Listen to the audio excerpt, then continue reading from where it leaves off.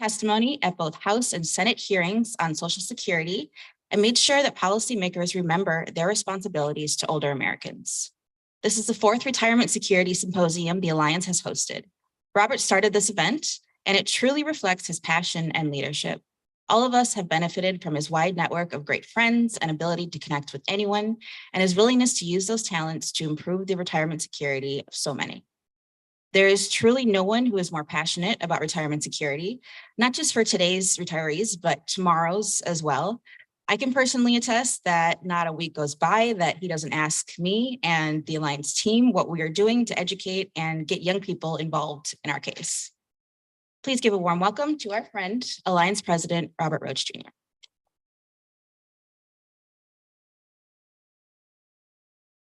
Good morning, everybody. I welcome you on behalf of Elizabeth Schuler, President, Fred Redmond, Secretary Treasurer, Rich Fiesta, the Alliance Chief Operating Officer, the nuts and bolts guy, who will be doing a major presentation on Social Security, and my friend Joe Peters, who's at home taking care of his wife, but he's watching today. Today's symposium is about individual effort that will lead to concerted effort, that will lead to success. And we have an example, which is the group commonly referred to as the Butch Lewis Group. We have representatives here that was going to speak today. Now, a couple of things you need to know, and some people in this room know me. You have an agenda.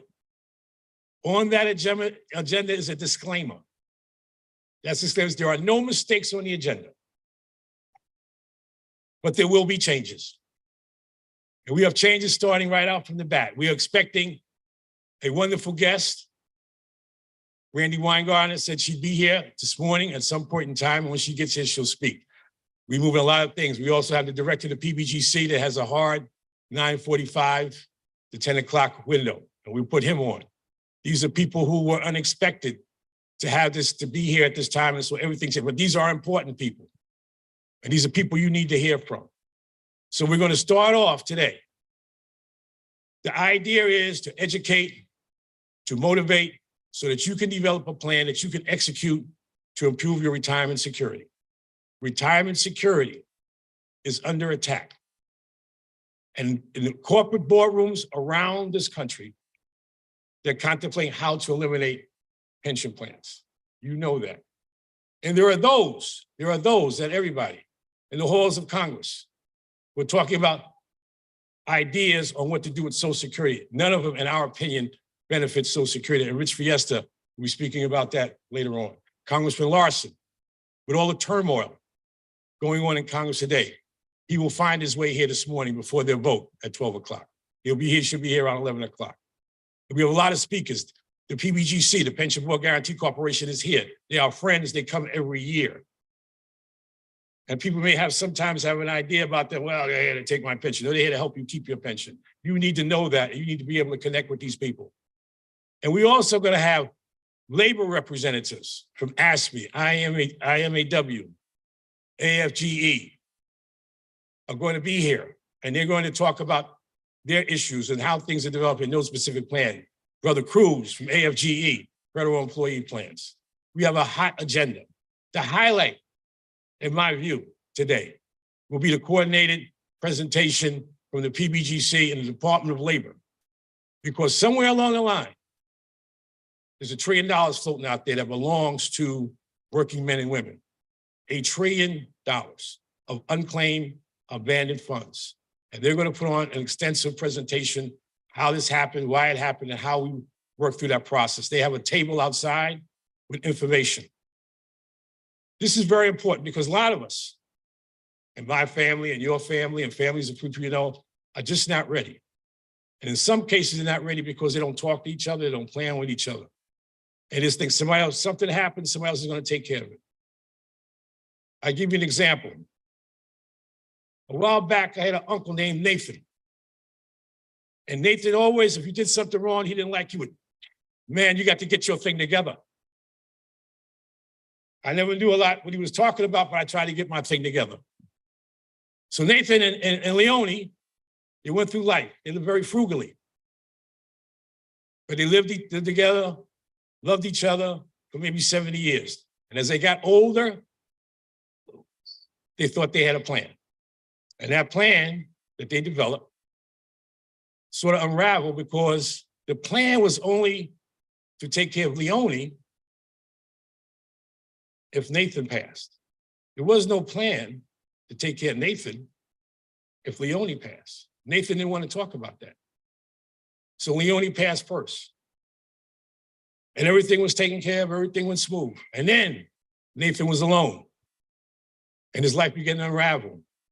And they had people coming in, looking through his drawers and trying to take his money. And lo and behold, here's a man that had $200,000 in the bank, 6 unclaimed Social Security checks, and nobody to take care of his business.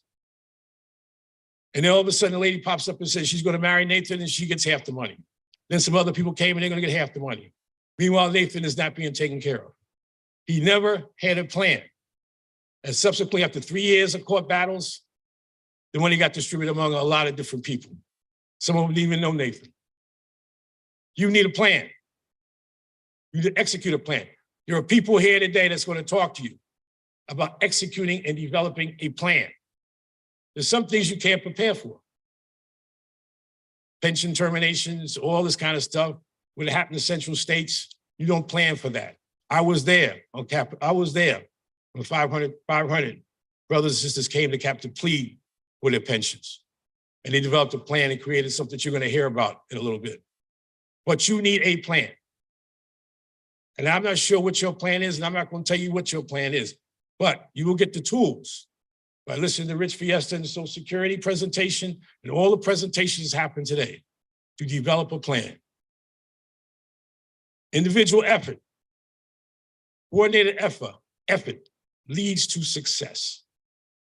And you can't leave it to somebody else to develop your plan. And so that's what this is all about, retirement security that's under attack today. And so we appreciate everybody that's coming, everybody that's here. I know there's some people running late. My good friend Tom Buffenbarger called me and said he's in traffic, but we're going to kick this off with Ken Stribling, the president of the National United Committee to Protect Pensions, which started from the Butch Lewis group, which led from individual efforts to a big, massive concerted effort that all of labor, pension directors, everybody got involved and led to the Butch Lewis provision that was signed into law by President Biden. Ken, thank you. Give Ken a big one.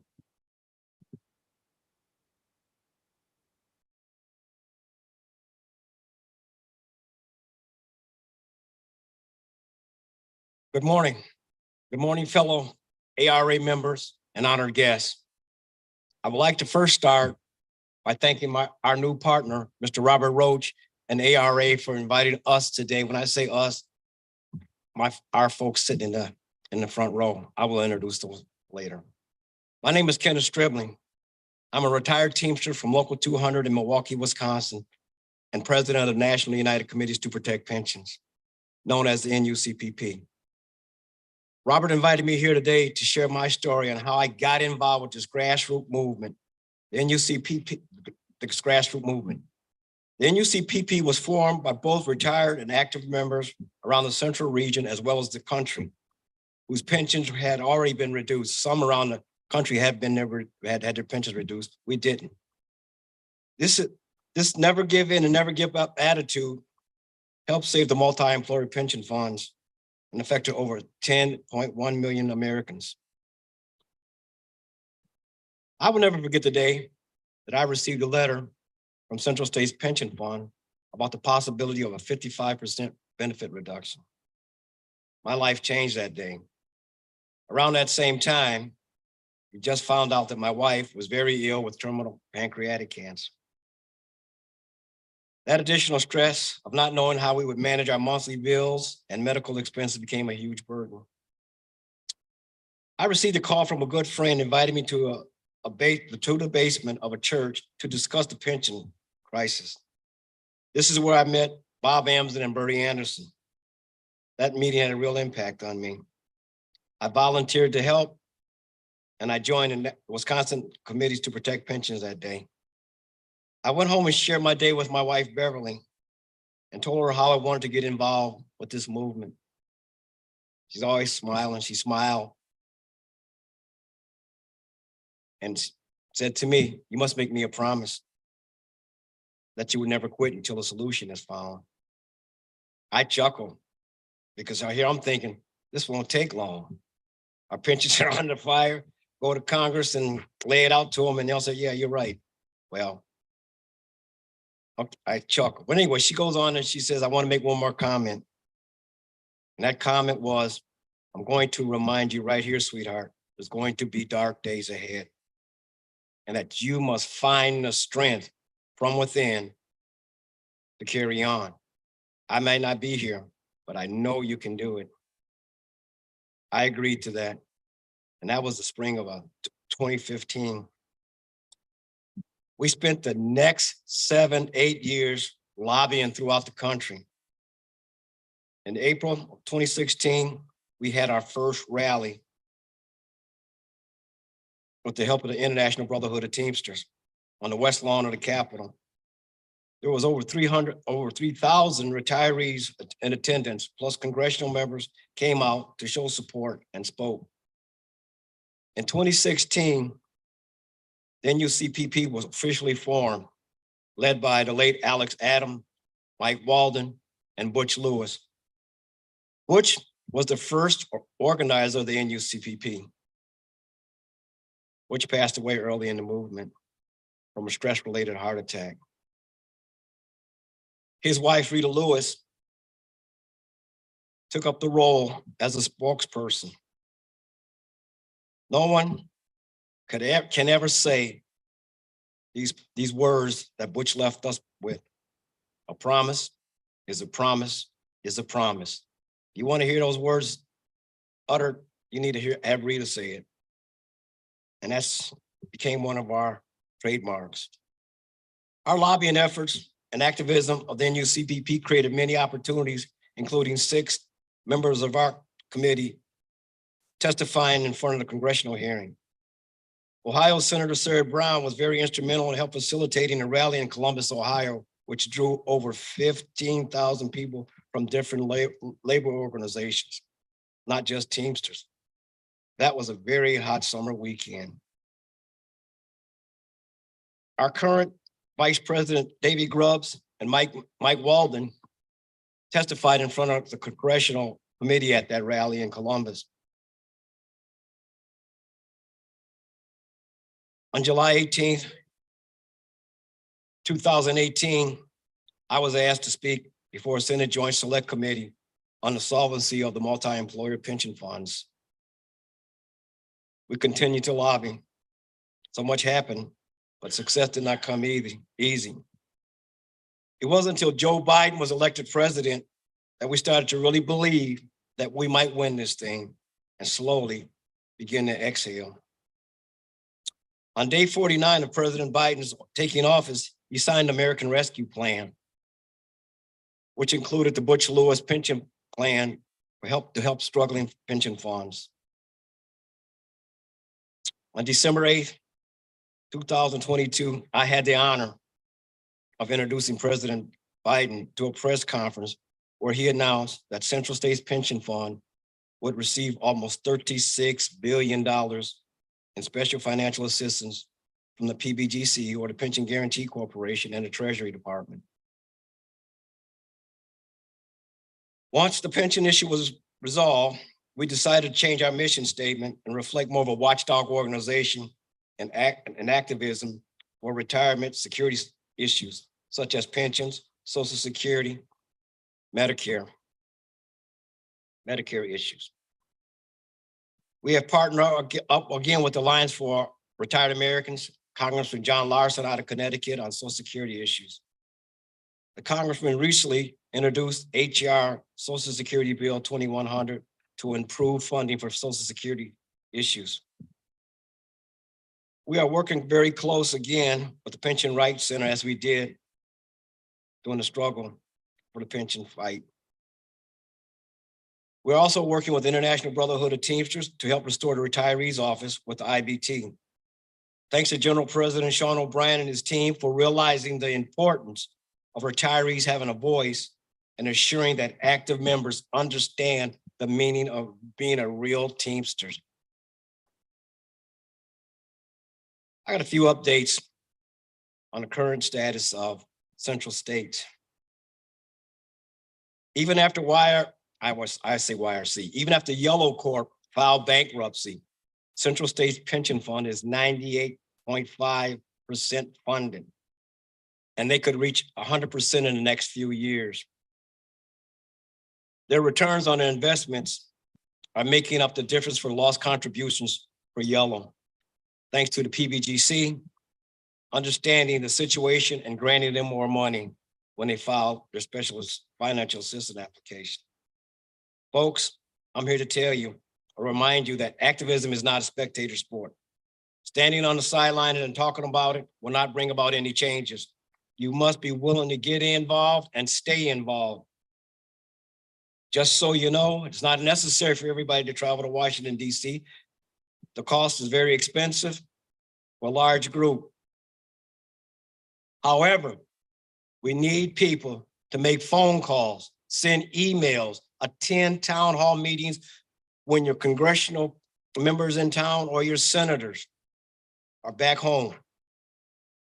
Go voice your concern, write a letter. Please make a financial contribution to the organization of your choice.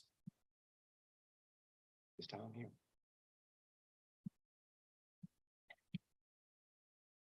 I'd like to make a special thanks and a presentation to a good friend of ours sitting in the front row. Her name is Karen Freeman. Davey, would you please bring that up? Karen?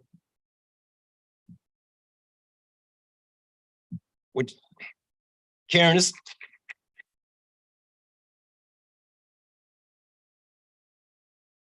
this is from all the Wisconsin committees for the Pension Rights Center to hang on your wall of fame.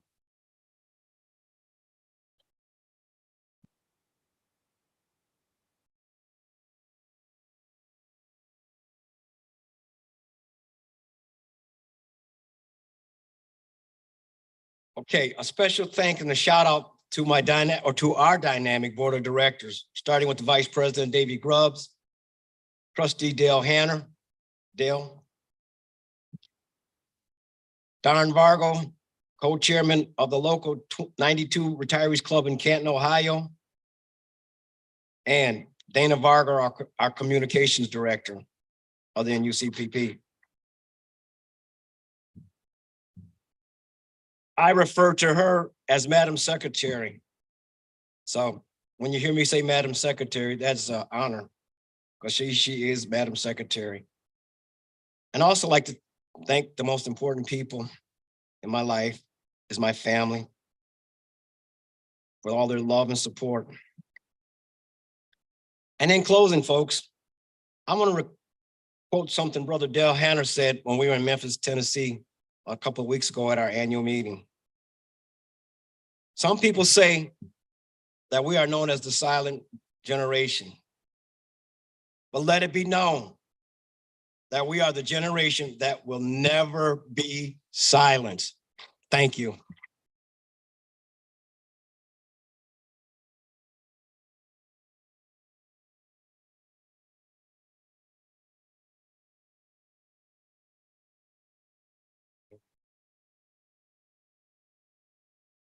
Okay, we're going to move along. Again, the agenda is moving, but it's moving in the right direction. Our next speaker is a good friend of the Alliance. As a matter of fact, he's the executive vice president, excuse me, of the Alliance Retired Americans. He previously made retirement career focus as international vice president of the United Steelworkers. The Steelworkers have went through a lot of turmoil in the pension roll. He fought to protect pensions, healthcare, and always made sure that the retiree issues got the attention it deserved. Fred, we work with Fred on the retirees committee of the AFL-CIO of the Alliance. And Fred's always been in the forefront of that fight, working hard to put the issues of retirement security, senior citizens, and the issues that we are fighting for at the Alliance Retired Americans. He is a good friend. He's a friend and a brother and I've known Fred for quite some time. And now he is the General Secretary Treasurer of the AFL-CIO. And I'm proud to say that he's here with us today, and honored to introduce him. Please give Fred, Secretary Treasurer Redmond, a warm welcome.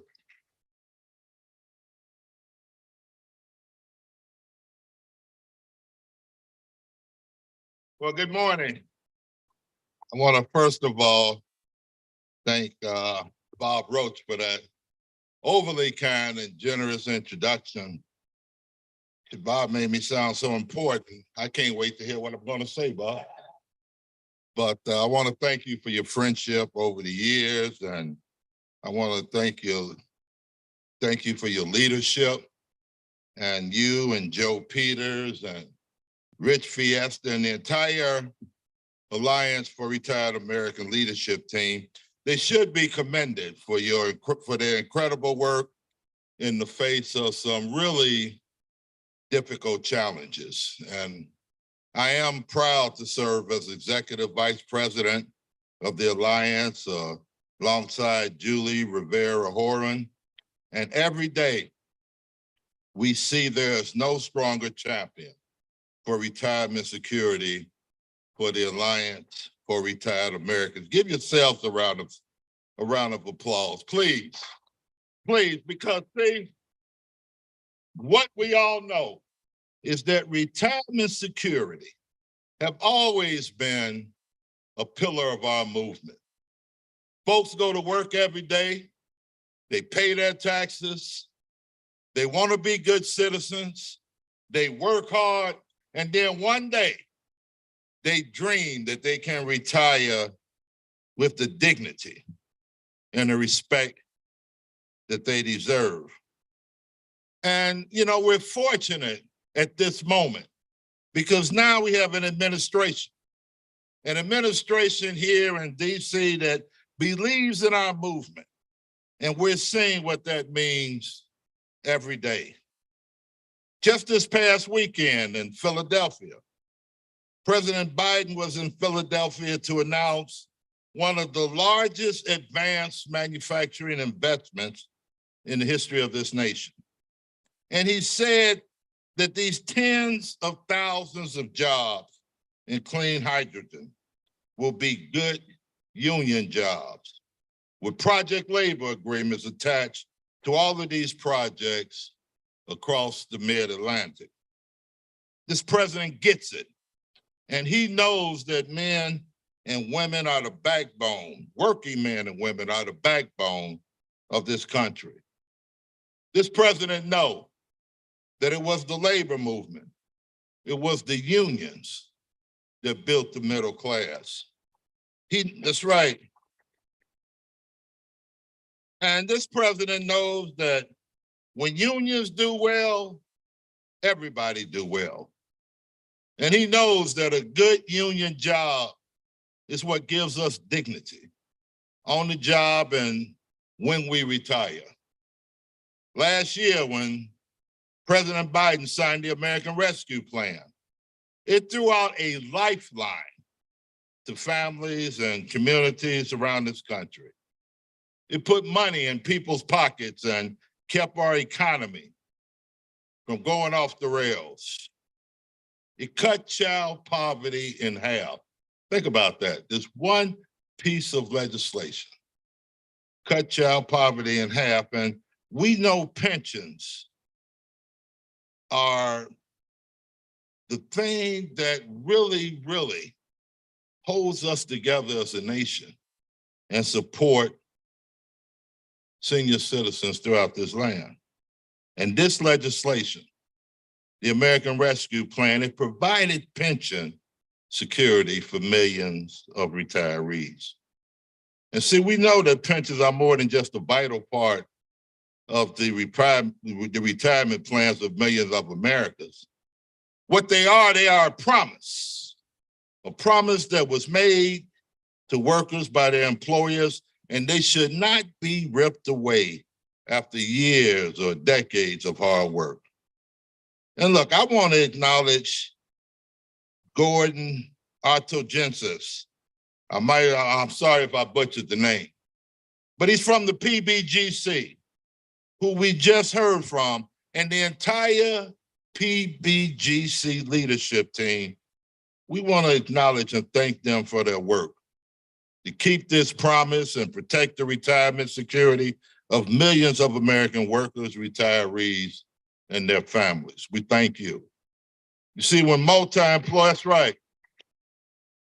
You see, when multi-employer pension plans were headed toward insolvency, it was the PBGC.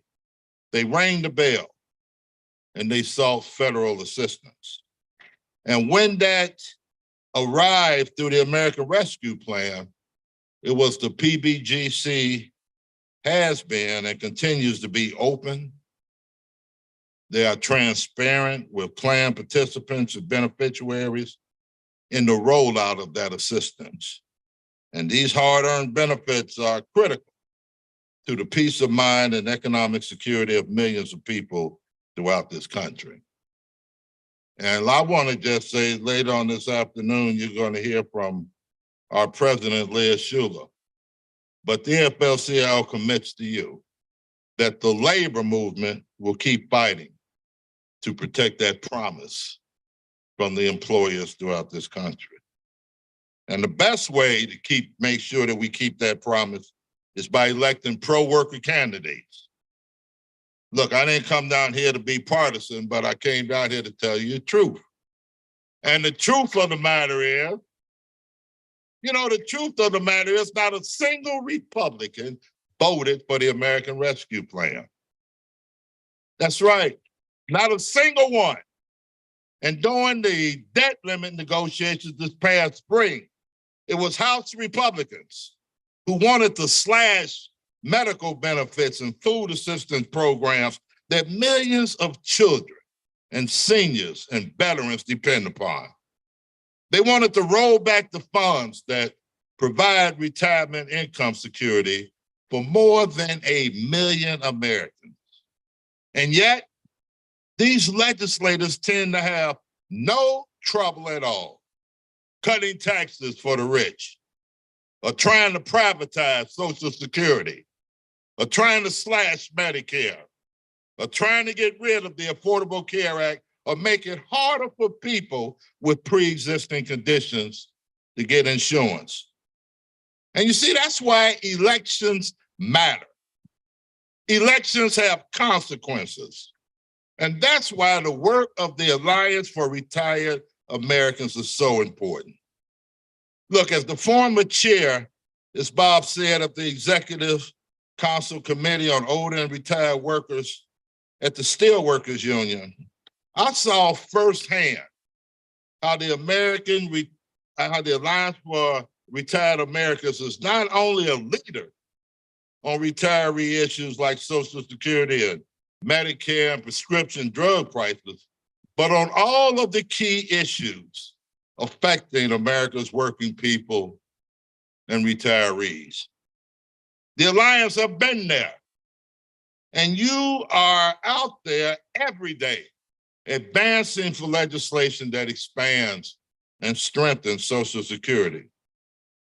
You're working to scrap the cap, and you're working to make sure that public sector employees who also worked in the private sector receive their full Social Security benefit in states such as Texas, Illinois, and Louisiana. You're out on the picket line. We see you out there supporting striking workers. You are connecting with voters. And look, this is important. There's so much misinformation and disinformation out there that sometimes it could be confusing, especially for seniors who are most vulnerable to these disinformation campaigns. So we need to make sure that retirees and their families and friends are registered to vote and know how to vote in their communities. Because the right wing is making it harder and harder for us to vote. The ballots from voters who have been voting for 40, 50, 60 years are being thrown out because in a number of states, eligible voters don't follow the strict new rules. And these rules, make no mistake about it, was meant to suppress the vote. And people shouldn't have to work this hard to be able to participate in our democracy.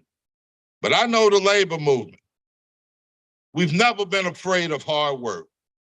And we're going to do the heavy lifting, making it easy and clear for people to know where and how to vote. And that's what the ARA is doing. They're making sure that retirees can navigate these changes so that their voices can be heard. And as we head into 2024 election season, look, your activism is needed now more than ever, just as it was in 2020 and during the midterms. You see, we are committed to making sure our union members and retirees do not only know who on the ballot can deliver retirement security, but who has already delivered for them. That's our job. We need to remind them who showed up and pushed for and passed legislation. Legislation that will help working families and shrink this inequality gap. Who is standing up? We got to let our retirees know who is standing up for retirement security and pushing the lower prescription drug prices. You know, this is part of the work that we all need to do. And this work is never done. We have to constantly engage our folks. And more importantly, we need to communicate our values. And the Alliance for Retired Americans is that trusted voice. Look, this is personal to me. This is personal to me. You know, I grew up on the south side of Chicago, as Bob knows. I was born to a man and a woman who came from the South to Chicago, Illinois during that great migration. And they came to seek a better life for their 4 sons. My mother, she was a domestic.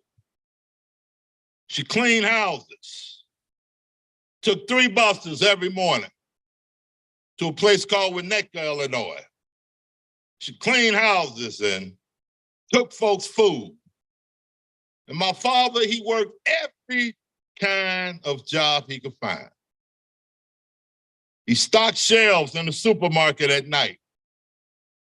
Then he pumped gas during the day. And in between times, between work, he would haul scrap metal. He did everything he can because their only goal in life was to provide a better life for their 4 boys.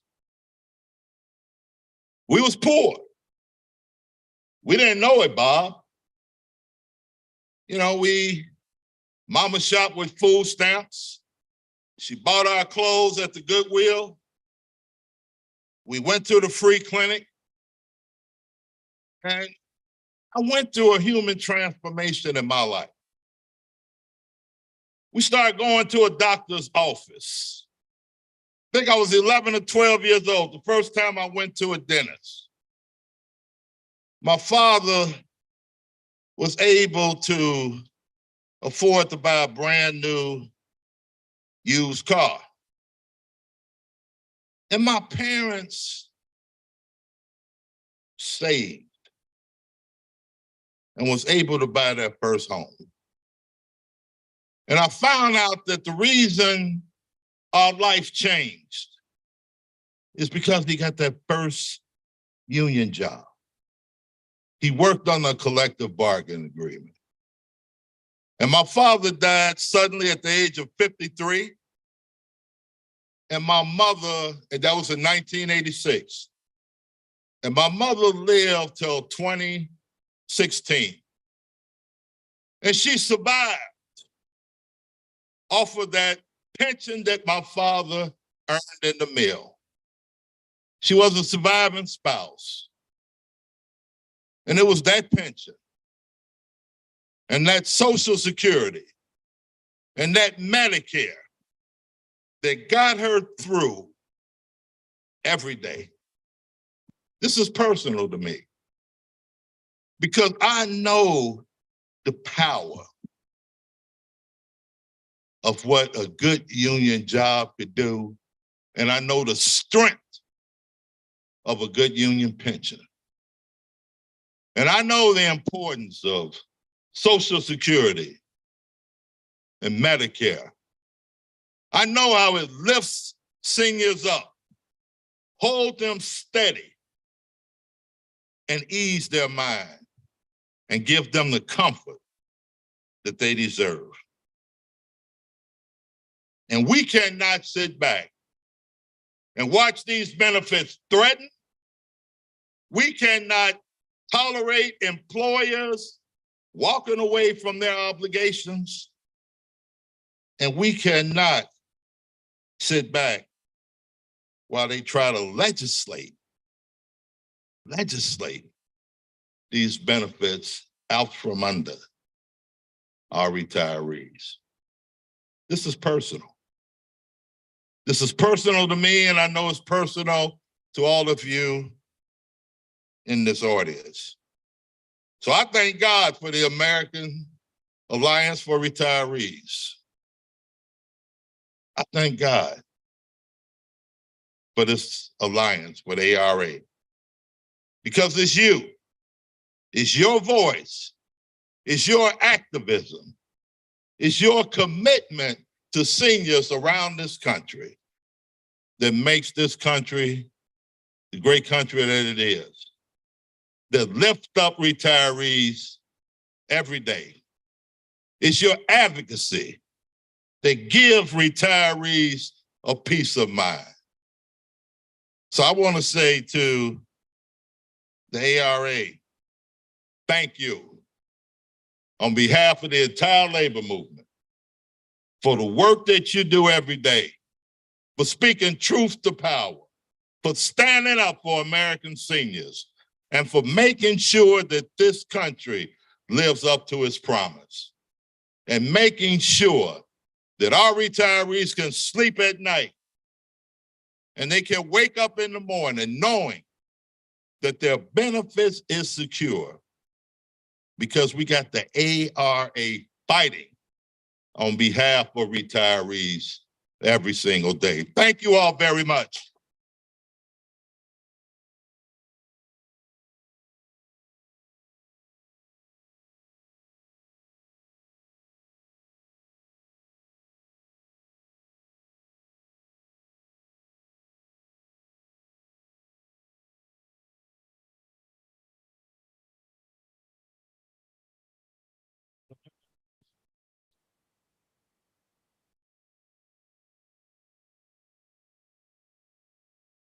Thank you, Fred. Like I said, Fred's a brother. He's my brother and a friend. He's a fiery speaker, and he's had the experience that tells us that we need to continue to fight.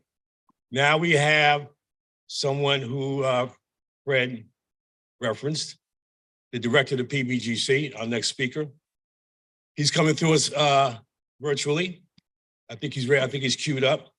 Early in his career, he worked on Wall Street. Then he built a startup company called Petrosoft Corporation, a supply chain software company. Today, he's going to tell us about the success of the American Rescue Plan signed by President Biden, saving workers, retirees, and pensions.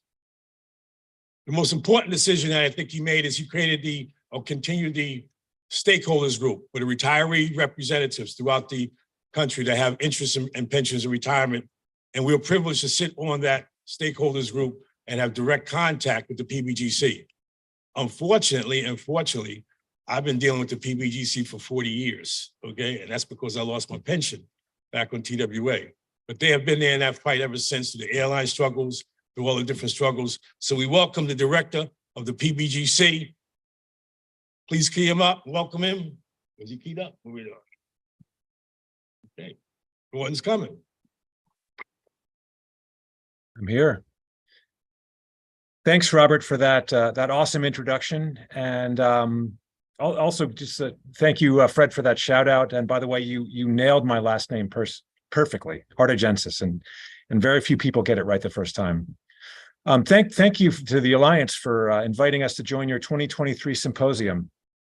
We're grateful for your longstanding support for defined benefit plans and the work that we do at PBGC to protect the pensions of millions of America's workers and retirees.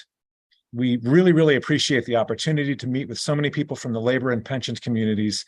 And I'd like to say a special hello to Ken Stribling and the other leaders of the NUCPP here this morning. I was with Ken last year at the White House when Ken introduced the president at an event recognizing the years of work by Ken and others in support of pension protections that we are now implementing at the PBGC under the Special Financial Assistance Program. I know this group understands well the importance of retirement security and the crucial role played by the PBGC, but our mission is made more meaningful and compelling by engagement with Ken and many of you all who represent the retirees and workers who rely on the work that we do every day. I had the privilege to be sworn in as PBGC's 16th director in May of 2019. And by the way, the first time I met Ken was later in 2019 when he came to our offices along with Mike Walden to talk about early versions of the Butch Lewis proposal. As for me, I grew up in Montgomery County, Maryland, within the DC metropolitan area.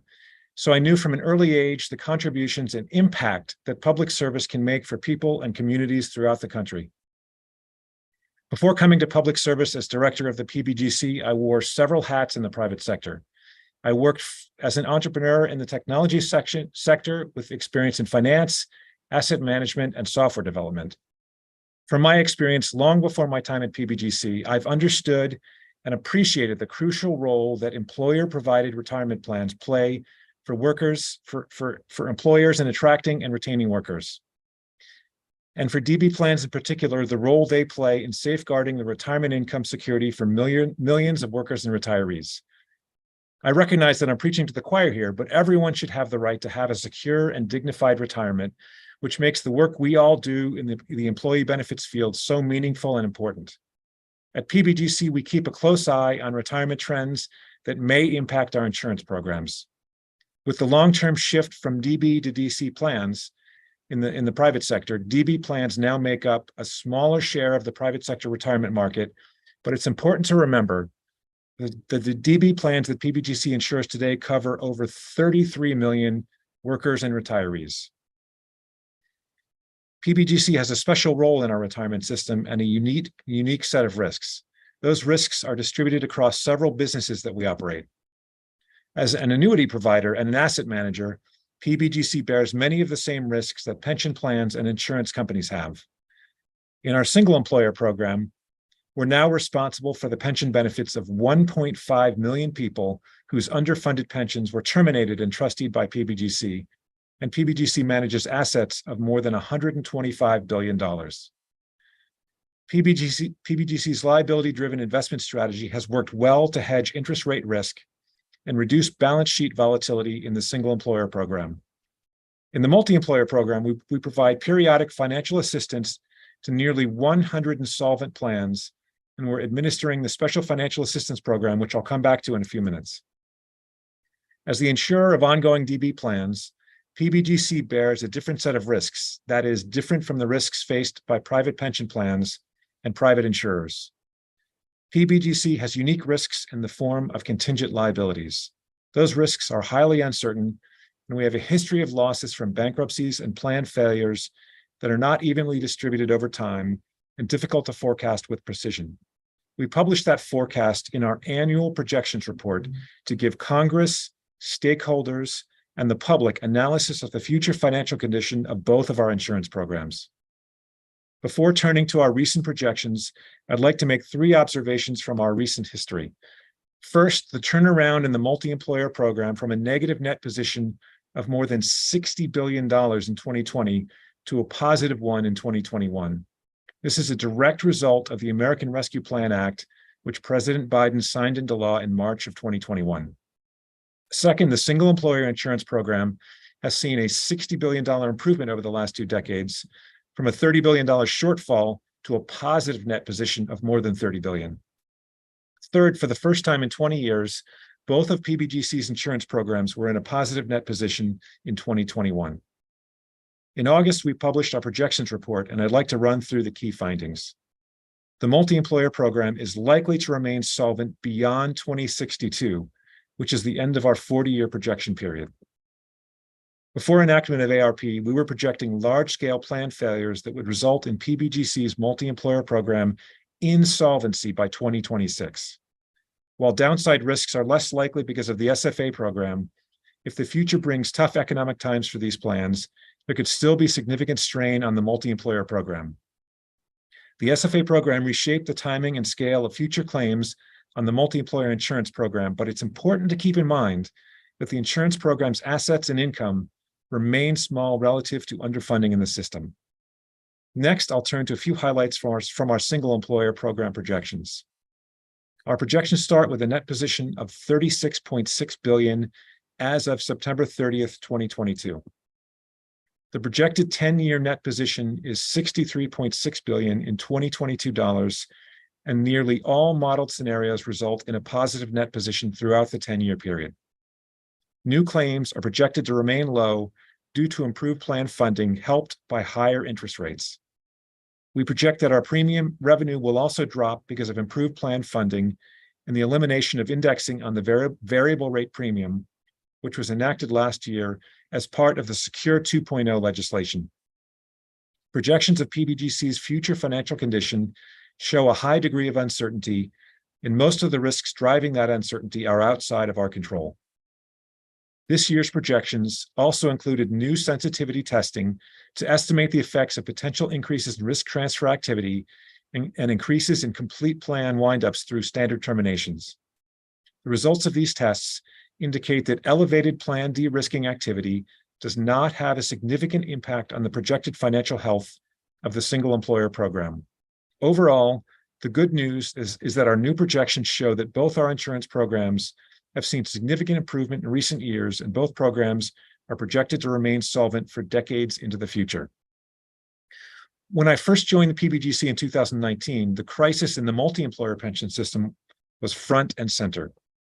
The solvency risks in multi-employer plans were largely hidden in the 1990s when markets were up and plans were well-funded, but the risk became apparent after the 2001 drop and the 2008 economic crisis when asset losses created new layers of plan underfunding, declines in industry activity, and employer contributions. While late in coming, the multi-employer reforms enacted in 2006 helped to force trustees and bargaining parties to look forward and adopt rehabilitation and funding improvement plans, but the weakest plans simply did not have the contribution base to recover. As a consequence, in 2014, Congress enacted the Multi-Employer Pension Reform Act, or MEPRA, a law permitting trustees of deeply troubled multi-employer plans to propose benefit cuts to restore long-term solvency. To be sure, cutting benefits already earned by workers and retirees is a hard decision for plan trustees and sets a terrible precedent based on the rules and history and tradition of ERISA. After 2014, Congress considered several proposals for more comprehensive reforms on plan funding, various means of addressing deeply troubled plans, shoring up PBGC, and stabilizing the system overall. Those reforms stalled, and it wasn't until 2021 that additional action was taken. The multi-employer solvency crisis and the absence of agreement on comprehensive reforms set the stage for enactment of the Special Financial Assistance Program as part of the American Rescue Plan Act of 2021. Since enactment of the ARP Act, my top priority has been the implementation of the SFA program. This program is a lifeline for millions of people in deeply troubled multi-employer plans. And as intended, the SFA program has addressed the immediate financial crisis that threatened the retirement security of millions of American workers, retirees, and their families. We've accomplished a great deal since enactment of the program, and we're mindful of the work that lies ahead. Since enactment of ARP and establishment of the SFA program in 2021, PBGC has succeeded in standing up a new program with implementing rules and guidance, an application process that works for plans and their practitioners, and an expeditious and thorough PBGC application review process.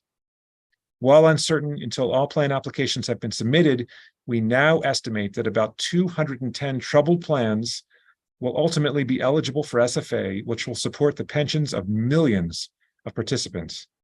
We estimate that the aggregate cost of the program will be just under $80 billion, down $3 billion from our estimate a year ago. Thus far, we've approved SFA applications for 65 plans, totaling about $53.5 billion. These plans cover over 767,000 participants.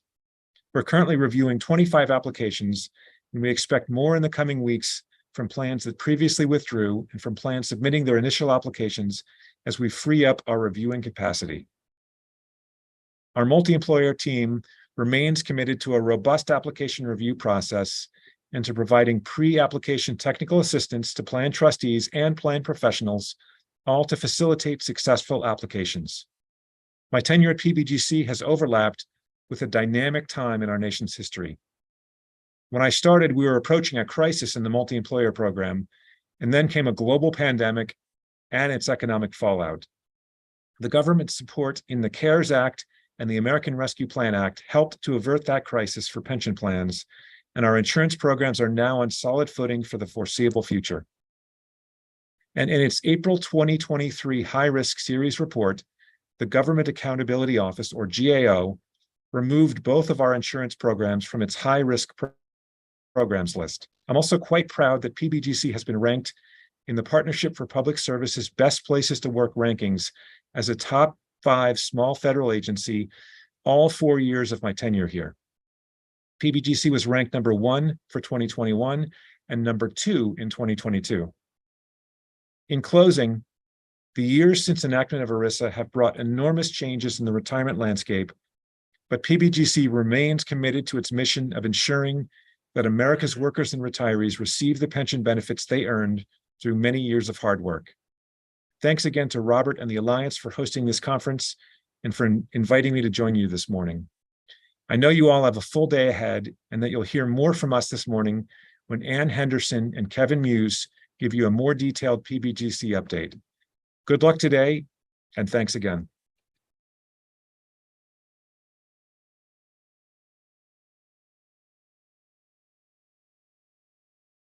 Okay, thank you, Gordon, and the team that's going to speak later today. At this time, it is my privilege and honor to have a speaker here who is a friend, a close friend. I have family who are teachers and retired teachers. That makes me family with the AFT.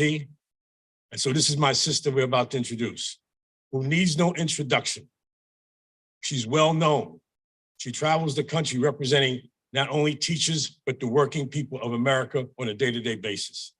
She's an individual that during the fights, that I recall fights with Tom Buffenbarger and the airlines when we were fighting as he was the machinist president. And Randy was there. One. And Randy was there. And any fight that we ever had, whether it was trying to get the proper people elected, Randy was there. And to fighting for Social Security improvements for her members and all American workers. Randy has always been there in the forefront of every fight. I see her from time to time around the country. I see her more on TV. And so let me tell you something. I turned on the news one night recently. And there were people who wanted to be president of the United States. These were the top people in the country. And every one of them, the biggest issue they had was, we have this person, this woman, who's so powerful. She's the powerful person in the country. She's running the country. And she may be the most powerful woman in the world. And I said, they're talking about my sister. They're talking about my friend. And if she has that power, which I believe she does, then we are on the right side because she's on our side. So it gives me an honor to introduce my sister, my friend, President of AFT, Randy Weingarten.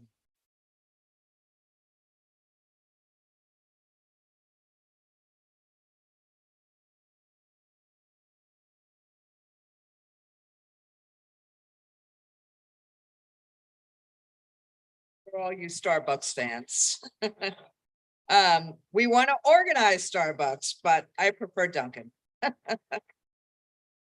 What? Say it again. Are we gonna have a debate? Let's have a vote. I'm teasing. So I thank you, Robert, and I wanted to be here in person as opposed to doing it by Zoom if I could. And so thank you for letting me adjust a little bit. You know, as Robert was speaking, I was thinking, if any of us, if Liz, if Fred, if Lee, if Robert, if any of us had 1/100th the power attributed to us, we'd do a shitload better job than happens right now. First, one of the things I would do is we would get WEP and GPO, you know, rescinded. But, you know, what does happen is we have the power of the collective. That's what we have. We have the power of being organized. And frankly, there is no other way working people have power than by having it through the labor movement. How else? There's the power to tear down. That's what Trump and others do so well. Throw stones, tear down, promote hate. There's a lot of power in that. But when you want to actually get something done, when you want to lift people up, just heard this amazing, it was really remarkable to hear about what's going on to protect pensions right now. The difference between a PBGC that doesn't care and one that does can be the difference between someone who retired 20 years ago and he or she or they or someone and their wives or their husbands are still alive. All of a sudden they still have a pension. Versus when they're in extremis, what happens? Butch Lewis, what happens? We gave a commitment to people who retired that in exchange of working, and whether it's a private employer or a public employer, you get deferred benefits. A pension is deferred compensation. So I remember, as do many of you, in the 2006 and 7 and 8 and 9 and 10, the complaints that were made against UAW workers, the attribution that, oh, $2,000 of this car is because of pensions. Those are deferred compensation. People earned it. Sorry, I don't mean to yell at you. But it's this sense. So if you're rich and you got a shitload of money, excuse my language today, in a 401k, and you can do all sorts of stuff on trusts and estates, that's okay. You have the right to have that. But if you're in the middle class and you got a pension, you no longer have the right to have that. That's why I wanted to be here in person. Because what Robert and all of you do, and all of us that recruit and nurture retirees, is that it is the labor movement that maintains the promise of dignity and respect. And that's what every one of you do. And that's what you do, my friend, each and every day. So question becomes, what do we do in the next year in this incredibly divisive moment? And that's really what I wanted to spend a couple of minutes on. Now, I'm exhibit A of what happens with the smear. Mother Jones had it. Walter Reuther had it. What I mean by that is when the side that doesn't want you to accomplish something basically lies about you all the time and smears you all the time. Why would they call me the most dangerous person in the world? Why would they lie about the fact that the AFT actually, more than any other group in the nation, attempted to not only reopen schools, but reopen them safely for in-person learning from April 2020? Why would they lie about that? Any of you saw me on TV with my little report. Why would they lie about that? Why did they create the culture wars? Why did Youngkin win? Think about our colleagues that are not in labor unions. Think about retirees that didn't have the benefit of a union movement. Well, number one, I look at the US Bureau of Labor Statistics. 94% of union workers had access to retirement benefits compared to 67% of their non-union peers. So number one, a lot of people who are not in unions have a lot more retirement insecurity than people who are in unions. And number two, think about our peers. And look, I'll say it now, I'm 65 years old. I am Medicare eligible. I filed for my Medicare card and got it, but I'm not on it because I still have a healthcare plan. But think about what happened. Why did Youngkin do what he did? Who went out to vote? Who voted by higher levels than they ever had in the rural areas of Virginia when Youngkin engaged in that cultural war against educators? It was retirees in rural areas.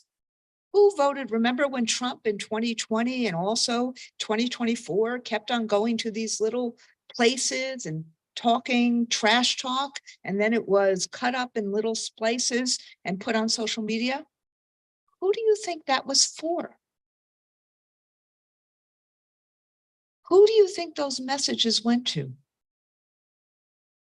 It went to a universe of people who are afraid about the future, who are afraid about what it means when we're talking about a multicultural, multiracial democracy, who are afraid about what's going to happen, and who never got anything from the former president, but they believed in the fear that he was selling. So when I'm talking about this next year or two, this next year in particular, from now to November 2024, we have a huge responsibility. Yes, we constantly, like we just saw there and went all day long, pushing the federal government to actually do better for retirees, pushing to lower drug costs, pushing to actually make the Inflation Reduction Act, the CHIPS Act, the Bipartisan Infrastructure Act, the Safety Act, and all the other things that the president has done in the last 2 years. We need to make sure they work. We need to make sure they're implemented. We need to make sure that prescription drugs really do get negotiated. We need to do all of that. But what we also need to do is this. We need to be the communicators. We need to be the interpreters. We need to be, and our daytime army, the retirees that we represent, and they are our daytime army in every single one of our unions. We know their names. We know how to reach them. They need to be the army of communicators talking about this work. Think about the difference between Trump and Biden, and the difference between what an administration that actually cares about people really does. They can't get everything done. But it's a whole lot better than people who don't care. And so part of what I think we have to do, we, not Joe Biden, but us, the labor movement, is that we have to create these circles of communication, of trust, particularly given all the disinformation that's out there. All the disinformation that's out there. Who does a member of our union or a member's family listen to? This is something I learned as a school teacher years ago. It's not what's said, it's what's heard. And you meet people where they are, not where you want them to be. Those are lessons every school teacher knows. But in this day and age, when you got Fox and Newsmax and all of these different ways of creating hate, the conversation between a retiree and their family, or a retiree sitting by the pool in Boca Raton, or in West Palm Beach, or in Fort Lauderdale, going to be a whole lot more important than whatever speech Joe Biden gives on TV. And if we don't create that level of communication and activism amongst and between our members and their peer groups, we will not win the next election. There's too much hate, there's too much division, there's too much fear. So if we want to improve retirement benefits, if we want to actually make sure that if you gave into Social Security, you get it regardless of what the public pension system is in your state. If we believe in family sustaining wages, if we believe in childcare, if we believe in democracy, if we believe in work makes you get to a middle class, if we believe in all of the values, civil rights, human rights, all of this, if we believe in any of this, then we, us in this room, have a job to do starting today. And that job is not only to become brilliant on all these issues, but that job is to create the communities of trust and the circles of trust and the relational activism that we need to do to win this next election. The last thing I'll say as a social studies teacher is this. This election is probably the most important since 1860. I would argue, and I taught AP Gov for a long time, I would argue that this may be the most important election since George Washington decided he was a president, not a king. When I say 1860, it's because the country is about to have a civil war.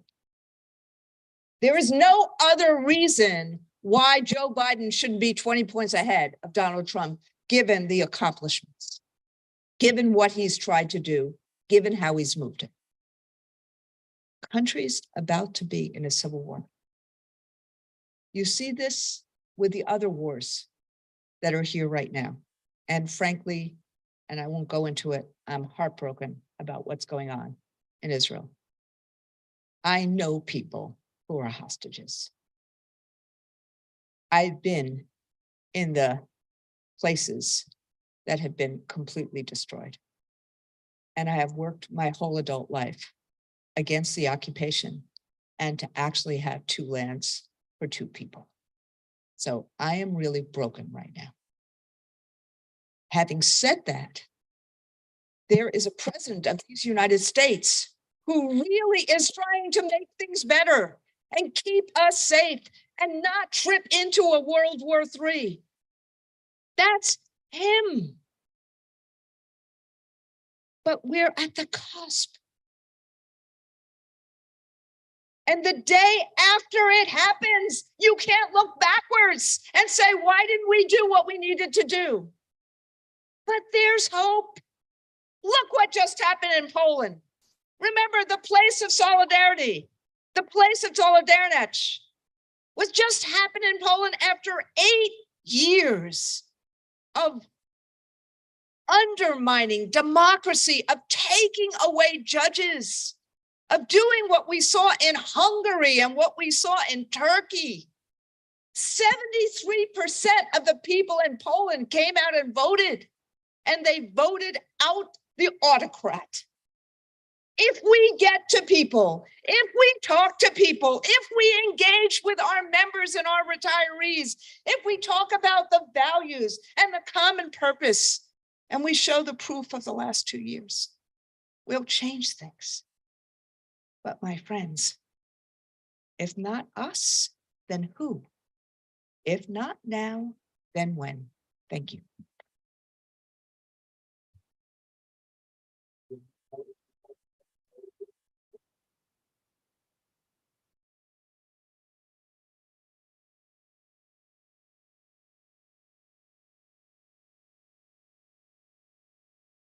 Thank you, sister, for being part of our family, Alliance Retired Americans. I have to say this, so I'm gonna get in trouble.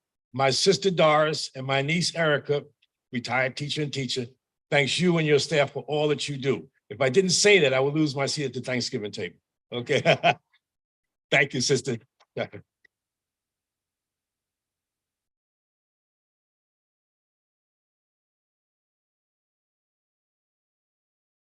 now we will hear from one of President Weingarten's colleagues, Kelvin McDowell.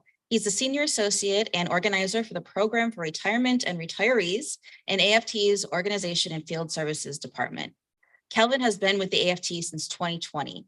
Before joining the labor movement, he spent 5 years working in the nonprofit sector, where he served as a Peace Corps volunteer in West Africa, focused on education system development and community organizing.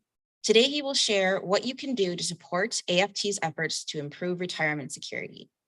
Also accompanying Calvin in the room from AFT are Bernadette Aguirre, Director at Large of the AFT Organization and Field Services and Director, AFT Retirees Division, Angela Callahan, Director at Large, AFT Organization and Field Services, who is working with the Retirees Division temporarily, and Megan Rosari, Senior Associate, Retirees Division and AFT Organization and Field Services. Welcome, Kelvin.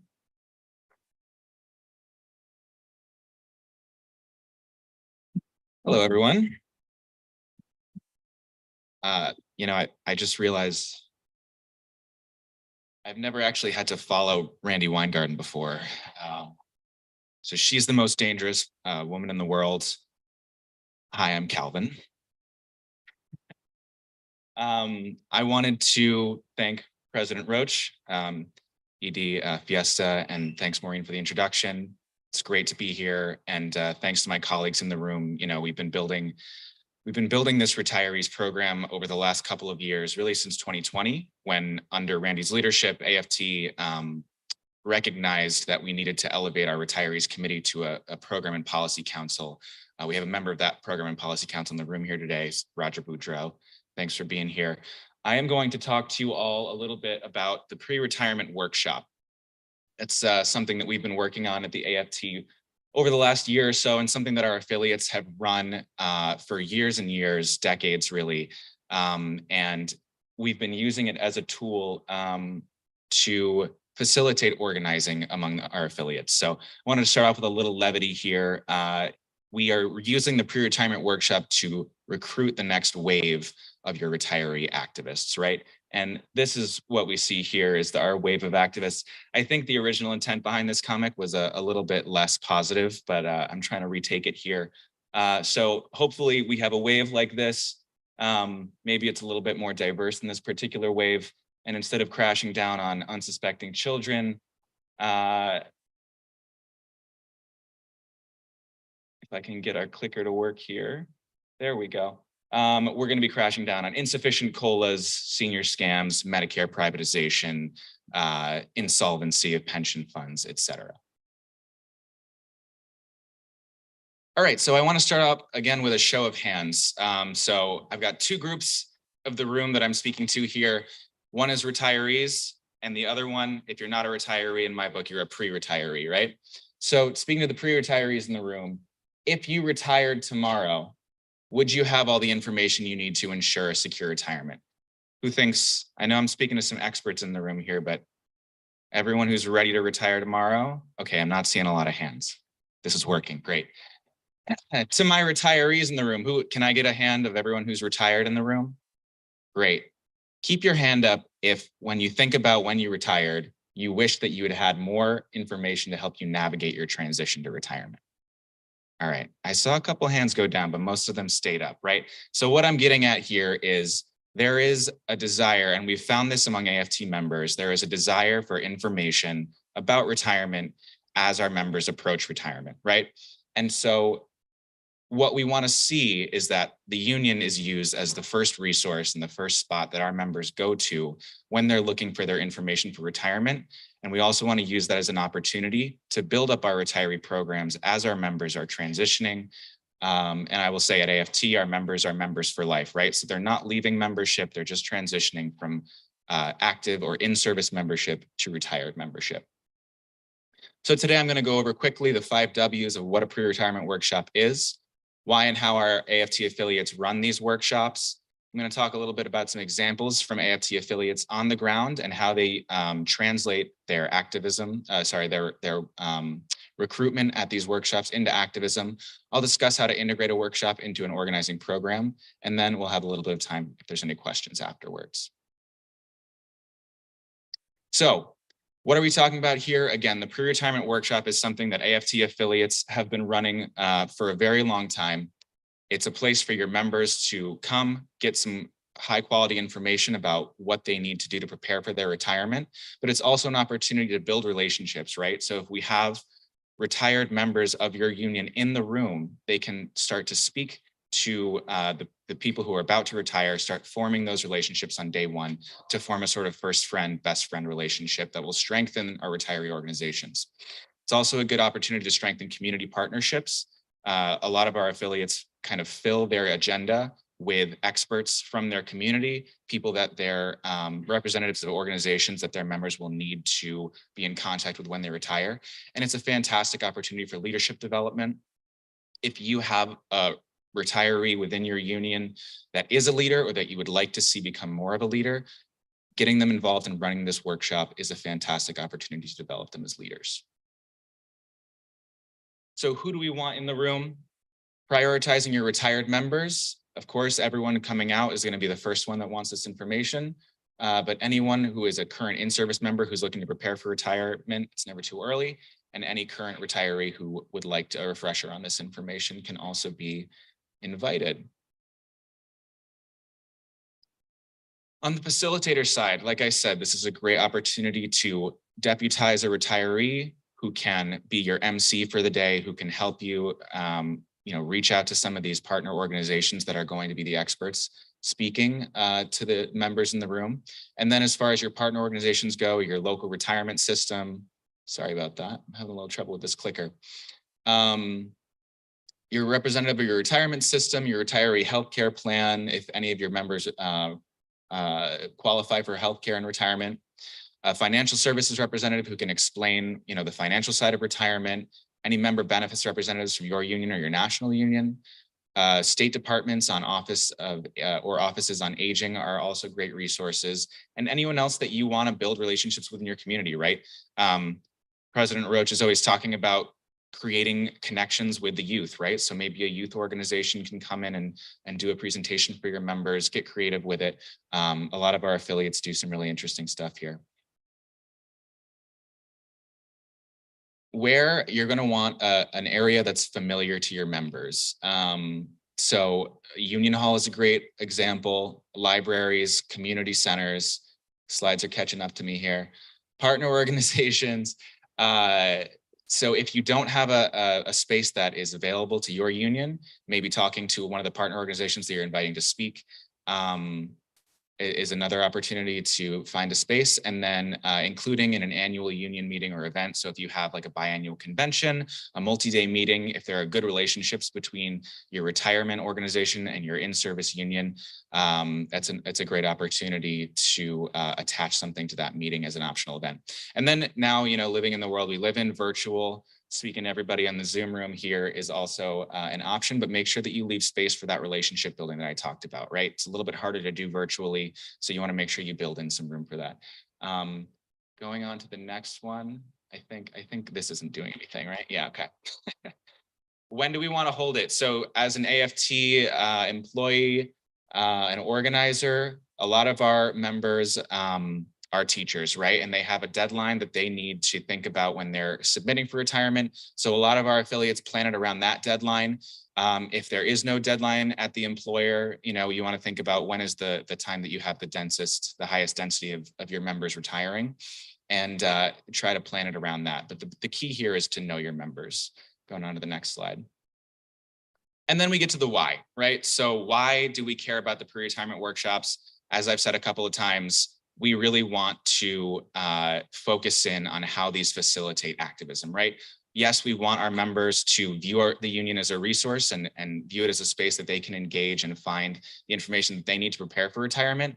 But if I can bring up the picture here, what we think is the most important is that this brings in your next wave of activists. And this is a picture from April of this year when the AFT ran a retiree organizing conference in Orlando. We had almost 100 retirees from around the country. We had over 20 locals represented, and these folks came. They worked hard for almost an entire week, full days of learning the basics of organizing, putting them into practice, making a plan. And we used a cohort model. So almost nobody came by themselves. And so they were able to have a support system there, learning these fundamentals of organizing, thinking about their campaigns that they wanted to run at their home locals. And then they were able to bring that support system, that plan back with them. And those plans are currently being implemented. We're about 6 months out. And there's still a long way to go there. Moving on to the next slide, I'm going to start talking about a few examples from our affiliates on the ground, right? So here's a picture of a pre-retirement workshop being held in New York. I think this was in the Lower Hudson Valley. And as President Roach mentioned, his sister and niece are both members, which, yes, does make you part of the family, right? And so I say that to say, I believe your sister gave a great review of these pre-retirement workshops, and NYSIT and UFT have been running these workshops for probably longer than I've been around.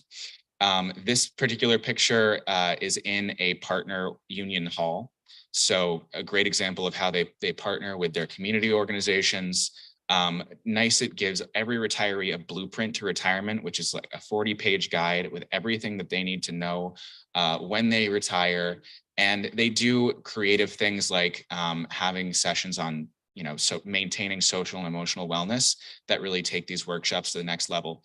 And I say all that because that kind of commitment and that kind of structure translates into their activism. So on the next slide, I've got a couple of pictures of our NYSIT and UFT members showing up in solidarity with some of their, some of our other unions who are on strike, right? So WGA and SAG-AFTRA were on strike, and SAG-AFTRA is still on strike as far as I understand.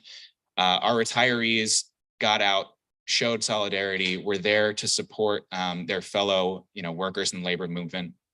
And they turn out like this for Amazon, for Starbucks, they turn out for UAW. Anytime that there's a need for bodies on the ground, like Randy always mentions, these are our daytime army activists, and they turn out and show up, and that all starts the day they retire and the day they get this information from their union. Moving on to our next slide. I love this. I just want to take a minute and talk about the Spanish word for retirement. It's jubilación, which sounds to me like jubilation, right? That's how I'm going to start thinking about my retirement. Can't wait. So they say prejubilación activismo in Puerto Rico. This was a big celebration, and a pre-retirement workshop all rolled into one. They had singers, they had dance, they had expert speakers. They had people talking about their solvency issues with their pensions in Puerto Rico.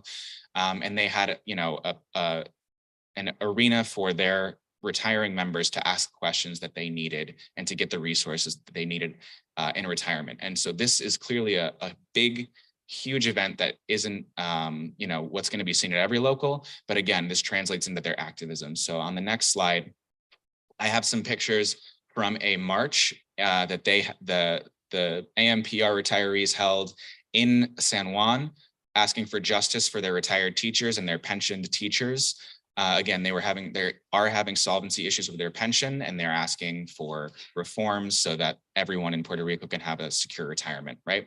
So they actually had a huge turnout for this march, and they were able to shut down a highway and a bridge outside of San Juan and draw attention to their solvency issues. I think there was a recent ruling not in their favor. So those issues are still going on, but rest assured, these folks are going to be heard until they get what's needed.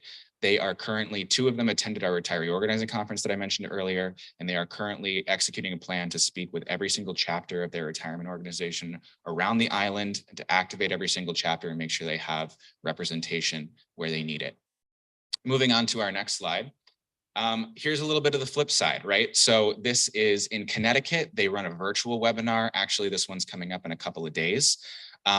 They partner with a financial planning organization to make sure that their members are getting information that they need. But this is just a great example of how you can make this work no matter what your circumstances are. And again, this translates into the activism. So on the next slide, we have a picture of some of our retired activists advocating for safe staffing legislation. These are retired healthcare members of AFT. And, thanks to some efforts by one of our retiree activists in Connecticut, AFT Connecticut, with the help of some retirees, actually texted every single member, active and retired, of their AFT Connecticut, asking them to contact their representatives to get this safe staffing legislation passed. And it did pass earlier this year. And it's a fantastic thing for all healthcare workers in Connecticut. And then another example here from Connecticut on the next slide, we have a group of teachers in partnership with ARTC, and I think some other teacher labor organizations in Connecticut showing up at the State House. They all have apples in their hand, and they're advocating for retirement benefits. Moving on to the next slide. This is another pre-retirement workshop held this year in New Mexico. Here I want to highlight the fantastic relationship between the leader of their retiree chapter and the leader of AFT New Mexico. They have a great relationship. They were able to put a pre-retirement workshop on the agenda at their multi-day convention, and they have a lot of membership concentrated in Albuquerque, and they were able to invite every retiree in Albuquerque to come to this workshop to hear from their speakers. And again, this translates into the activism. So right now, on the left, this is Anne. She's a fantastic activist and leader in New Mexico, standing next to Representative Vasquez, who I understand has a big challenge coming up in his close district in 2024. So they're preparing, they're building these relationships with their representatives, their local representatives, and they're preparing for the battles that are coming. On the right-hand side, we see a group of, we see a group of retirees from AFT New Mexico writing postcards. Right now, there is an upcoming school board election, and they've lost some seats in past recent school board elections. Randy mentioned Governor Youngkin earlier, who kind of ushered in this battleground that is school board elections right now. So we have retirees writing postcards for 3 candidates that are union endorsed and are also facing Moms for Liberty endorsed candidates, right? So these are high stakes elections. They're not only writing postcards, they're also doing phone banks. And we have 2 of the retirees in that state that are working as field coordination for those endorsed candidates. And there's a third who's an in-service member who is also working as a field coordination coordinator for one of the other candidates. So again, just highlighting the coordination between the retiree chapter and the in-service membership. And okay, so now those are examples from the ground, not to be comprehensive whatsoever. There's a lot of activism happening among our affiliates, but I just want to talk about using these as an opportunity for engagement again, right? So We hear all the time about how hard it is to build lists of retiring members. The employer never wants to give us information about when our members retired versus quit versus leave the district. So if you're having trouble building a list of your retiree chapter, this is a fantastic place to start, right? You know your folks are showing up, they're retiring, they're letting you know. This is a great place to lift up your priority campaigns and get support where you need it from people who want to help. Again, leader ID and development, right? Thinking about the retiree leadership that you have in the room and delegating to them to give them more of a feel of leadership within their role. Increasing your program awareness. And I will tie this to the last bullet here. If we don't engage our members when they retire, someone will. If our members don't know that we have a retirement program, they're not going to engage with it, but they will engage somewhere else. And there are retirement organizations that will accept union members as members of their organizations. There are, social groups that they can join. There are many, many asks of their time. I think there's a narrative out there that retirees have all the time in the world. We know that that's not true. Their time is very precious. And so we need to make sure that our members know about our retirement chapter and program and that they are invited to engage. Again, it's a fantastic opportunity, these workshops, for building relationships member to member and also building relationships with your community partners. And I believe, yes, so my friend Florence here, who is a fantastic retiree leader in New York, says these are popular and well attended, right? These are things that our members want. So if a union is not doing it, they will go elsewhere and look for this information, or they'll be left alone to navigate a very confusing and complicated system. Moving on to the next slide, just to reiterate that we want to use these as an organizing opportunity, right? So when your union or your retiree chapter is holding these workshops, make sure that your leaders in the room are listening to hear what your members care about. Going back to our organizer roots, listen and build one-on-one relationships that are going to translate into building this sort of activist cadre that we know that our retiree programs can be. We're increasing program awareness. We're engaging members in the room in relational organizing. So your retiring members are the experts on the other retiring members of your union, right? Who do they know who's not in the room? Who do they know who just retired and had a hard time going through the process? Who do they know who's about to retire? Who do they know who is retiring with them and isn't in the room? Get those people engaged. Make your ask, whatever your priority campaign is, whatever the current crisis is, lift up that campaign and use your retirees as the resource that they are. And as I just said, by doing this, we're going to build our activist cadre, that daytime army that Randy always talks about. And on the next slide, that is the overview of AFT's pre-retirement work. And I don't know if I have any time left, but 5 minutes. So if there's any questions in the room, I'd be happy to answer. All right, seeing none, thank you all.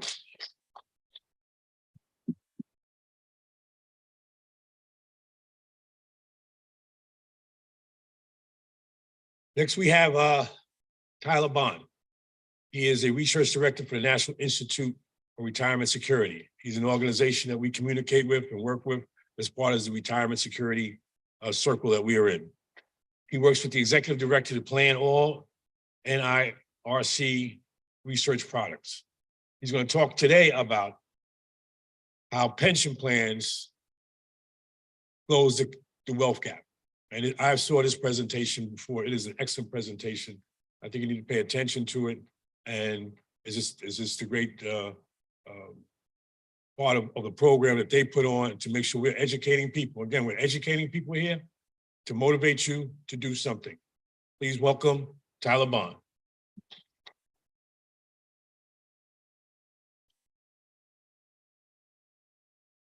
All right, see if the clicker works or not. Thank you, President Roach, and the staff and members of the ARA for inviting me here to share this research with you all today. So I will say up front that I was not the author of this research.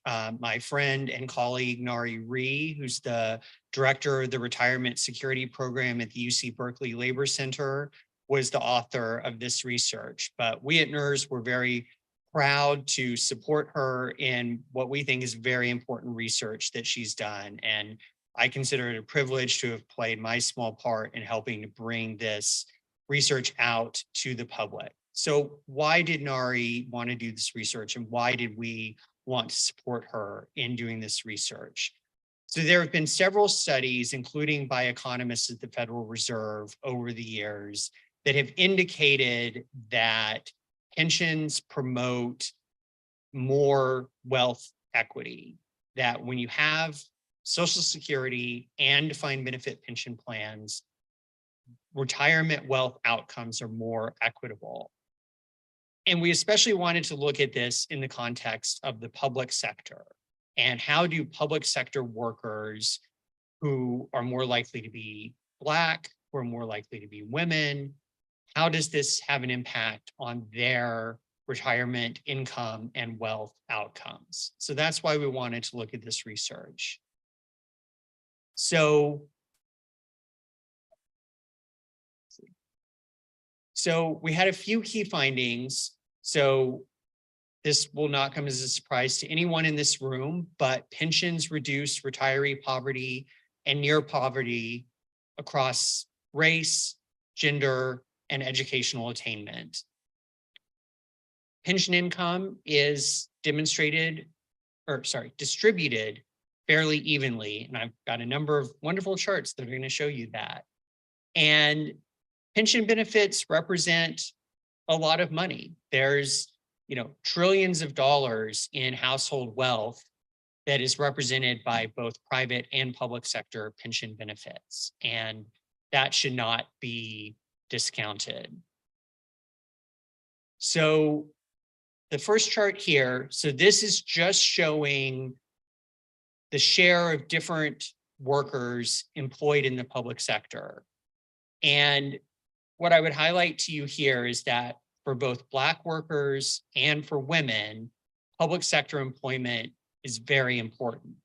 For Black workers, because of the history of occupational segregation in the US, public sector employment has long been seen as a path to the middle class. Women tend to be overrepresented in certain professions, especially teaching, nursing, social work as well. So women tend to represent a higher degree of public employees. And so this then will matter for their retirement outcomes, that they're at such high levels within the public sector. So this figure shows levels of retirement plan participation. So the green bars on the left are people who work in state and local government. On the right, the yellow bars are the private sector. And what you see is, there's a little bit of difference between the top quartile and the bottom quartile, but it's not nearly as different in the public sector as it is in the private sector. And partly this is because in the public sector, retirement plan participation is almost always mandatory, especially if it's a defined benefit plan. If you work in the public sector, you almost certainly have a retirement plan and you're almost certainly required to participate in it. That increases the levels of participation on its own. In the private sector, not everyone offers a plan. It's often not mandatory to participate in the plan. And that access gap is a real driver of outcomes. And we've documented that in a lot of other research we've done over the years, that the lack of access to a plan through your employer in the private sector has a significant impact. So I won't spend too much time on this because there's a lot of data points in this chart, but basically it's showing, breaking down the 65 plus population, different retirement income sources. So you see the dark blue bars, a lot of older Americans have income from Social Security. We know that Social Security coverage is almost universal, but not quite, because there are a little more than a quarter of public employees who don't participate in Social Security. And then the dark green is pensions, both public and private. And then earnings, defined contribution income, and property income. And what you see is that for pensions, again, it's fairly equitable. There's some slight variations, but fairly equitable across race, across gender, even across educational attainment. But when you look at those gray bars, which are the defined contribution plan income, it's much less equitable. Older whites tend to have more income from there, men more than women, and especially those with advanced degrees, far more than those with only a high school degree. And so what this means is that pension plans have a really significant anti-poverty effect. So in the research, NARI used 200% of the federal poverty level as like the benchmark. And so we have the amount here for what 200% of the federal poverty level was in 2021. And let's just be clear, being at 200% of FPL is not being rich, right? For an older couple in 2021, that was just shy of $33,000 a year. But that's still, a fair degree above what the federal government considers to be poverty. And you see here that if you have a pension, you're far, far more likely to be above 200% of FPL than if you don't have a pension. So then this chart is the same data as the previous one, but now it's breaking it down by both gender and race. And again, we see the same thing. If you have a pension, far more likely to be above 200% of the federal poverty level than if you don't have a pension. And you see that it's somewhat more equitable on the pension side, whereas the bars, there's a little bit more variation on the no pension side of this graph. And then we also see this for educational attainment. So again, pension, even for those only with a high school degree, you're a lot more likely to be above 200% FPL, whereas less than half of high school degree holders who don't have a pension are above 200% of FPL. So that's really significant, especially in the educational context, because retirement outcomes for workers with only a high school degree tend to be much worse than for those with college degrees or more or higher. So this chart now is instead looking at pension income. And so a few things to note here. So this is people receiving pension income. This is age 55 plus, and this is over a 3-year period, 2018 to 2020. So all the pension income during that 3-year period for those 55 and over was combined and then averaged out. And so on the bars on the top are the median, the ones on the bottom are the average or the mean. And again, what we see is that the distribution by race is pretty equitable. There's a little bit of variation between groups, but in large part, this is a very equitable outcome. We would not see this for other forms of wealth, breaking it down by different racial groups like this. So then this is the same data as on the previous slide, but now we're just looking at gender instead of race. And there is still a gender wage gap that does persist into retirement. We've consistently seen that through the data. But again, it's smaller, and it's smaller for public pensions than it is for private pensions. And in part, that reflects the industries that women tend to work in higher numbers. Again, a lot of teachers are women, so a lot of public pension beneficiaries are women. And so that's why we see that gender gap is a little smaller there. But overall, this is much more equitable than other forms of wealth. And I will say, women consistently live longer than men, and having a pension benefit for an older woman is very important, because otherwise women are more likely to fall short of having adequate retirement income when they reach advanced ages, because they may have spent through it, especially if their spouse predeceases them. There may have been a lot of costs related for end of life care. So having a pension benefit that will stay with you throughout your retirement until you die is incredibly important for older women. Public sector actuaries have a saying that teachers never die. And it's because older women who were teachers tend to live so long. They collect those benefits for a long time. And then again, same data as the previous two slides. Now we're breaking it down by educational attainment instead of by race or by gender. But again, what we see here is a consistent pattern. Those with more advanced degrees do have more pension income.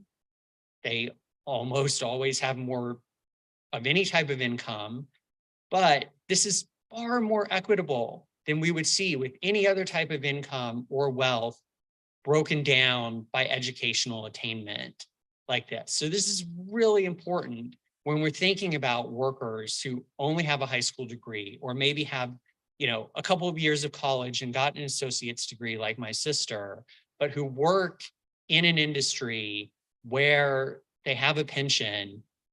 Their retirement outcomes are going to be much better than if they're working in the private sector, or in a private sector employer that doesn't offer a pension plan. So now we're shifting. So the previous slides were showing pension income. Now we're shifting to wealth.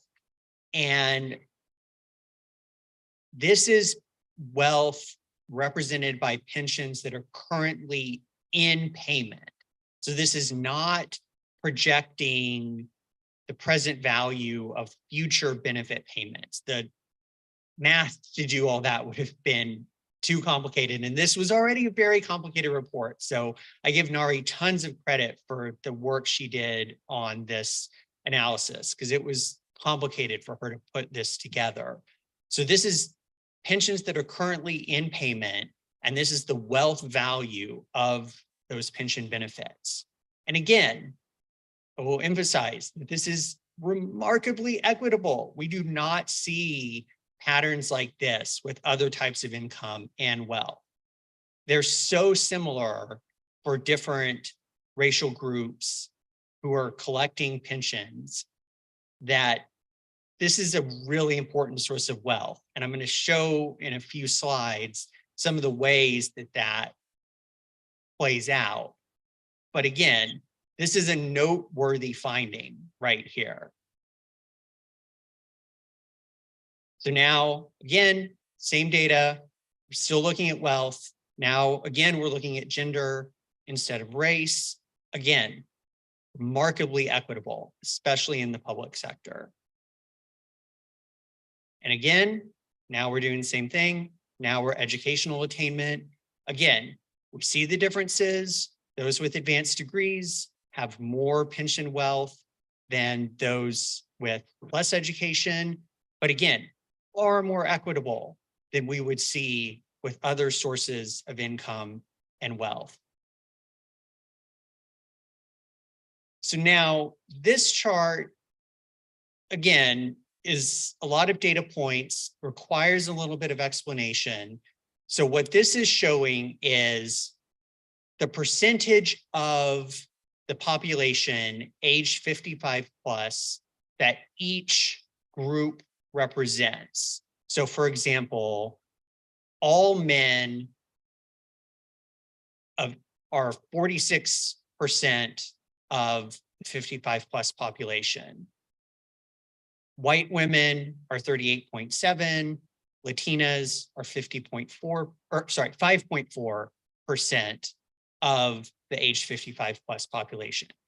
Then in the next columns, it shows the percentage that that group has of a particular asset. So the light blue is defined contribution plan income.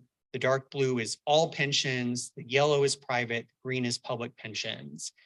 And what we see is that there are some categories where some groups are overrepresented.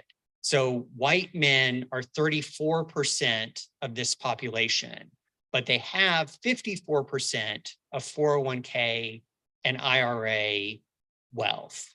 Whereas Black women are 5.9% of this population, and they have 5.8% of public pension wealth. So with public pensions, there's a closer relationship between the share of the population and the percentage of that asset that that group collects, which is generally what we would want to see. We would want to see each group roughly getting the equivalent amount to the percentage of the population that they represent. So this chart is now looking at net worth for households, and this is broken down by race. So the light blue bars represent the standard net worth of those households in dollar amounts. And then the yellow is the amount that their net worth is increased by receiving a private pension benefit. And the green is the amount that their net worth is increased by receiving a public pension benefit. And I will also note that this is the median net worth. So this is the typical household that's at the 50th percentile for all families age 55 plus over this 3-year period. And so we see that for that true middle class household, there is a noticeable increase in net worth that's coming from the receipt of a pension benefit. Now, clearly, some groups start off with far more net worth than others, but for all of these groups, net worth is increased, some by significant amounts, by receiving a pension benefit.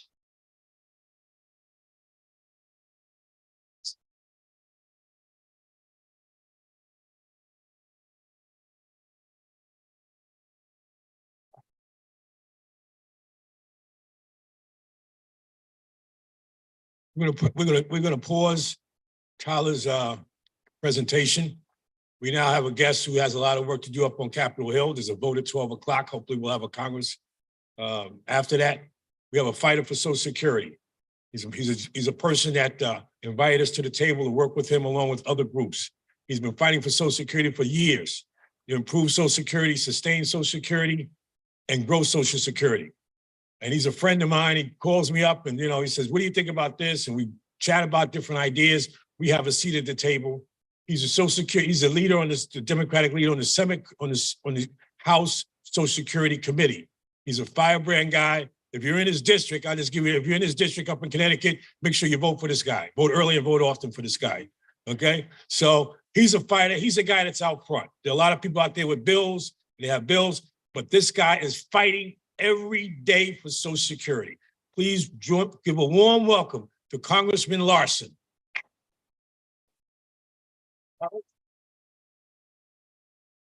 Wow. I gotta take Robert on the road with me, Speaking of fighters and as someone who has been indispensable, it's been Robert Roach. And I know Betty Marafino is somewhere out in the audience as well, but I couldn't have two stronger supporters and individuals who get it with respect to Social Security. I want to go over a couple of things today, and but first and foremost to thank you and President Schuler and obviously Robert and Betty and all of you for being here. And this is as the Sisters of Notre Dame would say, I know I'm preaching to the choir, but it's the choir that leads the singing. And if ever we needed people united and out there speaking, it's today. As Robert alluded to, very unsettling times up on Capitol Hill. This afternoon at 12 o'clock, there'll be votes for the first time in the history of the country because the speakership was vacated by its own party members. And there is no Speaker of the House. And no legislation is able to go forward without the Speaker officially being there. Now, the Democrats will be in unison and vote for Hakeem Jeffries today, and it's not clear, even this morning, yes. And if you saw him on Meet the Press on Sunday, he just does a spectacular job. So let's set the stage real quick. And I'm preaching to the choir here, but you know Social Security.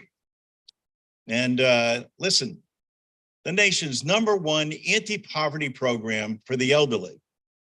The nation's #1 anti-poverty program for children. The nation's #1 program for disability that more veterans rely on than the VA, and also provides spousal coverage as well. And the shame of it all is that Social Security hasn't been enhanced in 52 years. Imagine, Richard Nixon was president of the United States the last time Congress enhanced. Now, when you hear them talk about, oh, how we love Social Security and we're going to protect it, that means they're okay with the status quo, and hopefully they'll get around to voting on it. But most recently, what you'll be hearing, and when you go to the Hill tomorrow, is that the Republicans are talking about having a commission and talking about studying it. What do we need to study about Social Security? There's only two ways that you can go here. You can either enhance the benefits, protect the system and its solvency, and make sure that people who have paid in to a program throughout their lives get the benefits that they were promised, and that Congress do its job. You're going to ask them to do something that I know is a great deal, and it's a big deal for everybody. You're going to ask them to do what they were elected to do. Vote. How about a vote? A vote not just to preserve the nation's #1 anti-poverty program, but to expand it. Because for 52 years, Congress has done nothing. So, and in the process of doing nothing, what does that mean? That means that there are more than 5 million Americans who've worked all their lives and paid into a system and get below poverty level checks. That means they get a check below $12,500, and that's all that they have to live on. 5 million of our fellow Americans, predominantly women, and amongst the women, predominantly women of color. It's been years since we enhanced the program, and our bill that Robert has been fighting for calls for a 2% increase across the board. It also calls for 23 million Americans getting a tax break. Because as you know, if you have to continue to work once you're retired and you're earning income, your Social Security is taxed. That is flat out wrong. It's been double taxed. And for so many of you that are in this audience, and Betty Marafino, chief amongst the fighters for it, finally, under the leadership of President Biden, the repeal of WEP and GPO to make sure that teachers and firefighters, police officers, municipal employees are able to receive the benefit that they earned, that they paid into a system for. That's what we're fighting for on Capitol Hill and more. But we have a group of people who are dedicated to bringing this system down. Former Speaker McCarthy couldn't say seconds after he got out of reversing himself on the debt deal and breaking his promise to the president, how pay no attention to what they agreed to. They're coming after Social Security and Medicare. And how are they going to come after it? They want to come after it through a study that has to take place behind closed doors, that nobody can see and is unamendable. And when it comes to the floor, gets an up or down vote. When you hear the word commission or study, all you have to know is what that means is cutting Social Security. Take it to the bank that that's what they're up to. Otherwise, why wouldn't you have this debate in the full light of day, as it should be done? And why not do an extraordinary thing? Vote so that people that you represent across this nation get to see where you stand on a program that shamefully hasn't been expanded in 52 years. This idea somehow, and listen, we used to have to go back and say, well, you know, the Great Depression, we know what happened then. People lost everything. We don't have to go back to 1929. We only have to go back to 2008 and 2009. And in the Great Recession, what we saw were people's 401ks became 101ks. And they find themselves without the money that they thought was going to be there. During that same time period, Social Security never missed a payment. Not a pension payment, not a disability payment, not a spousal or dependent coverage. Why? Because as President Biden has said, it's the full faith and credit of the United States of America. It is a sacred trust between the people and its government. And it's only Congress that hasn't acted, and they need a swift boot in the lower extremities and to get going, because by 2034, and now it's moved up almost a full year, by 2033, the program will be cut 20% across the board. And so many feel that by stalling or studying or pushing off into the future, it will collapse on its own volition without Congress taking a vote. We can't stand by and let that happen. As George Meany would say, the people's lobby is our most effective tool. Your voice on the Hill, and as labor has done throughout its history, not only uplifting the workforce that you represent, but bringing along all of America with you. And we're talking about a plan to keep people out of poverty. No one gets wealthy on Social Security.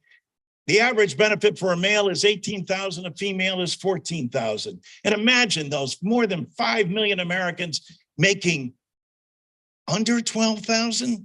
Under our bill, the new floor for Social Security will be 125% above the poverty level. Everybody will get an increase across the board. More than 23 million Americans will get a tax cut. We're going to repeal WEP and GPO because it's been wrong from the start. but also expand other opportunities for children to be on their parents' policies. For others like grandmothers and aunts and uncles who have to end up taking care of children, that they get the benefits that they need as well to do the job on behalf of the American people. The people know this is an earned benefit and how. And we're going to pay for it too. And how? Well, the president had a good suggestion. He said, we're going to lift the cap on people making over 400,000. Now, I want you to do something for me, please. Raise your hand if you're making over 400,000.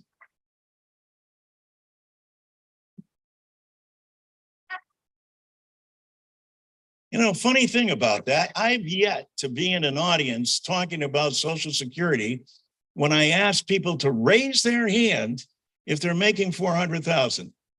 And so far, people who are making over 400,000, frankly, God bless them, they probably feel they don't need Social Security.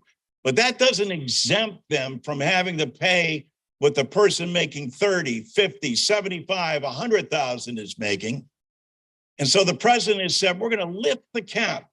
Just lifting the cap on Social Security for people over 400,000 allows us to make sure, as we outline in our bill, that we're able to enhance all of the benefits I just discussed and extend the solvency to 2066. We also close a loophole under the FICA law that many wealthy people have used not to pay FICA taxes. So what the president did was right and just. Less than 1% of the nation makes more than 400,000. In fact, 0.6%. All we're asking is that they pay their fair share. So this isn't, you're not asking when you go to the Hill for people to do anything other than vote and help their own district. So now what we've done, and Robert's aware of this, and I use these as an example, we've done and we've made sure everybody in Congress gets their own Social Security card. I happen to take, in this instance, both Representative Jason Smith, who currently is the chair of the Ways and Means Committee, and Rich Neal, our ranking member, who will be chair in the next session. So we want to make sure that you have this information when you go to the Hill. We've given it to all of our colleagues. And what does it say on here? It tells you how many Social Security recipients you have in your district. It then tells you not only how many Social Security recipients you have, but how it's broken down. How many pensions, how many spouses, how many dependents, how many people get disability. And then it also says, probably can't read it back there. I have a tough time up here. But in Jason Smith, you know how much money comes into his district monthly? $280 million. Now, where do people who get Social Security checks spend their money? They're not going out and getting stock options with it, I can tell you that. They're spending it right back in the communities they live in. There is no better economic development plan, especially one that's already there in your district, that under our proposal will provide them more money, uplift people out of poverty, provide them with the bare necessities. And where are they spend that money? Right back in your district. And for 23 million of them, they're going to get a tax cut. When you're talking to Republicans, tell them, what do you have against a $23 million tax cut for people? What do you have against an economic development plan for your local economy by the people who need it most? And during this pandemic, and the global inflation that followed, who is the group most impacted? People on fixed income. And who are the people on fixed incomes? People who receive Social Security benefits. Who are they? Your brothers, your sisters, your cousins, your next door neighbors, the people you go to church with. That's what this is all about. Get on this hill tomorrow. Go to every single office and make sure that you let them know that you know exactly what's going on. And you're not in favor of any kind of study where we kick the can down the road and do nothing. And even worse, what they're proposing is raising the age. Trust me on this. For every year you raise the age, it's a 7% cut in benefits. How does it possibly make sense when they say, well, you know, people are living longer, so therefore they should wait longer before they get their Social Security? If they're healthy and they desire, you can already wait longer to receive Social Security and you'll get more of a benefit. But for the vast majority of Americans, they can't afford a 21% cut if you raise the age to 70. And how is it that if you're living longer, you should live on less? That's not what Roosevelt intended, and that's not what President Biden intends. And that's why he's been so out front and spoken about this. Please go on the Hill tomorrow. We need your help. You are the people's lobby. God bless you. God bless America. Thank you.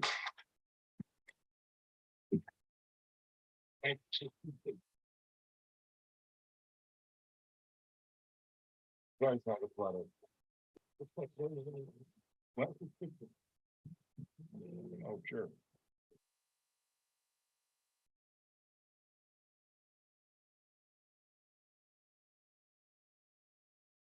One last thing.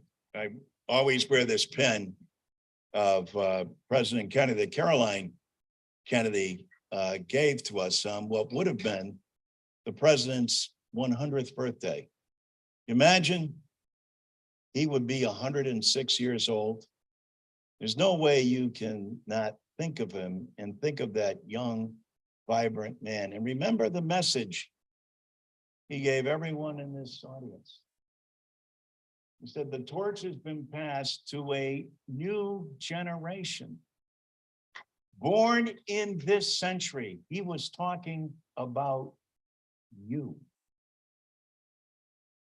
Said, so let us go forward to lead the land we love, asking God's blessing, but knowing here on earth, God's work is our own.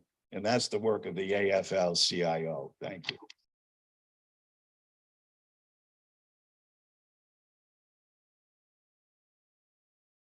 We're going to resume Tyler's presentation. Here's some more good information.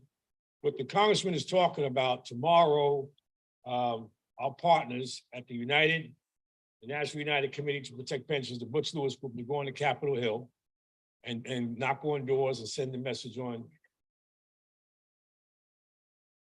Oh, yeah, yes, it is. We'll pass that on to him. Okay. Okay. And what we need to do is organize more efforts similar to that. Individual effort, concerted effort leads to success. That's what this is all about. We need to be organizing more people just knocking on the door peacefully and legally. I got a lawyer back there. I used to work with a lawyer. Her name is Carla Siegel. And she used to say to me, I would say things like, we will do it by any means necessary. She said, Robert, you can't say it. So you have to say, you have to do it by any legal means necessary. Okay. And so she's sitting back there taking notes. So we want to take action. We want to organize efforts to get up on Capitol Hill, talk about Social Security. A lady stopped me yesterday and said, I can't come to your meeting, but please tell everybody and the congressman the urgency of this is that My mother's 91 years old. And because of the rhetoric on cable news, she thinks her social security check is stopping next month. And we need to make sure we get the message out that we have to continue to fight. So, but we want to organize efforts to make sure the information we going out from the Alliance, that's what we do, to do something legally and peacefully by any means necessary. Is that right, Carla? Okay, so Tyler, please resume your presentation. All right, so now that Congressman Larson got you all fired up, who's ready to hear about some research and data? I promise I only have 2 more charts of complicated data, and then I have some advocacy materials for you all. So where we left off, and I think Congressman Larson's remarks were very apt for this audience, obviously. And I will say, you know, he was talking about Social Security. I'm talking about pensions. Both of those programs promote very equitable outcomes. And to be clear, this is a function of the benefit formula, right? It doesn't matter your race or your gender, or even really your amount of education. The formulas produce the same outcomes for everyone, right? I know public pensions best. You know, if I'm in my pension plan and I have a $50,000 final average salary and I've worked 30 years and I have a 1.5% multiplier, I'm going to get the same benefit as my colleague, you know, even if we're a different race, even if we're a different gender, even if they have a high school degree and I have a college degree, that formula is the same. And it's same with Social Security. Everyone gets the same benefit formula.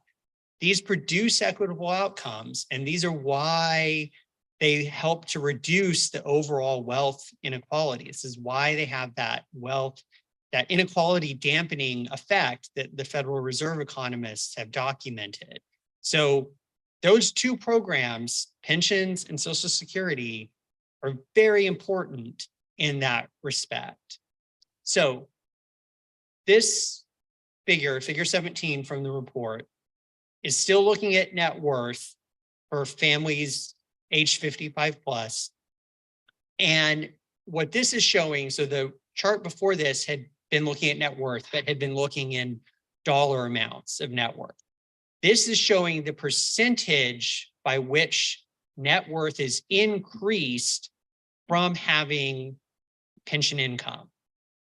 Consistently, the yellow is private pensions, the green is public pension. The top is the median, the bottom is the average or the mean. If you're a median Black older household, you're getting a huge increase in your net worth from having a pension benefit.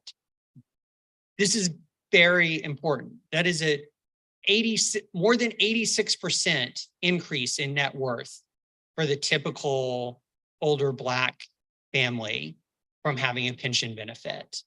That is very significant. Same for Latino families. Latino families have very low levels of pension receipt overall. But as you see here, for the typical older Latino family, it's still more than a 32% increase in net worth from having a pension benefit. So this is very important for those families. So then this is my final chart. So this is another one that requires some explanation. So you see in the middle there, there's a 100% line. And this is broken down again by race, median on the top, mean on the bottom. If everyone was at 100%, then the distribution of wealth would be perfectly egalitarian. Clearly, you can see from here, everyone's not at 100%. We know that. We know that wealth is not perfectly evenly distributed. The arrows in all except for one case, and I'll explain that case in a second, all point towards 100. So the second number that's at the end of the arrow is the change when you add in the wealth value of pensions. So again, except for that one instance, having a pension moves everyone closer to 100%. So factoring in pension wealth makes the distribution of overall wealth more equitable. The only instance in which this is not the case is for the median older Latino family, where it actually decreases slightly. Again, that's because the levels of pension receipt for older Latino families are so low. It's not that their net worth goes down, it's that the net worth for other groups goes up. So the share that's held by those older Latino families actually decreases slightly. Now, that may change over the years as Latinos as a whole start to represent a bigger portion of the population, especially the older population. That may change somewhat. But generally, we see here that pensions move everyone closer to equality. So just to wrap up, so the full report is available on the NERS website. It's an excellent report, full of a lot of great data, more detail than I went into today. So I encourage you to take a look at it. But alongside Social Security, pensions are critical for protecting middle-class retirement security. So I know I don't have too much time left, so I want to share a few more things with you all. So one of the things we did with this report that I just discussed, the report is called Closing the Gap. We did, or I should say NARI, with some assistance from us, did fact sheets for all 50 states plus Washington, D.C. So this is an example of the Alaska fact sheet. All the fact sheets are 3 pages. And I will tell you, I've been a researcher for years now. The amount of data that NARI was able to jam into a 3-page fact sheet is incredible. And it's all state specific too. It's an unbelievable amount of data. So it's all available on a map on our website. You can click on your state and download the fact sheet for your state. I highly encourage you to look at the data for your state, see what the outcomes are like. Also, if any of you know NERS, you probably know about our pensionomics research that looks at the impact of the spending of pension benefits in local economies. We also produce fact sheets for every state and DC for the pensionomics report. That is also available on our website, and a map where you can click on your state. And then finally, over the past several years, we've released 2 editions of a report we've called Fortifying Main Street, which looks at public pension benefit dollars at the county level and looks at those benefit dollars as a share of GDP and as a share of total personal income at the county level. We're only able to do this for 43 states. We really wanted to include all 50 for a variety of reasons, which I'm happy to talk about offline. We weren't able to include all 50 states, but we have it for 43. So again, if your state is one of the states we had in the research, you can download a fact sheet that has every county in the state, the data for that county available. And with that, I think I've got a few minutes left. I'm happy to answer questions if anyone has them.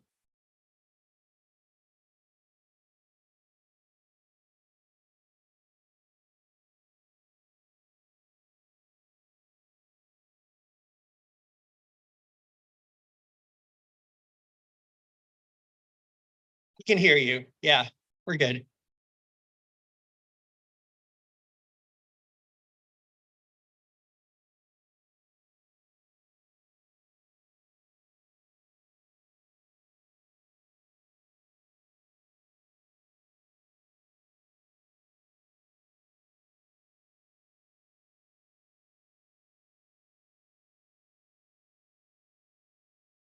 No, we don't have any research that's specific to WEP and GPO. I mean, obviously, we know about it as an issue. We do a lot of work with public pension beneficiaries, but there's a lot of other groups that are doing great work on WEP and GPO. And so we've mostly let those groups sort of run the efforts behind, repealing or reforming WEP and GPO. You're welcome. Yeah.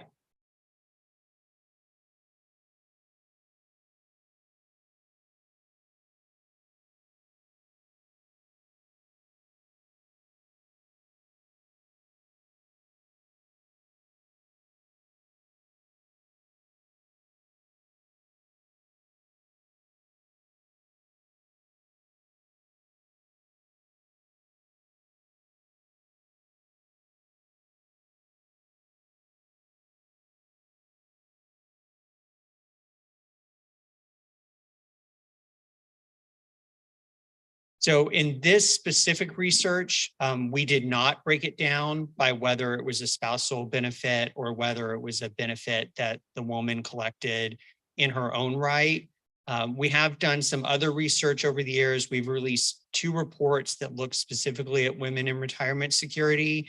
We've started to include some of the differences in whether you're married or divorced or never married in some of that analysis that we've done, because we know that there are differences between whether you're, for example, married or never married in your retirement income. But this report, no, we did not specifically break it out on that metric. Any other questions? Okay, well, thank you all. It was an honor to be here. Thank you, Tyler. I think that a lot of information. I encourage you to visit their website and get that info, because as you leave here and start thinking about this, you're going to have questions and you can go to their website. This is vital information that you can use to convey to others there's a fight for retirement security and the need for retirement security. This is education. This education should help motivate to execute a plan. Tyler, thank you very much. And please tell Dan, thank you. I appreciate you coming in.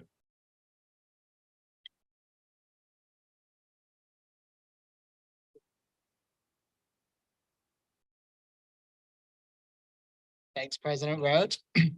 My name is David Simon. I'm the legislative representative for the Alliance for Retired Americans, and I'm introducing our next speaker today from AFGE.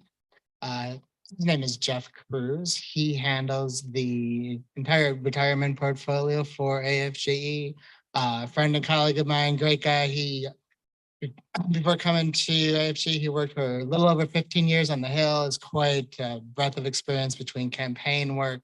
He worked for Senator Warren, Senator Sanders, as well as he was also on the committee for the Senate Committee on Aging.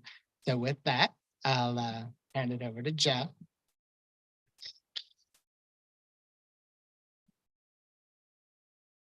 Thank you guys for having me here in this beautiful House of Labor. It's good to see so many friends that I've worked with over the years here and all the wonderful speakers. I really liked Randy, especially inspiring. You know, she put down her cup of Dunkin' coffee and then she mentioned, you know, the election of 1860 when Lincoln was elected.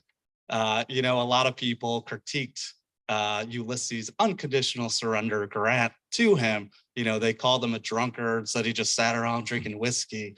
And Lincoln responded, you know, well, find out what he's drinking and give it to every other general. And with that, next year, I think every speaker should have a Dunkin' coffee before we go up on stage. So we could be like Randy Weingarten, super inspiring. I don't know if Calvin's still here. You know, he had the unlucky task of following her, but he did an excellent job. There's a few things I wanted to talk about in his presentation before I get into mine. You know, he mentioned people being prepared for retirement, and I saw maybe 1 or 2 hands go up. You know, people do not have information about retirement. And I think, you know, obviously we have a duty. I help run our retiree program to fill that gap. but we also need to bolster the Social Security Administration. So I'm old enough to remember when I was in my young 20s, we would get the earnings statement mailed to you and you'd open it up and you'd be able to look at your earnings history and it would show you, what your Social Security benefit was expected to be. They stopped doing that because of the systematic underfunding of Social Security, where today staffing's at the lowest point in 25 years and it's at a crisis. And if you want to call to get help, well, it's a 20-minute wait on the phones a year ago. Today, that's gone up to close to 45 minutes. And of course, we talk about the cost of shutdown, and in Social Security, you have 40,000 employees who each had to do, a half-hour meeting to prepare for the shutdown. So that's 21,000 hours right there where they're not helping. But people don't realize the number of calls they had to deal with from the public concerned about their Social Security check. So while, we inched closer to a shutdown, there was a real cost to SSA in getting people their check and doing disability claims and helping, and all the other work they did kind of got pushed to the side. And November 17th, we may go through this exercise again. So, it's not just having a shutdown that hurts public service. It's getting close to a shutdown that really, really hurts agencies like SSA. So I'd be remiss not to mention. I also want to thank Calvin for mentioning Puerto Rico. I'm half Puerto Rican and often gets ignored. Right now, because of the building conditions, there's not a Social Security office in San Juan, the biggest city in Puerto Rico. And so, Puerto Ricans want to get information on their retirement. They can't go in the largest city. They have to drive, a half hour to the other city, if they have the means to do that. And so, I also want to mention, we need to make sure we have SSA offices accessible to people who need that information. So wanted to mention both of those. So thank you, Calvin, for the great presentation. My name's Jeff. I'm with the American Federation of Government Employees. We're the largest federal sector employee union in the country. If someone had bacon or sausage for breakfast this morning, it's our food inspectors who made sure it's safe. I know a couple people flew in here. We have the TSA. We make sure, you can get on your plane and board and get to where you're going safely. SSA, we have people in every agency, in every state, and every congressional district. We also have tens of thousands of defense workers in Europe, Japan, and abroad. So we also represent a lot of people abroad. We have a lot of recruitment and retention issues. I mentioned food safety inspectors, and I think that's a really good example because the people right next to them in the slaughterhouse get paid a lot more than them. And it's not a big secret. The companies give hiring bonuses. They get paid a lot more on the hour. But one of the attractions of being a food safety inspector is that you have a pension and federal benefits. And so it's really, really an important recruitment and retention for our public servants. Now, last week, I'm sure many of you saw they announced the 2024 COLA, and it was 3.2%. And the COLA, as you guys all know, it's cost of living. That way your Social Security benefit keeps up with rising costs for, healthcare, for food, for rent. But it wasn't 3.2% for nearly a million federal retirees in the FERS system. That's a federal employee retirement system. They only got 2.2%. So a full percent less doesn't sound like a lot, but 2.2 to 3.2, that's nearly a third less in the COLA. So that means for every federal employee, they are $18 a month short of keeping up with inflation. So maybe that doesn't sound like a lot, but this is 1 year.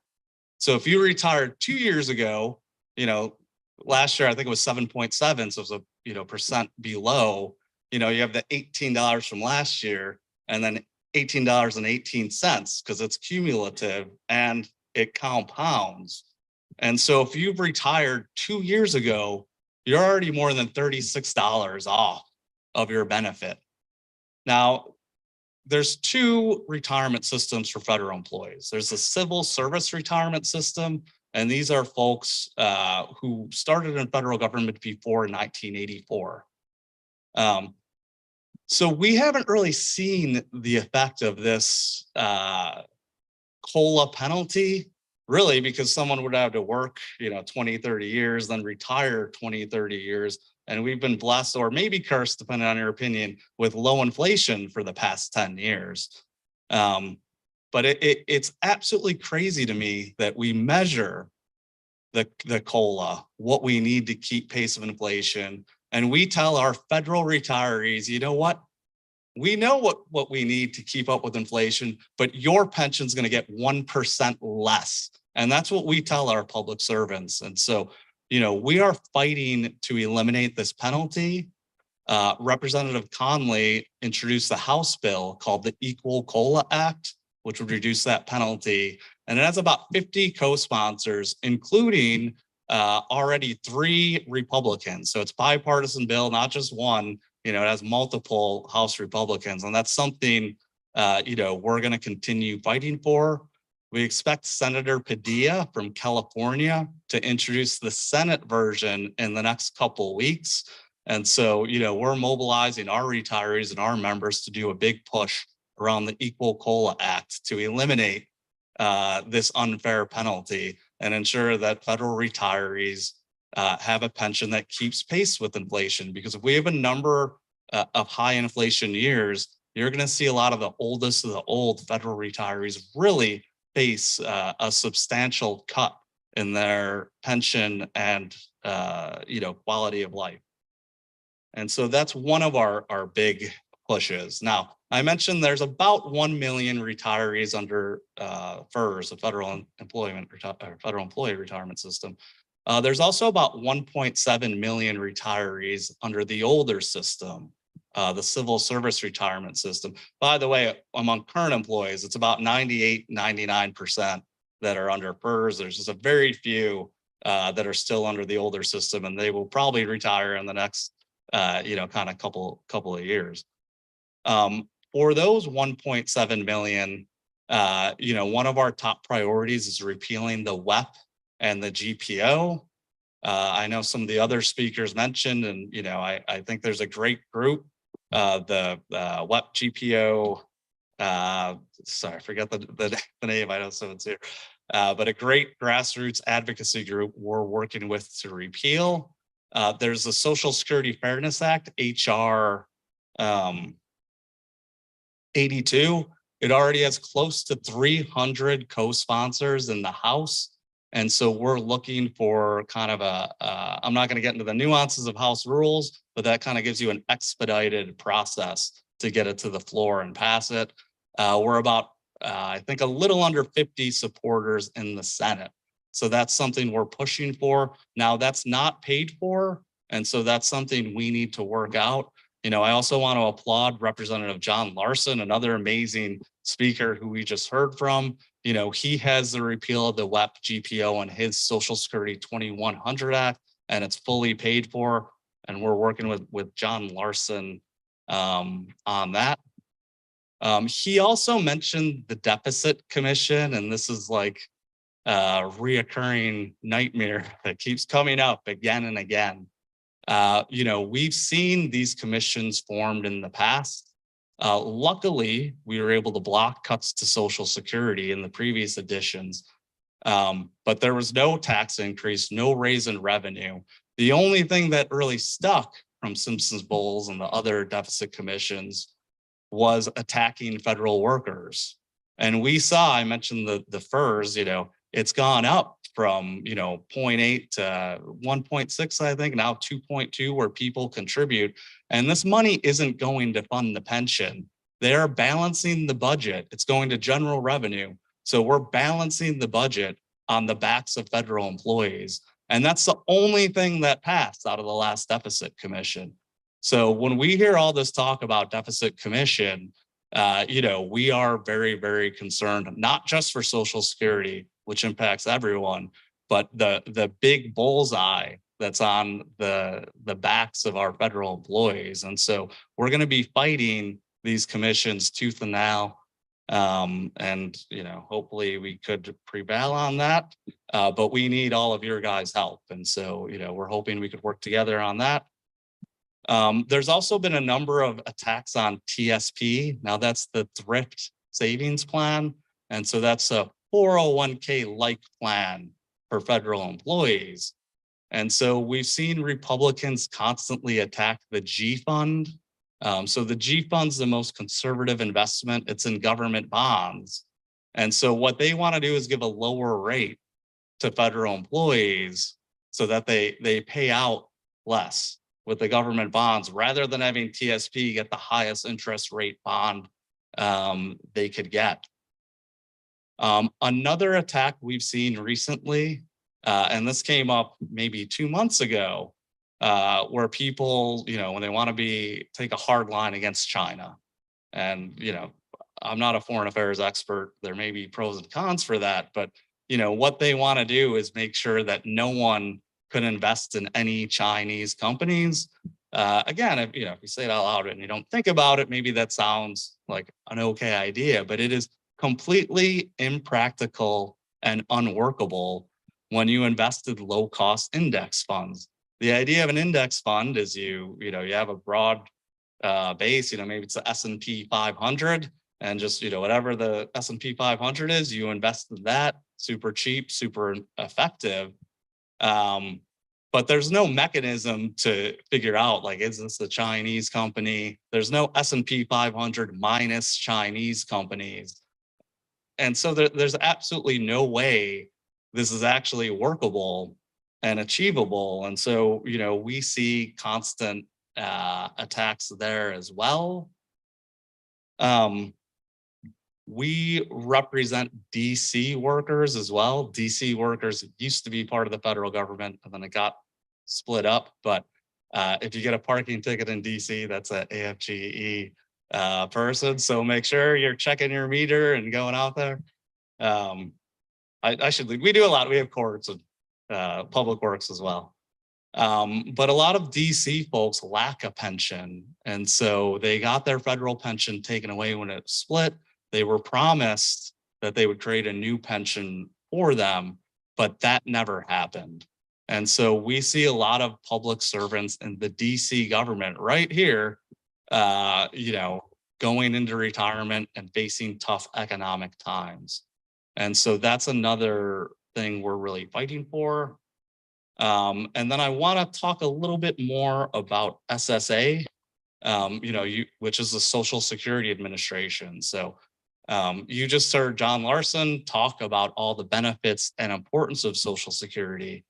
Well, you could have the best program in the world. If people can't access their benefits, it's not going to do them any good. And you see that with, the disability benefit in particular. People are denied and they have to wait. And it varies by region, but in some regions, people have to wait over a year to get a hearing. And we've seen Congress systematically underfund SSA year after year. About 20 years ago or so, Social Security Administration used to be the best place to work in the federal government. They do annual surveys every year. And you can actually go online. It's kind of fun to watch the rankings switch over the years. But one thing, if you just highlight SSA only, it's slowly and surely gone lower and lower and lower and lower. And finally, this year, it was ranked dead last, 17th out of 17 federal agencies, the worst federal agency to work for in government. So why does that impact all of you? Well, I will tell you, these are highly specialized positions. I think a senator once said it takes more training to be an SSA agent than it does for an astronaut to be sent in space. It's highly specialized. A lot of these positions are giving people advice. It's could be a complex program. And so when we lose people, you can't just hire someone off the street and expect them to be as efficient. It takes a lot of training and a year or two of experience before you really get fully up to speed and could process claims.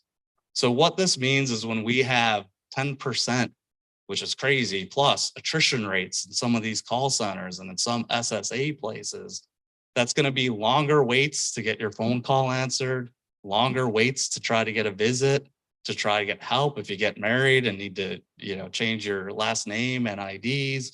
If you need, new social security card, which you need for so much business to do, you're going to have a tough time getting these services. And so we're really pushing for more SSA funding. This is very timely because, November 17th, something's going to happen. We might know more this afternoon, but we've seen House Republicans actually propose a budget to slash SSA funding by 30%, which is, pardon me, but insane, absolutely crush the agency. And we know, federal salaries, for example, I don't have all the rent data, but federal salaries, which lag because of the way we structure it for a wide variety of complex reasons, but we know that's going to go up about 5.2% next year. So Social Security is roughly a $14 billion agency. It's 40,000 folks. There's, like I said, offices in every country. Social Security touches every single American. So just to keep pace with that, you need about a $750 million increase just to keep up with rising costs, roughly. And there's different, measurements you could use. But I want to put that in perspective. So when someone proposes, a $200 million increase, that may sound a lot, but that's a cut to a $14 billion agency. That's a pretty deep cut, especially when you have 7.7 inflation. And so, that's another thing we are fighting on. And so, this is not going to be easy, repealing the WEP GPO, passing the Equal COLA Act, eliminating the deficit commission. It's not easy to be on the Hill and advocate for these, to advocate in your city and district. But I'm pleased to see some of my friends in the front row here with the National Committee to Protect Pensions. And I think they're really a model. I had the honor to work with them many, many years ago when the cut first happened. And, when I was on the Hill, I had other staffers tell me, like, it's never going to happen. You're just spinning your wheels, you're wasting your time. But they put their heads down, they did the work, they went office to office, they held rallies, they talked with the media, they mobilized a lot of people in this room, because I know a lot of different unions and other folks work with me and others on this issue. And it wasn't overnight, it wasn't easy, but after years and years of advocacy, we got it done. And we're going to do the same thing with the Equal COLA Act. We're going to do the same thing with repealing WEP and GPO. And, ultimately, we're going to protect pensions for federal workers and have that be a model for pensions in the private sector. And so I look forward to working with you all. And I know lunch is coming up, but I'll be around at lunch if people have questions that they don't want to ask in front of everyone.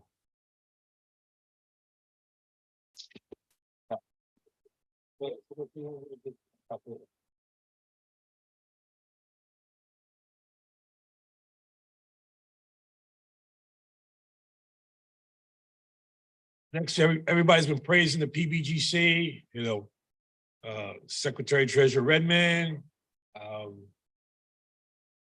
Butch Lewis Group. So we now have Ann Henderson, the Senior Advisor, Office of Policy and External Affairs.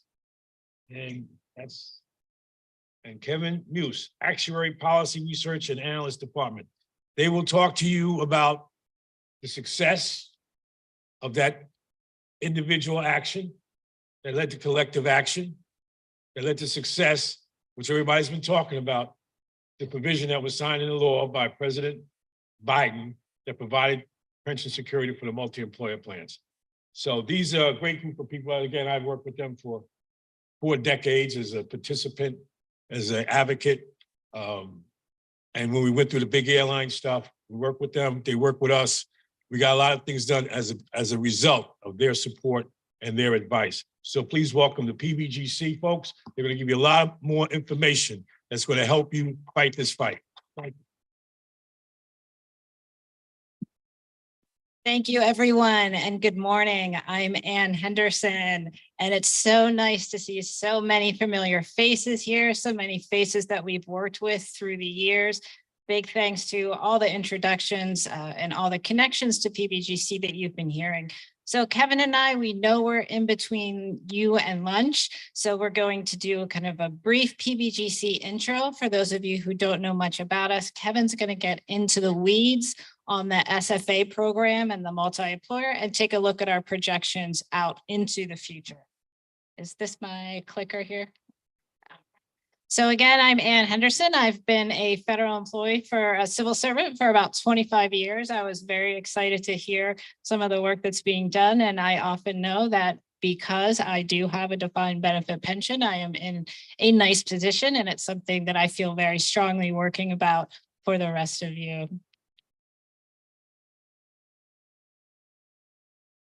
Oh, there we go.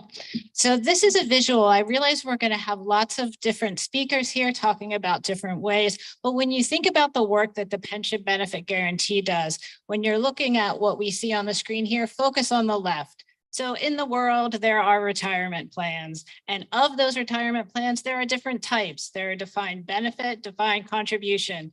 If you hang out over on the left, within the defined benefit world, we have private sector, public sector. Public sector is firefighters, teachers, state and local government. Private sector, some big names from us recently, Sears, the airlines, things like that, those plans. And in the private sector, plans, DB plans can be qualified. They can be not qualified. If they are qualified, again, you're really just paying attention to the left. If they are qualified, they can be covered by PBGC. They cannot be covered by PBGC. Once you get through all of that funnel and you get to the bottom, we have 2 insurance programs. We have an insurance program for our single employer program, and we have our multi-employer program. This just kind of gives a visual. It helps us at PBGC explain what we do and how what we do fits in with the larger retirement landscape in the country. So just a few notes on our mission. We all feel very strongly about this. I've been very lucky at PBGC to work with some of the smartest people I've ever met, some of the most dedicated civil servants I've ever met. We work on our mission to encourage the continuation and maintenance of voluntary private sector defined benefit pensions in America. We provide for timely and uninterrupted benefits. If there are situations happening in Hawaii with fires or weather, if there are hurricanes, our Office of Benefits Administration works to make sure that we are working with those participants to make sure those checks gets in the mail, that they have the funds wired to their banks. It's very important part of what we do. And we also work to maintain premiums at the lowest level consistent with our obligations. Our 2 programs run very differently. These folks here, the NUCPP, they work on our multi-employer program, which is it is our smaller program when compared to our single employer program. And in our single employer program, what happens is when a plan fails, we take over the assets, we take over the information for the participants.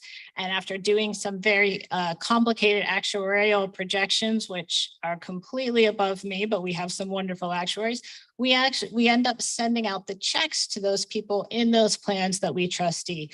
Our multi-employer program is very different. When a plan becomes insolvent, we work with that multi-employer plan to actually provide them the financial assistance. And so when those participants have questions, they can still reach out directly to their plan, and that is where the money comes from for them. Obviously, our big new role is on SFA, and we'll have Kevin talk a little bit more about that later. So we at PBGC are famous for having a lot of data slides. I saw some of our brothers and sisters in data earlier up here. This one, I just want to point out a couple things. So this is our single employer program, and it's a little bit of history. So on the far left, I believe we start in 1980, and in the far right, we have 2020. The thing to notice about this is of the bar graphs, the dark blue lines are active participants in single employer plans. The light blue lines are inactive participants. They could be inactive because they're retired. They could be inactive because they've left that organization, that pension plan, and taken another job or left the workforce.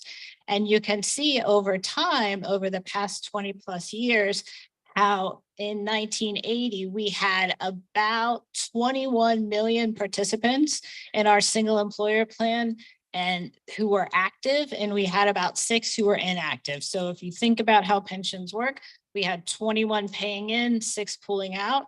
If you look all the way up to 20, that's flipped a little bit, which has caused some of the challenges that we see in our multi-employer program, where we had about 8 million active participants supporting about 16 million inactive participants.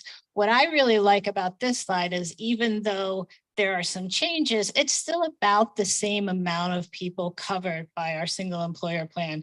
The red line is the number of plans. So you can take from that a lot of the smaller plans either came out through distress termination, standard terminations, but on the whole, we're still supporting about a little less than the number we've supported historically.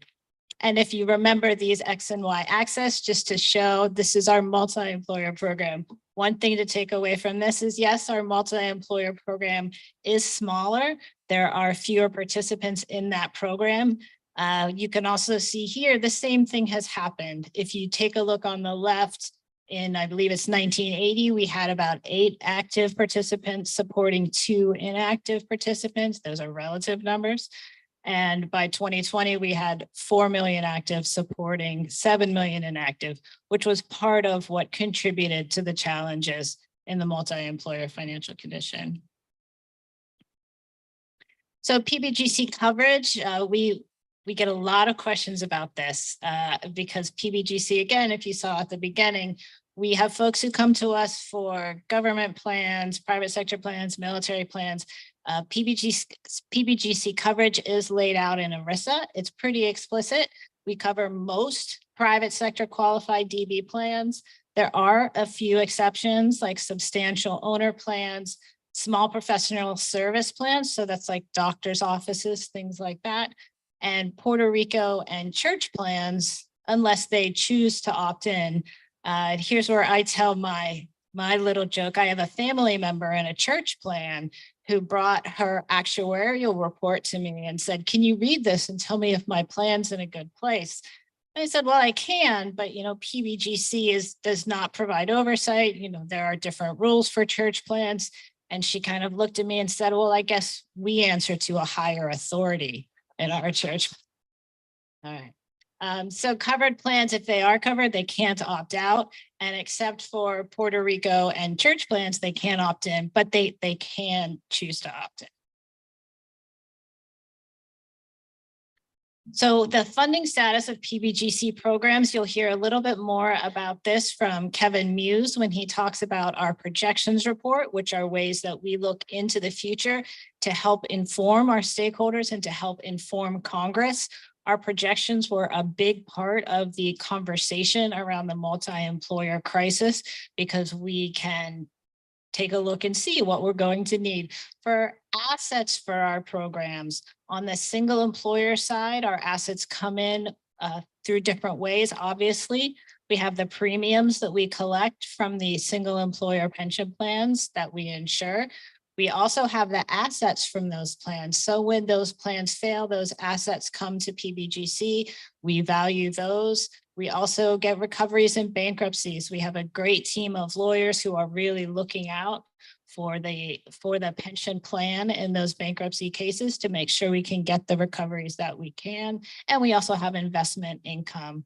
On the multi-employer side, it's a little less, and we do get income on the multi-employer side from premiums and from investment income. Our liabilities are measured at market value. So the way to think about that is if PBGC took its book of business and knocked on the door at MetLife or Pru, what would that cost to be able to pay those PBGC benefits going forward? And we also include probables. We have a wonderful team of financial analysts and folks who are looking at what's happening in the marketplace, especially right now when there are so many important things happening and changing. And if we expect that a plan may probably need help from PBGC in the future, we do include those. One thing I will note here, up until about 3 or 4 years ago, when we showed this slide, we always made a very strong point to say that PBGC does not get or receive or expend any taxpayer money. That has changed with ARP and the SFA program. So we'll talk a little bit more about that.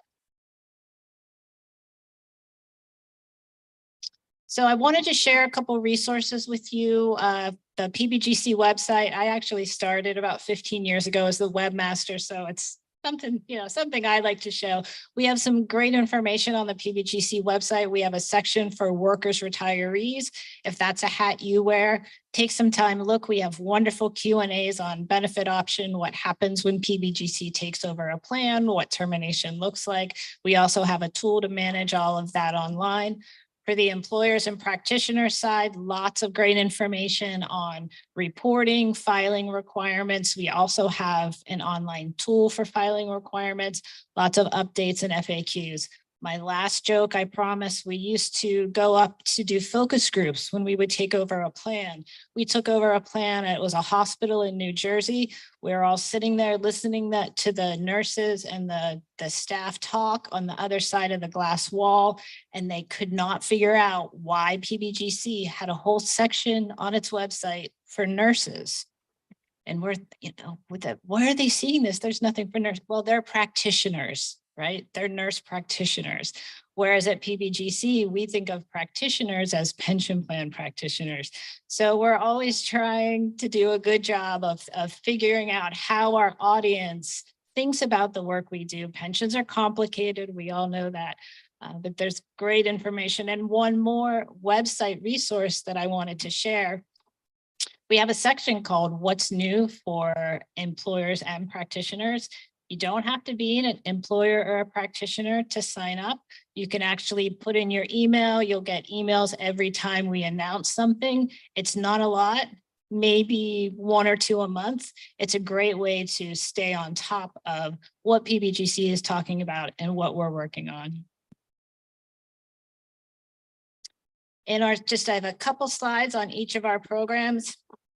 For our single employer program, there are 2 ways that plans can fail, for lack of a better word. And some of them are, you might also be able to call them succeeding in a standard. So if the employer wants to initiate, if they realize that the plan is not something that they want to maintain, if they have adequate assets and funding to pay all of the liabilities for that plan going forward, they can go into a contract with an insurer and pass that on. Once that happens, then the state insurer guarantees provide the insurance for that. There's also a distress termination. The plan can reach out to us and we can work with them to take over that plan and begin paying out assets. There's also involuntary. I mentioned we have some great financial analysts who keep an eye on things. If we notice a plan is in trouble, we can reach out to them and work with their teams to see if termination is the best thing for that plan. I won't really go into this. We do have a single employer plan guarantee. This is the most amount of money under law that we are able to pay to participants in plans that PBGC trustees. These numbers do go up. We post it all on our website. I will say that I believe the last report that we did, anywhere between 80 and 90% of PBGC recipients in our single employer program receive the full benefits that they were owed under the plan. So this is not something that we come across very, very often. And as I mentioned on the multi-employer program side, that insurable event is called insolvency. This is where we provide financial assistance to that plan. That financial assistance pre-SFA allows them to pay benefits up to the statutory guarantee level. And multi-employer guarantee, complicated. If you're interested, a lot more to read about that on pbgc.gov. And a program comparison. I believe you'll get these slides. If you are interested in any of this, there's a great resource, our annual report. We have great charts and graphs. It is all in there. The one thing to keep in mind, one of my favorite things that I like to talk about at parties, which I'm sure makes me a big hit, is that in FY 2022, PBGC paid out over $7 billion to participants in plans that we are either providing financial assistance or regular single employer assistance to. That's $7+ billion, and that makes all of us at PBGC feel good. I'll pass it on to Kevin now for a little more on SFA and our projections.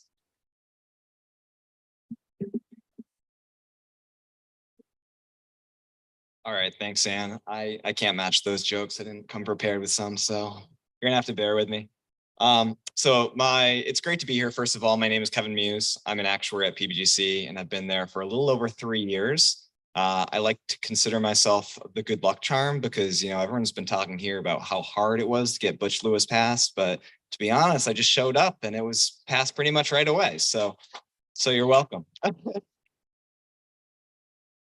All right, so I'm going to provide a little bit of an overview of the SFA program, also known as the Butch Lewis program. So prior to 2021, before the American Rescue Plan was passed, the multi-employer program was in a pretty bleak situation. You had many, many plans that had either already run out of money or were projected to run out of money within the very near future. What this means is that if they're paid out by financial assistance by PBGC as part of our insurance program, a lot of participants are going to incur some benefit cuts, which is really, a pretty bad outcome. To make things worse, our multi-employer insurance fund was projected to run out of money in 2026, which would have resulted in further cuts. So basically, we're in a situation where retirees were going to get paid what amounts to pennies on the dollar if something were not to have happened. So ARP was passed in 2021, includes this special financial assistance program, which really provide a lifeline to these troubled multi-employer plans. And they were given an amount of special financial assistance that enables plans to pay full plan level benefits, so not even the cut down to the guaranteed benefit level, until 2051, which is really a huge deal. And what this does is it enables PBGC to extend the solvency of our fund beyond 2026. And I'm going to show some numbers around that later. And I'm going to go to the next slide here. So this is a brief timeline of the history of the SFA program since it was passed into law in 2021. So it was passed in March of 2021, and PBGC was really busy right away setting up the rules, regulations, paperwork, application process. We got a lot of dedicated people working really hard on this. And we issued our interim final rule regulations in the early summer of 2021 and immediately started accepting applications for plans to pay out special financial assistance. And since then, we've been working, tremendously hard to try and get through as many applications as possible.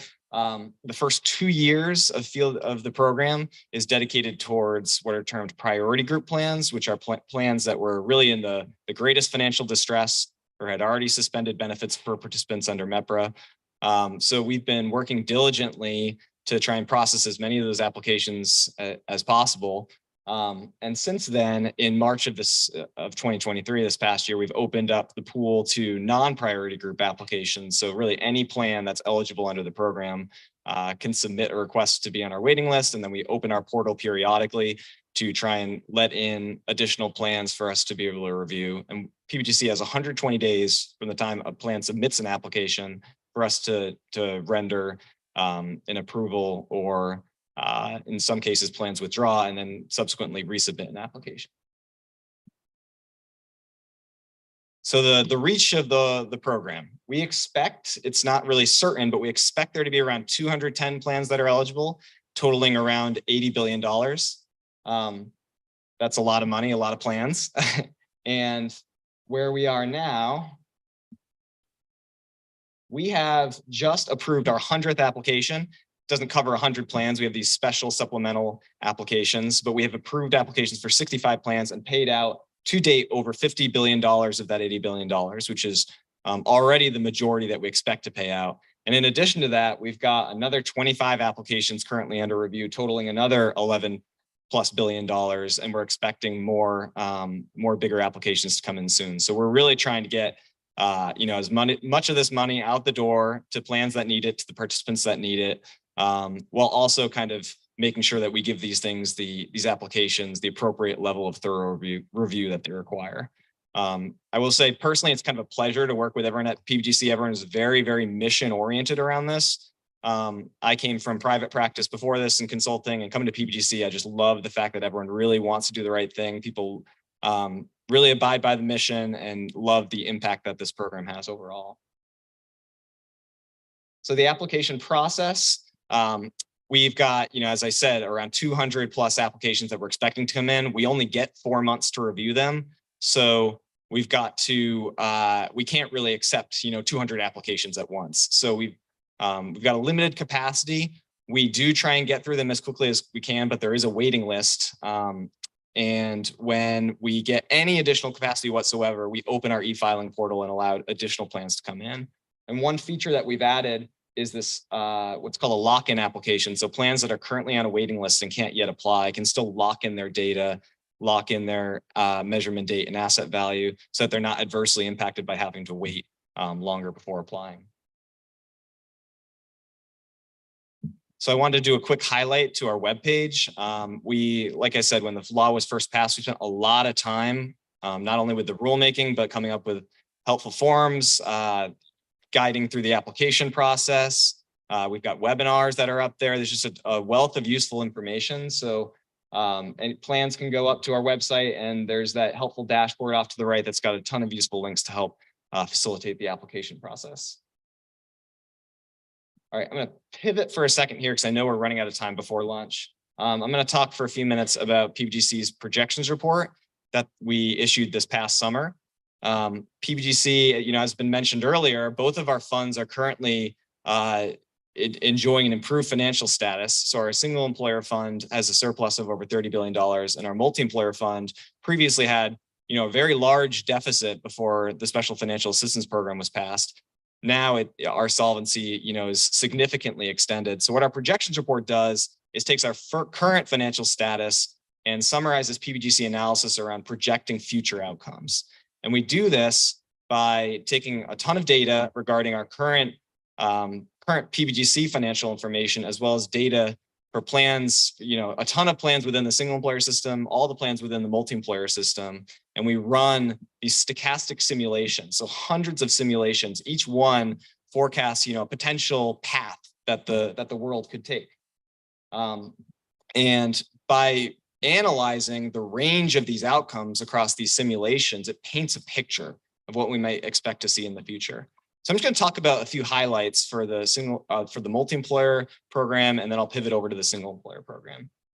So both are great headlines. The multi-employer fund, which was previously projected to run out of money in 2026, is now projected to be solvent past all 40 years of our projection in most scenarios, which is great.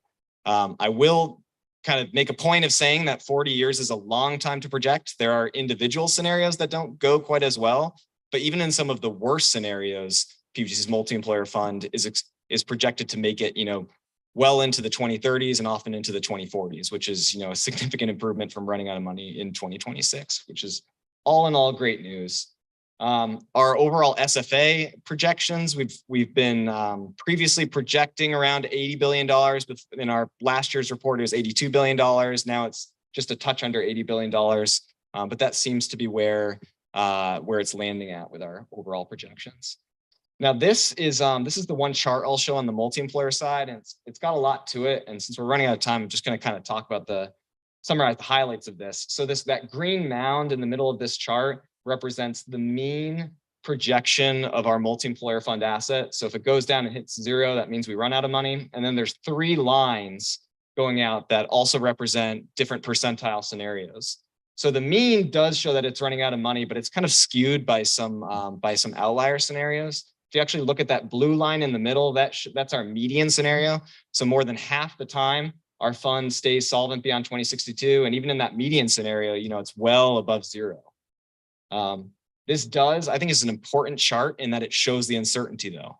You can see that for the most part, things are pretty good. That, the 75th percentile, the median scenario are all projected to be solvent past 2062. Even the mean is is around 2057, which is, past that SFA target date of 2051. But it does show that there's some risk there. And if things kind of go south in the coming decades, it's something that needs to be monitored. And long-term projections, they're very sensitive as time goes on. So this is something, we publish this report every year. We'll continue to do this analysis and run evaluation every year to kind of monitor how this changes over time. Highlights of the single employer program. This is, as Ann had shown some details before, our single employer program had a deficit for a long number of years, which passed into surplus in 2018. And now it enjoys a positive net position of over $36 billion, which signals a lot of strength in this program, which is great news. And to continue on that great news, our forward-looking projections also show that it's projected to remain in surplus for the time to come. A lot of the positive net financial position that we experience now is just due to the fact that claims have been low over the past decade, which is great. And we are also projecting into the future that claims will continue to be low. We don't know that with certainty, but that's what our projections are showing at the moment. So this chart here shows our range of outcomes for our net position. You can see on the left of that red line is showing the actual experience where we emerged from that deficit in 2018. We're at 36 billion now. And then in the future, even in those, those lower scenarios, that first percentile of scenarios, we still enjoy a surplus of over $20 billion. Part of that is that low claims projection I mentioned, and even in scenarios where plans that are currently enjoying a better funded status over the past couple of years, if that does go south, our variable rate premium income will kind of compensate for that and allow the system overall to remain in pretty good shape. But the fact that single employer plans have enjoyed such an improvement in their funding position is great news for plans, great news for participants, and it will, lower their variable rate premiums going forward unless something changes. And I think that's my last slide. I only covered 2 charts in a long projections report. For those who are interested and want more details, it's available on our website. It was great to be able to present this to all of you. Thank you.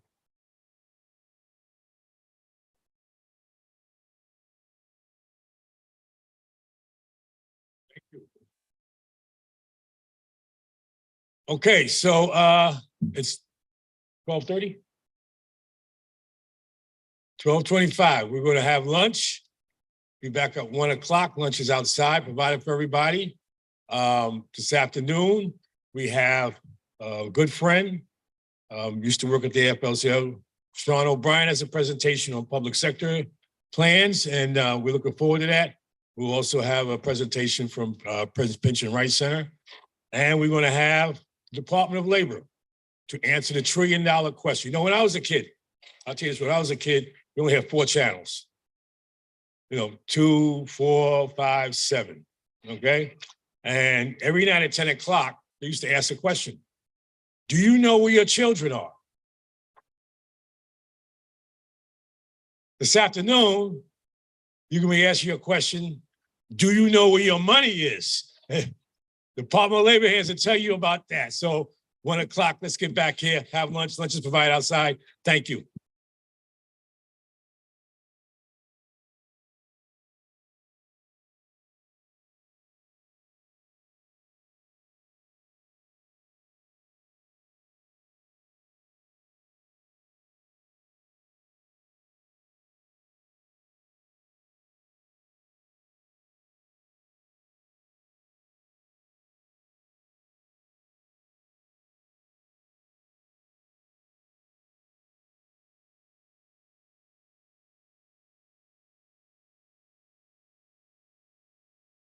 All right. The banner is, why don't we just start gathering people then? Yeah. Yeah. No, go and moving up every minute. Okay.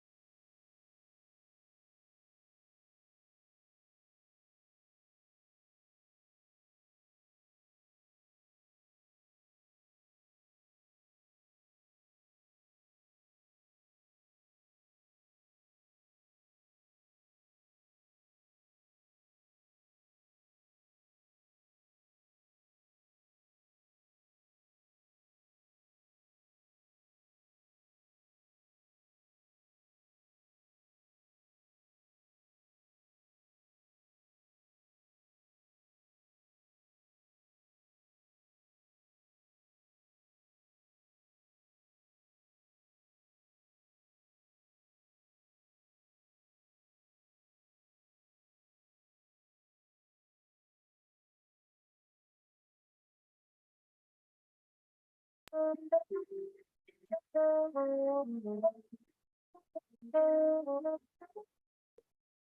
to come to order. Anybody outside, could you tell people to come in, about to come to order?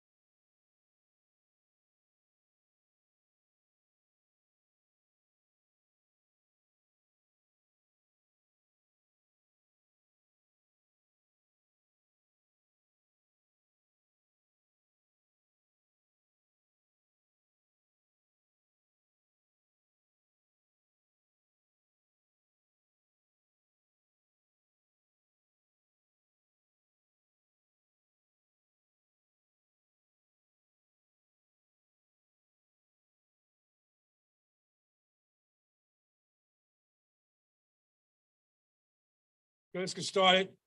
I just want to note that in our audience, we have Arlene Hope Baker, who is the retired Executive Vice President, AFL-CIO.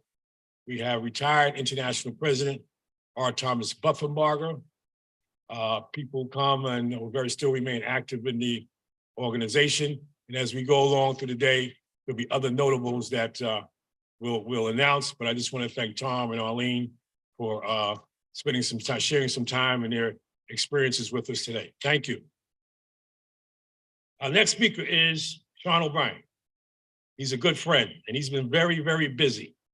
And I kind of cornered him. I think we're at the Rose Garden in the White House or something. I forget where we were. And said, Sean, I need you to do this. And with his lots of assignments that he has for Ask Me, and having previously worked at AFL-CIO, he took out his time to be here to talk about the pensions for state and local workers, public workers. And so I know he's very busy, but I really, really personally want to thank him for taking his time out and being here to make this presentation. You of all the chaos that took place today and chaos that continues to take place on Capitol Hill.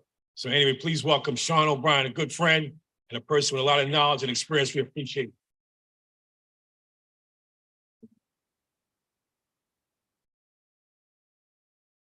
Hi, good afternoon. Thank you, Robert, Rich, and ARA, and all of you for being here this afternoon. I hope nobody ate too many cookies for lunch. I know this is the coveted right after lunch spot here. As Robert mentioned, I'm with AFSCME, American Federation of State, County, and Municipal Employees. We have about 1.4 million members who are public service workers, primarily state and local government, some federal, also some folks in the private sector who work in social services, healthcare, jobs like that. My boss likes to tell folks we represent workers from A to Z, from accountants to zookeepers. We have a very wide range of jobs that our members do, probably thousands of different jobs. They're the folks who are making your cities and states run in many instances. They've been, and I will say, they're folks who been through a lot through the pandemic. Many of them, we've talked about a lot of work from home. Many of them could never work from home. Their jobs require them to be on site throughout the pandemic. So I want to start with, and I'm going to try and just do a brief, brief report for you all today. Make sure we're keeping you on time. Let me start with a quick overview. There are about 5,300 state and locally administered defined benefit plans in the United States. There are a variety of systems. There are state-run systems for state employees. There are state-run systems that include local government employees and school system employees. And then you have plans that are run by individual local governments. So by county governments, city governments, school districts, other instrumentalities of government like water systems, public water systems may have their own defined benefit plans. Most public employees are in Social Security, about 3/4 of them are. So you have about 1/4 who are not. They tend to be concentrated in several states, although you can probably find them in every state. But you do find them concentrated in states like California, Massachusetts, Nevada, Louisiana, and Alaska are examples of where you have a lot of public sector employees who are not covered by Social Security. You heard just before lunch, we heard from the Pension Benefit Guaranty Corporation. There is no PBGC for state and local government pensions. What you're really dependent upon the funding provided by the government and their ability to continue to pay. While exceedingly rare, there have been some instances of municipal bankruptcies. States themselves cannot file for bankruptcy. The plans are funded by not just by the governments, but in most cases by the employees themselves as well. 9 in 10 union workers in state and local government actually make a contribution into their plan, comes out of their paychecks. The amount that they pay in will vary depending upon whether or not they're covered by Social Security. So workers who are not covered by Social Security, they typically pay a contribution of about 9%. So you think about sort of the sort of a Social Security substitute for a Social Security contribution plus some additional money. In systems where the workers are covered by Social Security, they typically pay 6.3%. This can vary. So an example of a really high contribution rate would be Nevada. In Nevada, those workers are not covered by Social Security. The individual workers pay in just over 15% of their paychecks into their pensions to fund them. Contributions that workers make can vary. For example, they may vary depending upon the funding status of the plan. So they're sharing some of the risk of underfunding in that way. So if underfunding goes up, they may have to contribute more out of their paychecks to fund the plans. So the state and local government pensions it's a pretty sort of mature system. There was over $5 trillion in assets. So there's a lot of money there. With about $334 billion in benefits coming out every year. By comparison, I think this year Social Security will pay out about, I think it's about 1.4 trillion in benefits. So it's a substantial chunk even compared to what Social Security pays out. There are just under 15 million active workers in these plans, about 12 million retirees, and there's another chunk of workers who are there's another chunk of workers who are sort of deferred vesteds. They've left employment but haven't begun collecting. So the defined benefit pensions are really the dominant form of retirement benefit in state and local government. This slide gives you sort of a comparison if you were just looking at the green bars here. What you see is 75% of workers in state and local government overall are participating in a defined benefit pension. By comparison, just 11% of private sector workers. That's the green bar to the right. You also see here sort of a comparison of union and non-union. The blue bars are union workers, yellow bars are non-union. You see even in state and local government, it's a higher percentage of the workers who are in a union are participating in a DB plan than non-union. Obviously, in the private sector, it's far the difference is actually far greater. In the private sector, of course, today a lot more workers have defined contribution plans. Just under half of them are participating in a defined contribution plan, typically a 401k plan. And in the public sector, the numbers are much lower overall. It's just about 18% of workers are participating in a defined contribution plan. They tend to be supplemental, although there certainly are some cases in which all the workers have is a defined contribution plan. In the public sector, just certainly would note that, even a lot of those plans the plans that still exist have been frozen. A lot of them now, where they're still ongoing, they're non-traditional plans like so-called cash balance plans that provide a very different pattern of benefits than what you would find in a traditional plan. In the public sector, almost all workers, about 98% of them, are participating in a traditional pension plan. So basically a plan that, you think about a typical plan that's going to pay you a monthly benefit at retirement that is calculated based on a percentage of pay times your years of service.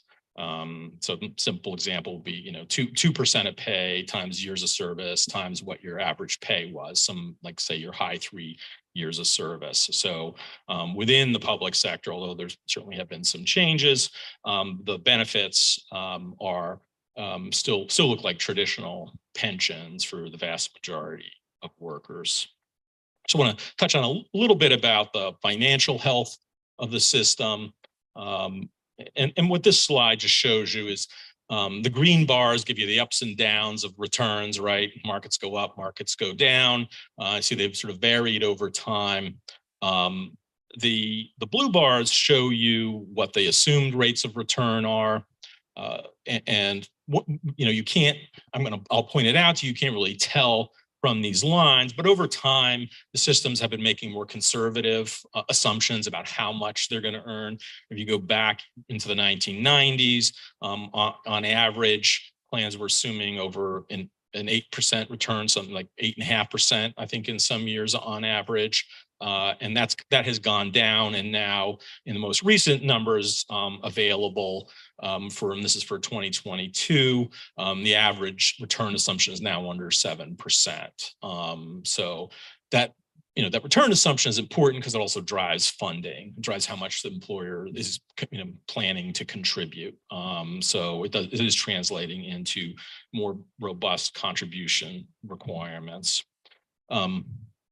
This is what the funding picture looks like. This slide takes you all the way back to 2001. I think we went a little earlier in 2001. You'd probably see a little higher percentage on the left, but in 2001, plans were on average more than fully funded. I think we all know that markets have looked very different in the last 20 years or so than they did in the 1990s and the 1980s. That has translated to a lower funding percentage, although overall funding has been relatively stable. It's up in the last year for which we have data available up to 77%. I think it was in 2021, it was 75%.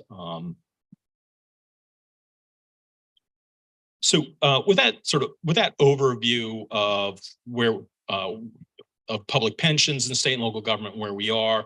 So I want to talk a little bit about, sort of what's going on in the public sector and, some important things that have been in the news about state and local government pensions. So I want to start with something that you sort of may have seen in the news that is really about staffing at state and local government. This has been an important issue for AFSCME members in particular, because there has been very significant understaffing in state and local government. over the last couple of years has a huge impact on our members, has a huge impact on the delivery of public services. You know, if you looked at headlines from over the last year or so, one of the things you would see is lots of places in which governments have struggled to staff and deliver services. You have public libraries that are closed down some days or have to reduce their hours. You have trash pickup that's not happening. You have states that don't have enough snowplow drivers in the winter, really making it hard for them to keep the roads clear. In correctional facilities, we've heard stories from our own members of 40% vacancy rates, right, which creates a huge safety problem for our members, but also a huge safety problem for the inmates in prisons. And this is translated to a lot of difficulty for our members, both the stress on the job, lots of mandatory overtime. I met one of our members who is a 911 operator in Hartford, Connecticut over the summer. And I asked her what her typical week looks like, how many hours. She says she works between 80 and 88 hours a week on average. Not something that's sustainable, something that takes a great toll on people. And so what we're seeing is that although governments finally want to hire, they're having a lot of trouble doing that. And what you see in this slide is, I like to call this my alligator slide because it's kind of like alligator jaws opening up. The bottom line, the blue line, it tells you on a month-by-month basis, beginning back in January of 2019, how many people were hired by state and local governments each month. And one thing that's noticeable about that line, and I will say there is something off on the way this slide has translated. The ends don't look like that. The ends are, there's no bump, drop down or bump up on either end. The way, one of the things we've seen is that state and local governments they're basically consistently hiring the same number of people each month. The green line shows you the number of people they're trying to hire, right? It's the number of jobs they post each month. And one of the things you see is that coming out of the pandemic, or at least the lowest points of the pandemic, state and local governments have tried to hire a lot. They posted a lot of jobs. That's really actually a very big increase we go back to January 2019, they hired just under 600,000 they posted just under 600,000 jobs. We go back to August of this year, they posted 870,000. So there's a real effort to hire. So you're seeing they're struggling with this. And one of the insights from this slide is state and local governments are having trouble hiring because of pay and benefits. And pensions actually play an important role in this. Pensions have, one of the things we saw, going back to before the Great Recession, right? There's a concerted effort to push for cuts in pensions, in some cases to get rid of pensions, in other cases just sort of cut back in them. And that has had a real impact on state and local government's ability to hire and keep workers. And so that's sort of, I think, one of the more significant things that we've seen in the news about state and local governments in the last couple of years. I'll use one example of this would be Alaska. And so Alaska is a state that you go back to, it was actually 2005, they decided they were going to close their pension plan to new hires and replace it with a defined contribution plan. And what they've found is they have a really, really hard time holding on to workers. And actually the NERS, Tyler Bond, who was here earlier, from that organization, did a fantastic study looking at the pension system in Alaska. And what they found was that the advent of the defined contribution plan for workers resulted in much, much higher turnover rate whether it was in schools, in public safety, or generally in state government. In Alaska, we represent lots of workers in state government generally. We also represent the state troopers in Alaska. And so Alaska generally has about a 20% vacancy rate in state government right now, which in normal times, you'd be looking at a vacancy rate somewhere under 10%. And part of the reason is, people don't stay, they don't stay for the pension. They don't come for the pension. Particularly, this is an issue in public safety, where workers will leave the state and go to other places like Washington and Oregon, where they can get a pension. So Alaska's been having a lot of trouble, and now there's a very serious effort that's been underway for a number of years to try and bring back a pension. And so so there really has been sort of a big change, at least for the moment, in how we're thinking about and talking about pensions in the public sector. Another thing that happened, especially after the Great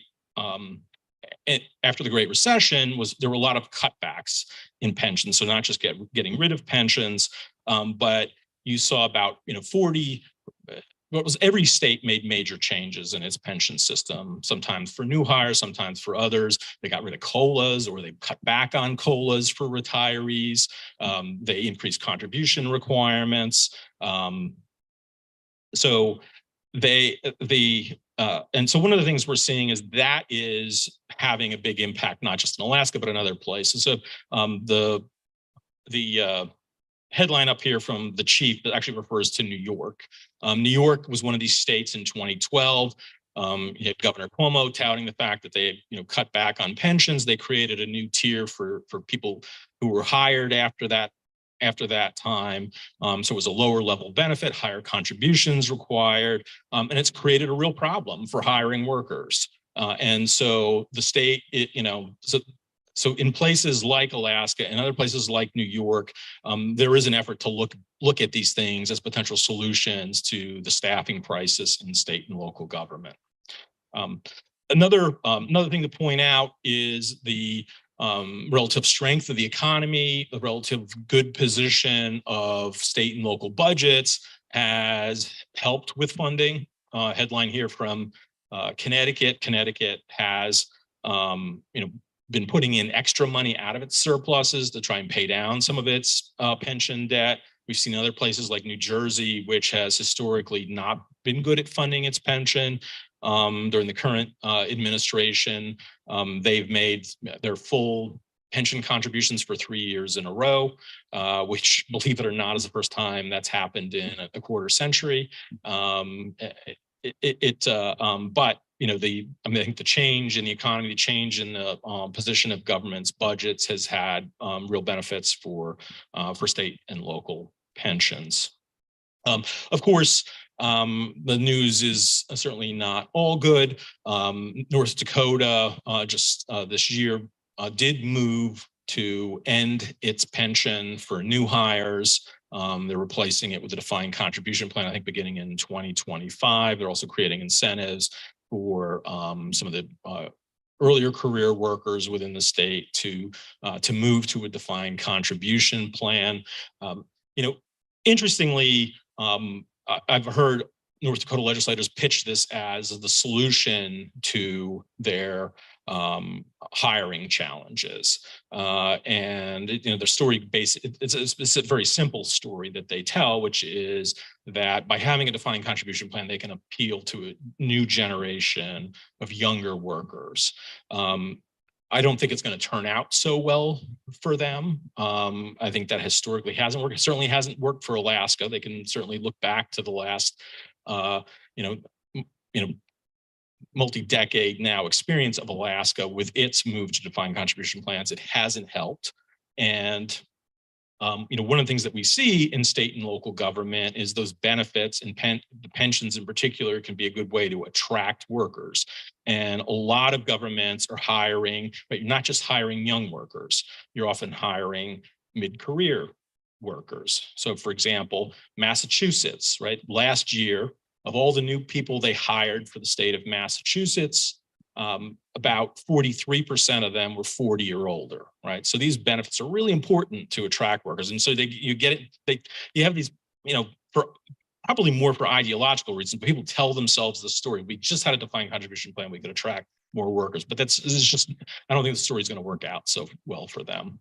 The last point I just want to mention is you may have heard about, and this has been both in the private sector and the public sector. One of the things we hear in the news is about so-called ESG investing or woke investing. ESG means economic, social, and governance investing. In the public sector, what we have seen is an effort to attack investing that takes into consideration certain other risks related to corporate governance, related to environmental issues, and related to social issues. In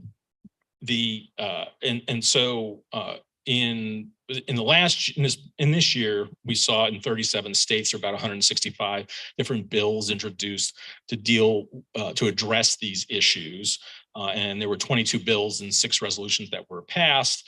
And so what we see is some states are boycotting firms, like they're targeting firms in particular, like BlackRock, because they do this kind of investing. We'll see how this issue plays out. There's been a lot of analysis to show that a lot of these governments that are doing this end up hurting themselves. One, because to the extent they're boycotting firms that can provide investment services at lower costs than other firms, it is translating to actually hundreds of millions of dollars in extra costs for governments and for pension systems, and that ultimately is going to affect benefits for what's ultimately going to affect the funding status of pension plans if they continue to do that. It's something that's certainly gotten a lot of attention this year. We'll see how it plays out going forward. And I think my time is up, unless you want to do any questions.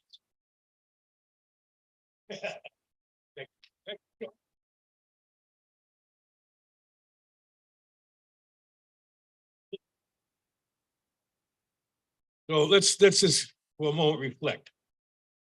We talked about multi-employer plans. We talked about single employer plans. We talked about federal employee plans, and we've talked about state and local public plans.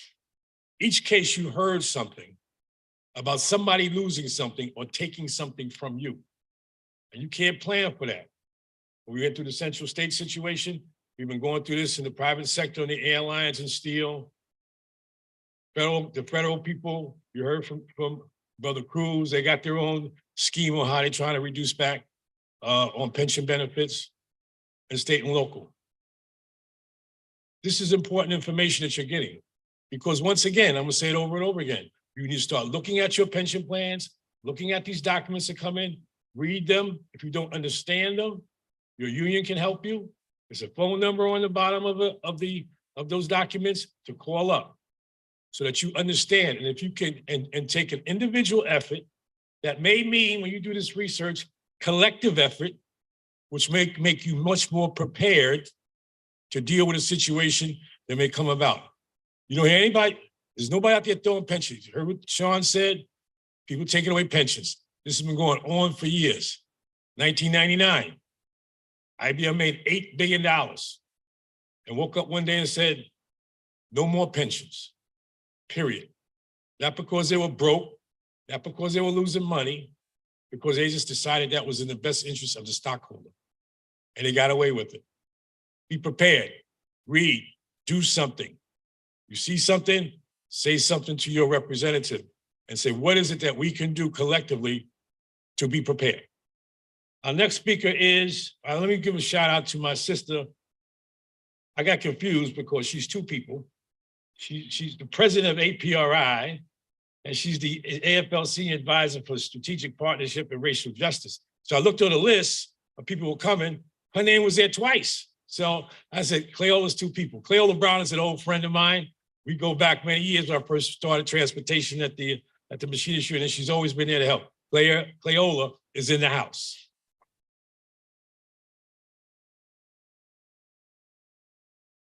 Let's go, Karen. You're ready. Karen Freeman is the executive director of the Pension Rights Center. We have a seat, we sit on the board with Karen and Social Security Works. Nancy Altman is the chairperson, and we all work together and on Social Security, retirement issues, and they work very closely together with Butch Lewis Group. So Karen, you have a few minutes.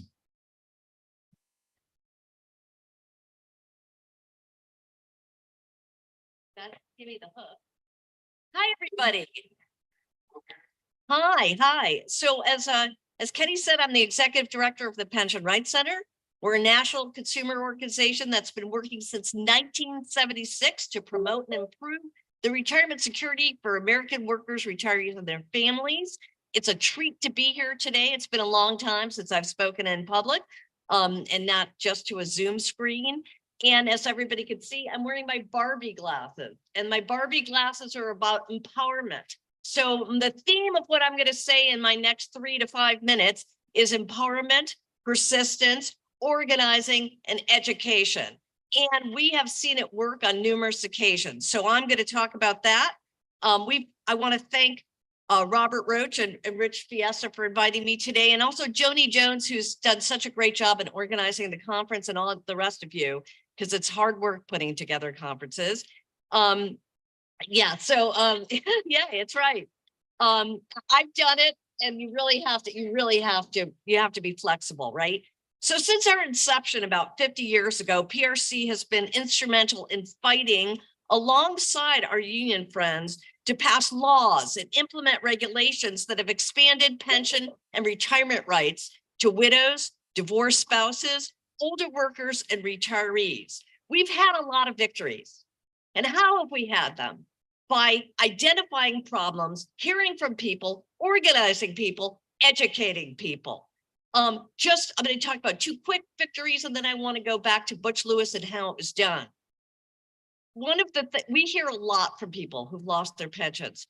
We heard from people who couldn't get their pensions because they couldn't find their retirement plans, because companies moved, changed, they changed their names, they restructure.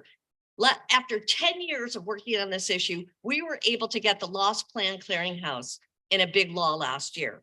We've heard from tons of people who tell us that their pensions have been recouped, meaning they were overpaid because of an accident by the plan. And we were able to get provisions that were worked on by a Common Ground Coalition into a law after working on this for 7 years.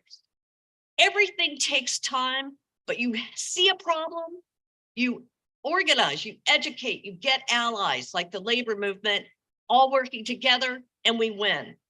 I want to say that of all the victories the Pension Rights Center has had over the years, none has given me as much personal satisfaction as working with Kenny Stribling, the National United Committee to Protect Pensions, and all the people that you see sitting in the front row today, Davey and Dana and Don and Dale, all the T's. Oh, what is it, you guys? And I just want to say, you've heard a lot from the PBGC, you heard from Kenny today. It took us 8 years to get this law passed to save people's pensions. 8 years. All the Pension Rights Center did, and I have to thank Robert, the Machinists Union, when he was vice president there, they came and kicked butt. But we gave them the information, but then they took it upon themselves. They got T-shirts made. They went up to the Hill. They got members of Congress's phone numbers. I've never been able to do that. And they were calling them at home, telling them that their pensions were about to be cut. This was not right.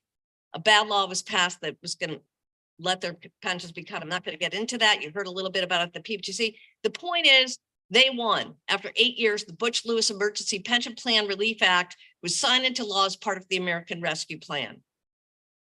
The Butch Lewis Act, as the PBGC told you, has been an enormous success. And I want to thank the PBGC because they've done a bang up job implementing it. I really just want to say that.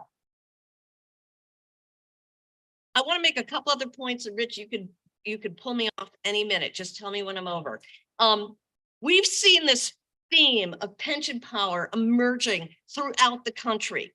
The UAW strike. It's not just about wages. It's about increasing pensions and getting the uniform pensions back for everybody. We've seen healthcare workers recently go out on strike at Kaiser Permanente for pensions. Same with the Writers Guild, etc. Public sector unions, as Sean said, they're always fighting to keep their pensions and to fight against cutbacks. So we stand with ARA and organized labor in advocating for the preservation and establishment of defined benefit plans. And we're also working, even as we see employers cutting back on these plans, we are working, and Jeff Cruz, when he was on the Hill, we were working on this kind of stuff, but to kind of come up with new types of plans. And some unions are adopting these new plans that take the best of defined benefit plans, guaranteed pensions, lifetime income, and combine them with the ease, transparency, and portability of 401k plans.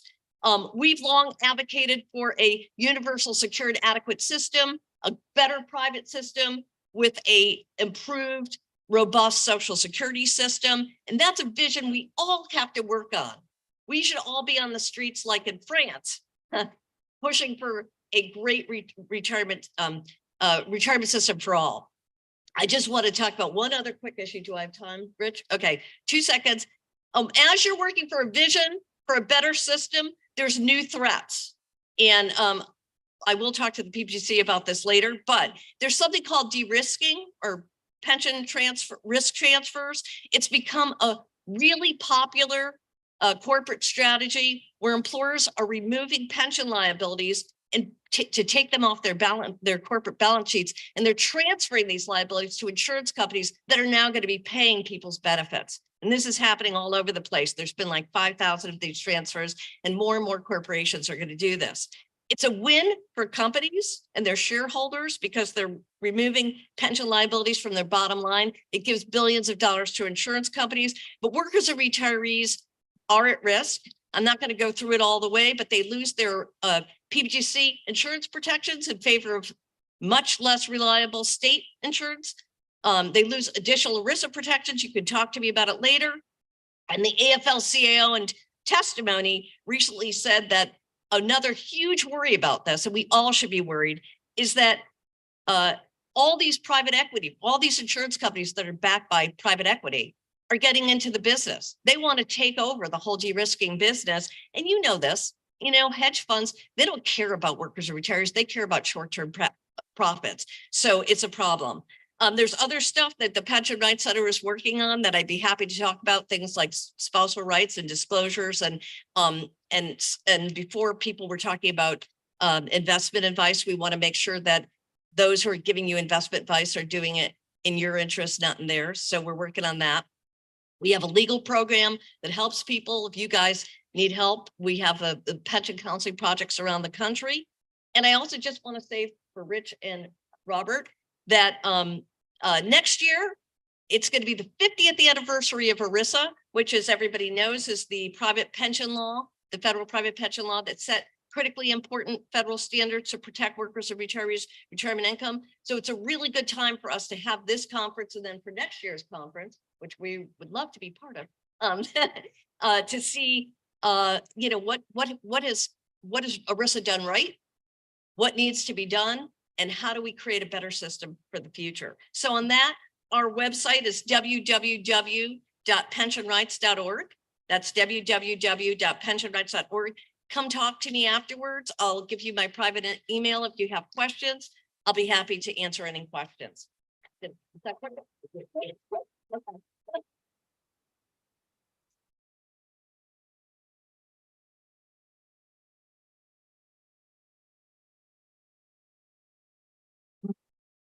Good afternoon. My name is Lisa Cutler. I'm the Communications and Digital Director here at the Alliance for Retired Americans, and I'm so glad all of you are here. I have the pleasure and responsibility of introducing Richard Fiesta, who's Executive Director of the Alliance for Retired Americans, my boss, and also my good friend. Rich joined the Alliance way back in the beginning, 2001, and he is just, I realized when I put this together that this is his 10th year as Executive Director. I don't know if we're supposed to have an anniversary party. But before Rich came to the Alliance, he had a wealth of experiences relevant to our work. He worked on both sides of Capitol Hill, He served in the Clinton administration, handling congressional and political affairs or public affairs positions at the Department of Labor, the PBGC, the Department of the Interior. He also worked on Capitol Hill for 2 different United States senators, as well as for a House committee. There really is no one who better understands the intersection of politics and policy and how to communicate an issue. And on retirement security, Rich is particularly passionate. So with that, Rich is going to talk to us about Social Security and what we need to do to strengthen it.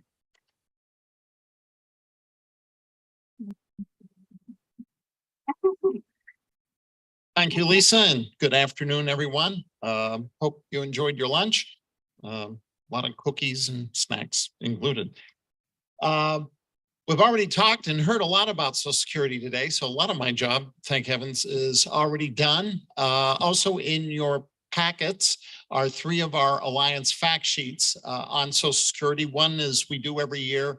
It's a year-to-year fact sheet on the numbers of Social Security and Medicare, the average benefits, what the Medicare premiums are, how many beneficiaries there are too. And then 2 other ones. One is expanding Social Security. Obviously, we heard from the leader in that, Congressman Larson, today. There's material on his bill as well as other bills, both in the House and the Senate, and the standalone bill on repealing WEP GPO. And then, unfortunately, another fact sheet that we call threats to Social Security. I'll talk about that a little bit too, but over the last number of years, in fact, you can go all the way back to 1936, a year after the Social Security Act was passed, that there were calls for its abolition, some of which have not died since too. So please take those, look at them. We have a number of other fact sheets on not only Social Security and Medicare, but other retiree issues on our website as well. We have a great team that helps put them together, both in our policy and communications department as well. Green, right? All right, well, now we'll go back one.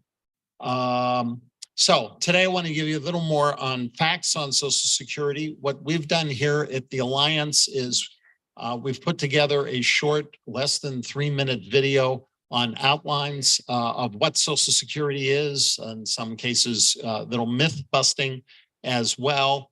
It's evergreen in the sense that it's not tied to any particular legislation or any particular Congress. It's on our website, retiredamericans.org/our earned benefits. So rather than hear me talk, I think we'll just go ahead and we'll play it.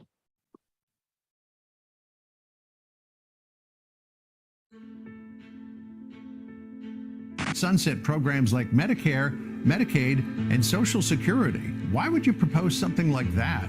Things like Social Security and Medicare, you just get it no matter what the cost. We got to turn everything into discretionary spending. Adjusted age of retirement, reduce benefits so that you can get only 77% of the benefits you owed.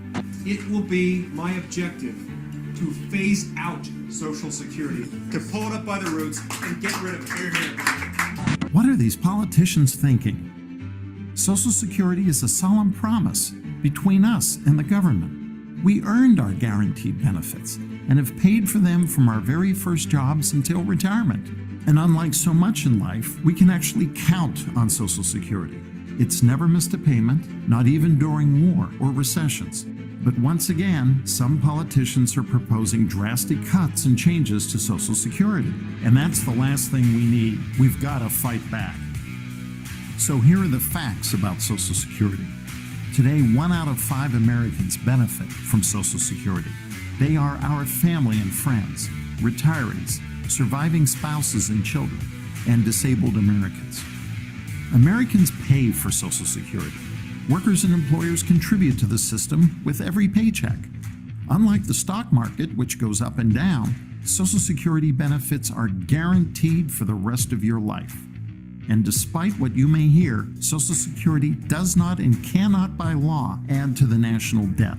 In fact, Social Security is funded for the next decade. So don't be fooled by any politician who says Social Security benefits are too generous, who wants to raise the retirement age, or who would let Wall Street gamble with our retirement. We can make simple fixes so Social Security is stronger and even more secure. Like if the richest people in our country paid their fair share, we can increase benefits and make sure Social Security is there for our children and grandchildren. Right now, people who earn over $1 million a year stop paying into Social Security in February each year. Someone who makes over $1 billion stops paying into Social Security on January 1st. You heard that right. Nearly everybody else pays into Social Security all year long. It's time to demand that the wealthiest Americans do the same. At the Alliance for Retired Americans, we're fighting to protect Social Security and the benefits you've earned. It won't be easy, but if we work together, we can ensure that Social Security's guaranteed benefits are there for generations to come. Please join us. Find out how you can help at retiredamericans.org. Thank you. That's. As I mentioned, it's on our website, so please feel free to take it, download it, show it your own groups as well. And as I mentioned, it's kind of evergreen and outside of what any particular month or Congress is up on particular legislation. But as Joe Friday used to say, what? Just the facts, ma'am. As we noted, and 1 out of 5 Americans relies on Social Security. Of course, the largest number being 52 million who receive retirement benefits. Another almost 6 million in survivors benefits, which includes 4 million children, making it the largest anti-poverty program for children, and almost 9 million now receiving disability. Add all of that up, and the Social Security Administration this year will pay $1.4 trillion, that's with a T, dollars in benefits to Social Security beneficiaries, having a very long and large impact on the economy, especially on local economies, because there aren't any mattresses anymore to stuff your savings and benefits under. The checks that go into your account are spent. In the Great Recession, Social Security is a counterweight to a downturn in the economy, keeping recessions and downturns from even going deeper as well. It's a stabilizing effect throughout the country, and more in smaller communities and rural communities as well. Congressman Larson has cards, as he mentioned, for every other member of Congress and how much comes into those districts month over month as well.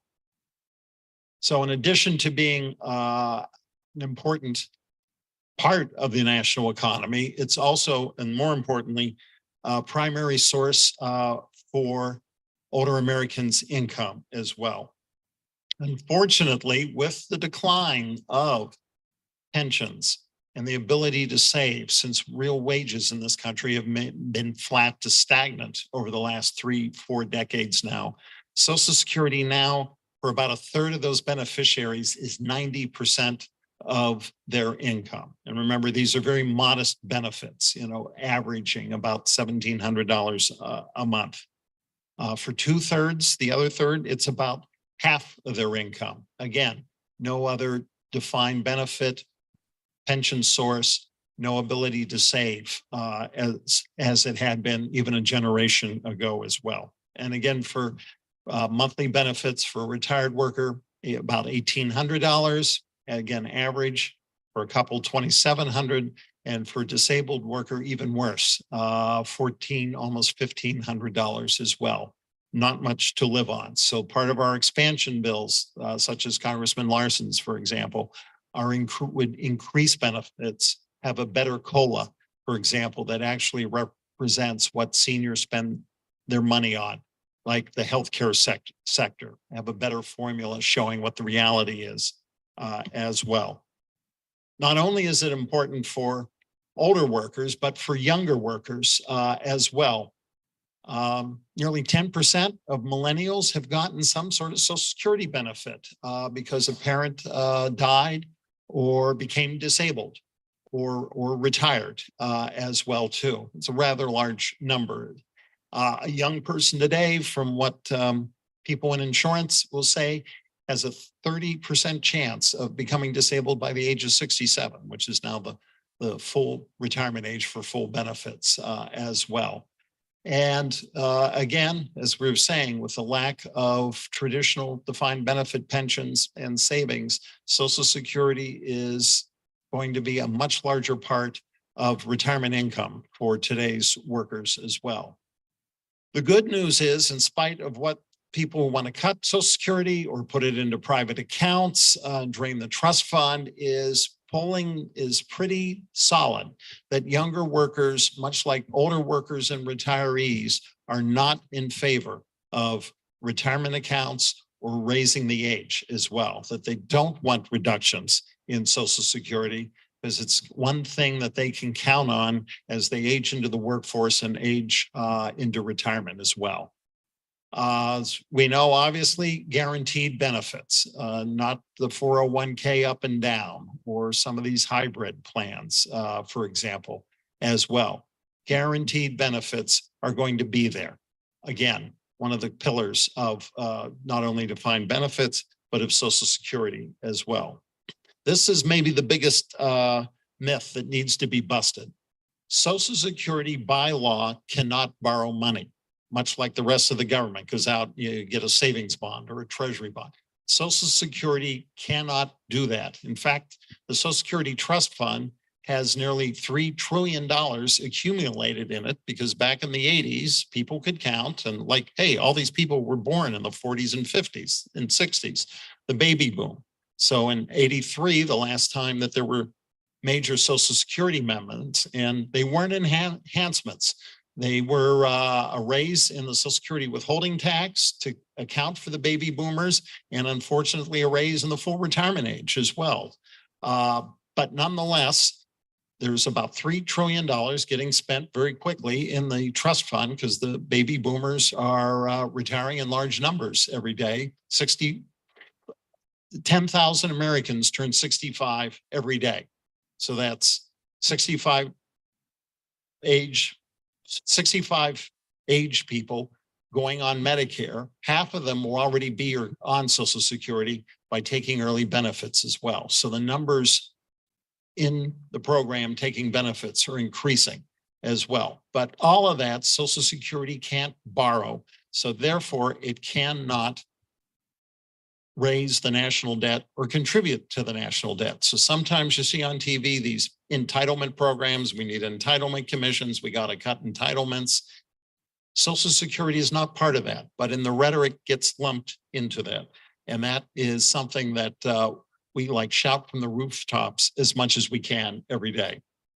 As we mentioned, it is solvent. The trustees of the program come out every year, but we got a 10-year window right now that borrowing, unless there are changes from Congress, we need to look at how it's funded. And that's why the Larson bill would extend Social Security by raising the cap. Senator Sanders has had a similar bill in the Senate for a number of years as well. But doing nothing will end up cutting Social Security benefits in a decade or so as well. As you can see, the easiest one in the video, if you make $1 million a year, you stop paying in February, for example. Other changes, as we're going to finish up, we've talked a lot about the WEP GPO repeal. Again, another wonderful gift from the Reagan administration that penalizes people who either they or their spouse worked in the private sector, earned Social Security in the private sector, but they worked in a public sector job not covered by Social Security, and they're penalized for that work in the private sector. Again, lots of material on that. Another unfairness we've got to fix as well. Changing the CPI to better reflect, as I mentioned, how seniors spend their money, especially in the healthcare and housing areas, larger part of their retirement spending, and also higher inflation segments of our economy as well. And as Congressman Larson mentioned, work credits. for caregivers who have to take time off to care as well. One quick thing is raise the retirement age, another so-called easy fix. Well, it's already been done. It was done in 1983. And unfortunately, there are segments of our population where life expectancy is actually going down, not up. And it's at lower income, both in work and in retirement as well. Less access to jobs that would provide a more secure retirement, oftentimes health insurance as well. So raising the age, something, look, what happened in France? They just wanted to raise it for 62 to 64, right? Million plus people show up. I don't know if we'll get 1 million seniors to show up here at Lafayette Park and start burning cars, but nonetheless, we have to get a united front against raising Social Security age. Congressman Larson mentioned, if you raise it to 70, just in 4 years, you would lose $60,000 in earned benefits that you were expecting while you were in the workforce by delaying benefits till 70 as well. Regardless of age or party, again, 20 years of polling, universally opposed as well. So anytime a politician says about raising the retirement age, we're like, bring it on, because that really helps us when it comes to election time. Same with privatization. Remember, we beat George Bush back in 05 and 06, and it was one of the major issues that allowed Nancy Pelosi to become speaker and Harry Reid to become majority leader. Well, they're back at it again, and we'll see what happens the rest of this Congress if they try it again as well.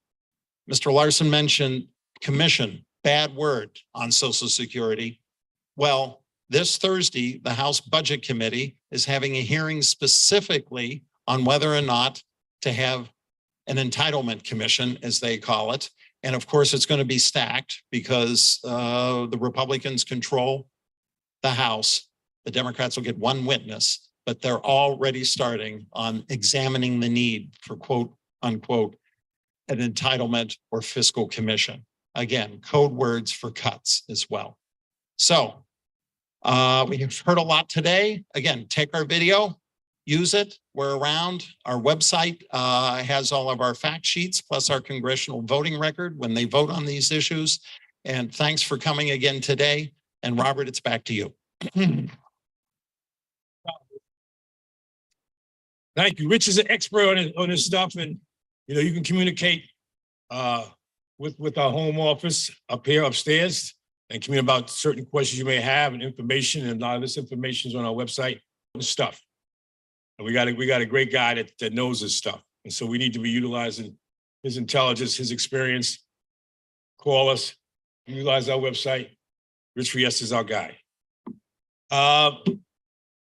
We are honored again. We are honored again that we have a person who has traveled the country today just to be here with us. This is a person who I've known very well. I worked for her for, 13, 14 years I've been working for you, Liz. And, I was Secretary Treasurer. And, she's strong and compassionate, and she cares about people. And she was the coordinator of the Retirement Security Committee that we had, the AFL-CIO, with all the international presidents. And we got a lot of good work done, including the Butch Lewis work and other work that had to be done in public sector and private sector plans. She is pension and retirement security is personal to President Schuler. She has a family history with it. And so we are proud to have her. We're honored to have her. Again, I worked for her for a number of years. I affectionately call her the boss lady, and the boss lady is in the house. Please give her a warm welcome.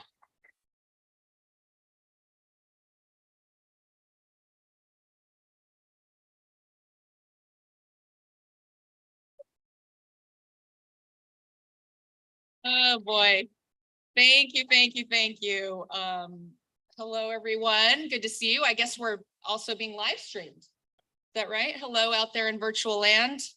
Thank you, Robert. I love how he says that he works for me. I think it's the other way around, actually. That's why I'm here, really. Robert, he's relentless. Just want to say thank you, Robert. for your leadership, for your strong voice.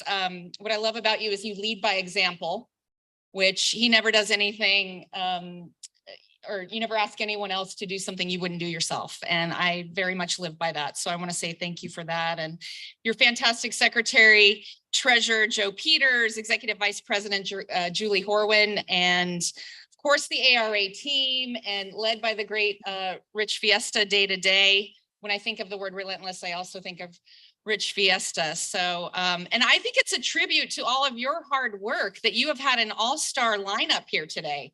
I looked at the agenda and, you know, Congressman Larson, you had Hector Ortiz with the CFPB. I know Randy Weingarten was here. Fred Redmond, our secretary treasurer, of course. I see Arlene Holt Baker out here. Tom Buffenbarger, who I haven't seen in years. You know, in the retirement fights of the past, of course, the machinists union always in the front of the line, but I just want to say that it's, you know, a tribute to your leadership, your activism, your focus to have all of these folks here as staunch allies and supporters of retirees and our movement. So well done to y'all. Give yourselves a hand. Pat on the back. Because every organizer and every activist is who makes this work possible and is who makes the Alliance such a force and so powerful. And Robert did say, yeah, this work is personal for me and for all of us. You know, the idea that every worker in this country should be able to work hard and have the opportunity to live a life of dignity that they have earned. And that is just fundamental to who we are as a movement. And I know everyone here can relate. And my dad worked as a power lineman for nearly 40 years for a company called Portland General Electric. My mom worked at that company. I worked at that company. It was when generations of people worked for a company, right? Over and over, generation after generation. But his union job put food on our family table. And his union job sent his kids to college. And he planned, he saved. And he did every single thing he was supposed to do. And then 1 year before he was about to retire, PGE was bought by a little company called Enron.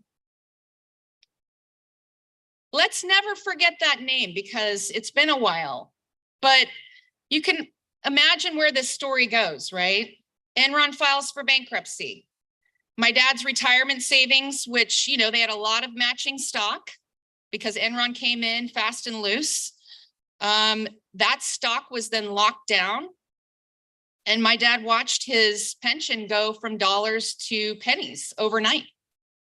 After almost 40 years of hard physical labor for this company. And I cannot tell you, it still hurts today, the impact that had on our family and how infuriating it is to know that here we are decades later, and we're still seeing that corporate greed and that disregard for the dignity of working people and their livelihoods. And most people today are not paid enough to save anything for retirement, or they've lost their retirement through absolutely no fault of their own because of a greedy company, or they have to worry. Seems like every other day that half of the politicians in this country want to gut the very program that they've paid into and they've earned their entire working lives. So this work is now more critical than ever. And that's why I wanted to be here today. And that's why Fred was here, because I know he did a powerful job this morning of kind of laying out why this partnership, and Arlene knows this, why the AFL-CIO and the ARA partnership has been so important since its inception. But the work ahead of us is even more critical now than ever before. So what I wanted to talk about today was really the tale of two generations. You know, two generations that in many ways couldn't be more different. You know, you talk about Gen Z, our young workers, and then you look at the greatest generation and the baby boomers, you know, in our country today. We have to realize how fundamentally those generations really are connected, despite their age differences. I do travel this country a lot, as Robert said, and I talk to young workers all the time. I seek them out. And what are they worried about? The exact same things that we have always worried about. You know, I'm worried about my future. I'm worried about, you know, will I be able to make enough money and be able to save for retirement? Is that even within my reach? I'm worried I can't live the life that I want to live because the way the economy is so broken. And in that frustration now, young people are turning to our movement and turning to unions, unlike we have seen in decades. It is so exciting. You've heard me talk about this number, many of you. 88% of Americans under the age of 30 support unions. 88%. That's 9 in 10. If you were to walk outside and talk to a bunch of young people, 9 in 10 of those people would be pro-union. And they're turning to our movement because of all the same basic ideas that our retirees and people all over this country have been fighting for a very long time. This idea that we should all live long, good, prosperous lives and have the chance to earn a living wage and save and be protected and retire with dignity. Both of these generations see that idea under attack every single day. But here's the other thing. Both of these generations are realizing their power more than they ever have before, especially in this political moment that we are having. You see it so clearly with Gen Z and our labor movement, the way they are leading so much of the organizing that's going on, so much of the action that we are seeing on the ground in, you know, some of the retail sector strikes, for example, Starbucks, Writers Guild, you know, all over the place. There's so many examples. They're putting out those videos of strike lines on TikTok and reaching out to people all over the world. And you see it, as Fred spoke to this morning, in the incredible power that our retirees and our activists have shown day in and day out on the ground, mobilizing, talking to their friends, their neighbors, their loved ones about elections or advocacy, whether that work is big or small. Maybe not using TikTok quite as much, but still unbelievably effective. So both of these generations have incredible power on their own. But what I want us to imagine today is, what does it look like when those generations team up together? Yes. What kind of unbelievable power and influence would we see if they were working together more effectively or were more interconnected? You know, fighting to protect retirement and Social Security now together, fighting to protect it for generations to come. So what does that look like? What can we imagine? Well, first, in the short term, there's no doubt we're under one of the greatest threats to Social Security we have seen in quite some time. And Rich was just talking about this. You know, it's easy to look at the Republicans and see the chaos, the fact they can barely even get a speaker nominated, right? We all know the one thing they are fully united around is threatening the social safety net. And it's great that we avoided the shutdown a few weeks ago. It's temporary. But here we are, a month out from the next deadline. And we're seeing this idea floated by Republicans of a so-called, as Rich said, fiscal commission, right? We know what that means. I don't have to tell anyone in this room what that is code for. And you said it. It's a code for cutting Social Security, among so many other things. It's a code for a threat to the retirement of our workers now and for generations to come. So we need to stand unified across these generations and say, absolutely no way. That's right. There is a lot going on in the world, to say the least. But this cannot go unnoticed. They cannot sneak this by the American people. So we need to be clear, as we always have been. that Social Security is not the problem. It is a key solution to the retirement income crisis, and it needs to be expanded. We need our young workers engaged in this fight. We need our retirees engaged in this fight, standing right next to each other, letting Americans all over the country know how this affects each of us, telling those stories, organizing in the old school ways and the new school ways to get the message out there and really build this grassroots movement. And if we can do that, there's nothing that will stop us. The second thing we can do is to take this incredible faith that people have placed in us as a movement, use it to shape the political landscape of this country, especially leading into 2024. We have to start talking about how to effectively message this for the upcoming election. And I mentioned that 88% number earlier of young workers who believe in unions. Remember that? Well, let me tell you what else our recent poll told us on Labor Day. More than 2/3 of people in this country support unions right now. 2/3. 2/3 of people in this country agreeing on anything is hardly, it's not a possibility anymore, but they agree on unions. So what does that tell you? In a landscape where it's easy to be cynical, where no one trusts institutions in this country, people trust us. They are listening to their unions and they're listening to their fellow workers. They're listening and have their ears open to the messages and the issues that we put forward and engage in dialogue with them on. So that is what the secret weapon of the ARA is all about.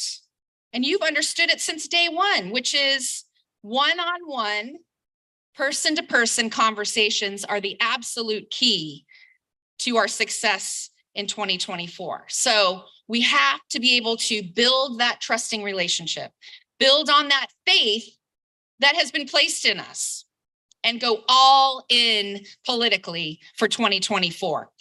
That's right.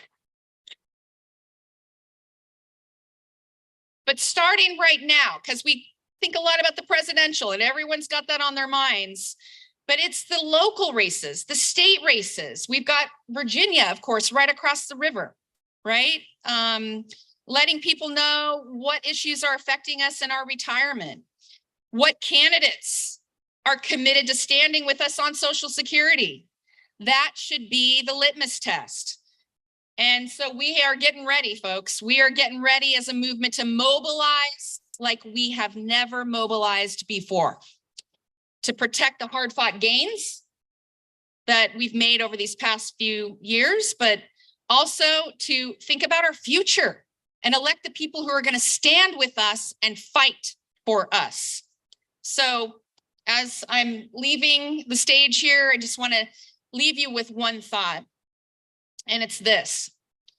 We are in the midst of a moment. Everyone keeps talking about it, right? We're in this moment. And for the next 6 months to a year, that is going to define not only our movement, but our country for decades to come.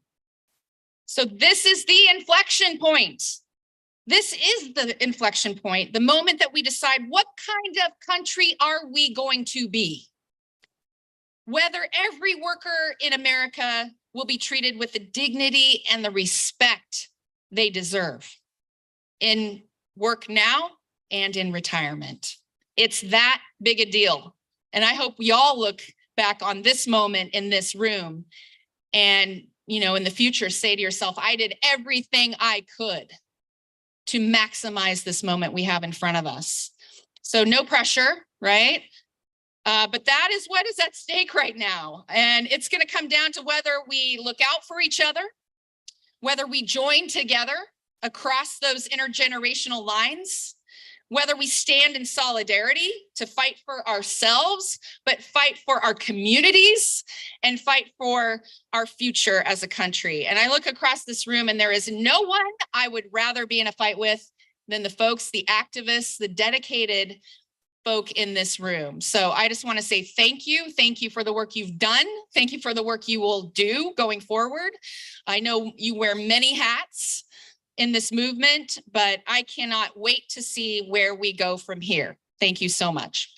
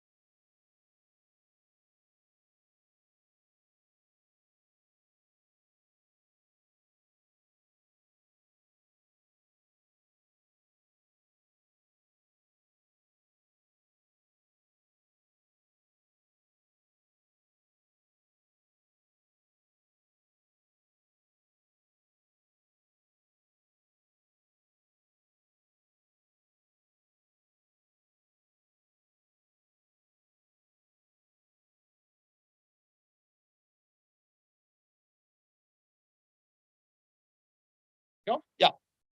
All right. Again, we are so lucky to have an inspired leader like Liz Schuler and as well as Fred Redmond leading us forward. Okay, as was previously mentioned, some new things happened, positive things happened on a bill Congress passed last year called the Secure 2.0 Act, I think is what it was called. And we are luckily able to hear firsthand from the people involved in it, finding funds that are lost, misplaced. But we have a great panel here today to do it as well. Norm Jackson is the acting regional director for the Labor Department at the Employee Benefit Security Administration, called EPSA, in the Philadelphia regional office. When I worked at the Clinton Labor Department back in the dark ages, it had another three. It kept getting changed, but now called EPSA.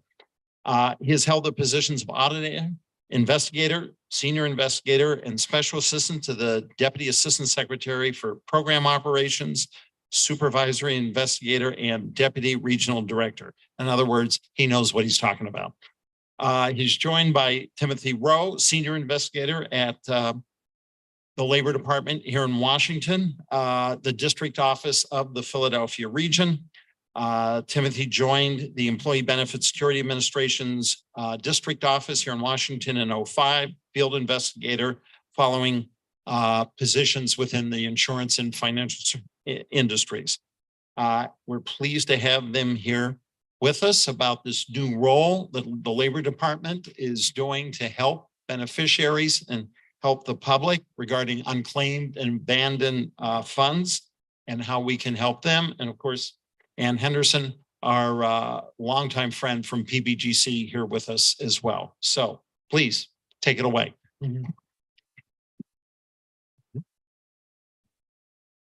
Thank you, Rich. And since you've heard from me, what I wanted to do is take about 5 minutes of our colleague at DOL's time and talk a little bit about PBGC's Missing Participant Program. This is a program that existed prior to Secure 2.0. We had a bit of a change in 2018, so I'll talk you through some of that. And then I'll turn it over to these guys to talk about the work that they're doing on the same issue. Obviously, the concept of unclaimed retirement benefits is a big one. We like to tell the story. It was maybe about a decade ago. Bill O'Reilly had a news show in the evening, and he mentioned the fact that PBGC at that time had a search on our website where people could go type in their names and see if PBGC was holding money or benefits for those people. Overnight, our web traffic spiked, I think about 30,000%, and took us down overnight, and it was a big scramble. So we know that there's a lot of interest in that. So PBGC's Missing Participants Program I think they'll pull the slides up, but if not, I can talk through it. What our program does is it connects those people who were missing when their plans ended with the benefits that they were owed. And initially, kind of prior to, there we go, excellent. So, yep, perfect. There we go. So prior to about 2017, 2018, our program only covered participants who came to us as a result of the standard termination process for single employer plans. We expanded the program with a final rule that we published in 2017. We now call it the Expanded Missing Participants Program. And the Expanded Missing Participants Program is effective for plans that end on or after Jan 1, 2018, and it covers 4 types of plans. So remember, initially we covered 1. Now we cover the insured single employer plans. We also have our Expanded Missing Participants Program, which covers folks in defined contributions plans. This was a whole new world for PBGC, something we didn't have a lot of experience with, and we've been very excited to be running that part of the program. We also cover those small professional services DB plans. If you remember, those are things like small architectural firms, small doctor's office. They can also take advantage of this program, as well as the PBGC insured multi-employer plans. And so just a little bit on how the program works at PBGC. When a plan ends, obviously it needs to meet all of its obligations to its beneficiaries. If there are participants or beneficiaries that plan can't find, they have some choices. They can hand either the benefits or the information about where those benefits are held over to PBGC, or they can work with an insurance company to provide annuities for those folks. And in defined contributions, they have similar choices. Again, they can hand that information or those benefits over to PBGC, or they can work with a private financial institution. Just to give you a sense of the magnitude of the program, in our most recent annual report, the total combined present value of future benefits, and I'm glad I'm not the first person mentioning PVFB in today's meeting today. The combined present value of future benefits for our expanded missing participants program was about $295 million for the participants whose benefits were transferred to PBGC. So there are a lot of folks out there, and we are working hard to make sure we're reconnecting them with the benefits that they earned. And so under our expanding program, which again has been running for about 4 years now, folks can transfer funds they can transfer those funds to cover the cost of the liabilities for that participant going out into the future, or they can go out and buy those annuities and then send us the information so that when a participant calls, we can say either we have your money, let's make sure you are who you say you are, and we will pay that money to you. Or we can say, here is the name and phone number for the insurance company or annuity provider that is holding those funds for you. We have a wonderful working relationship with DOL and with EBSA. We work very closely with them to help us locate the folks who are on our expanded missing participants list. And we work with them also on some of the work they do on their abandoned plans and TVBP projects. And I will turn that, and that is all for me. I'll turn it over to our experts and DOL for the rest. Thank you.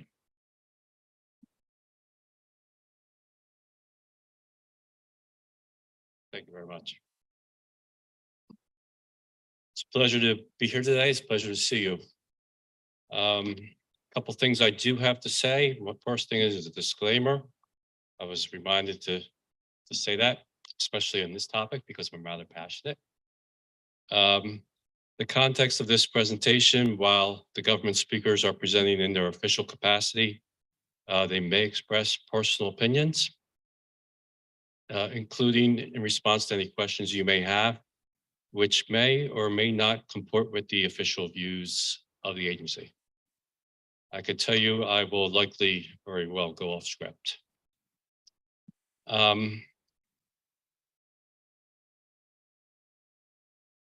We heard a whole lot about retirement today, being prepared for retirement, participating in retirement plans, What happens when working Americans are not properly prepared? This is the wrong slide, Joe.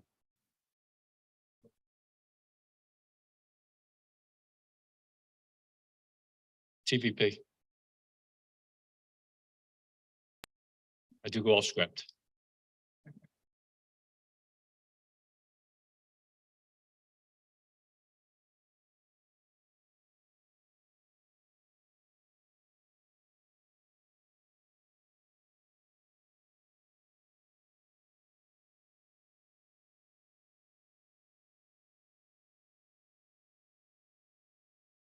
You got me?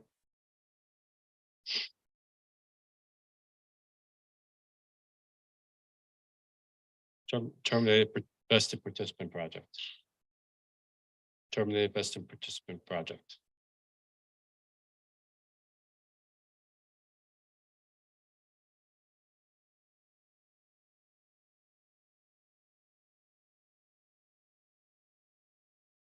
You got me? Yeah. We call it TVP just to, yeah. So, all right. Now let's get back on the road. Okay. Heard a lot about retirement. Be prepared for retirement, participating in retirement plans. What happens when working Americans are not properly prepared for retirement? Well, I gotta tell you, this presentation has nothing to do with any of those things. This presentation is all about American taxpayers who did prepare for retirement. They did participate in a retirement plan. They just never received their hard-earned benefits. And what we tried to do in this program, in this particular project, is to get them their money. Pretty simple. And that's the TVP.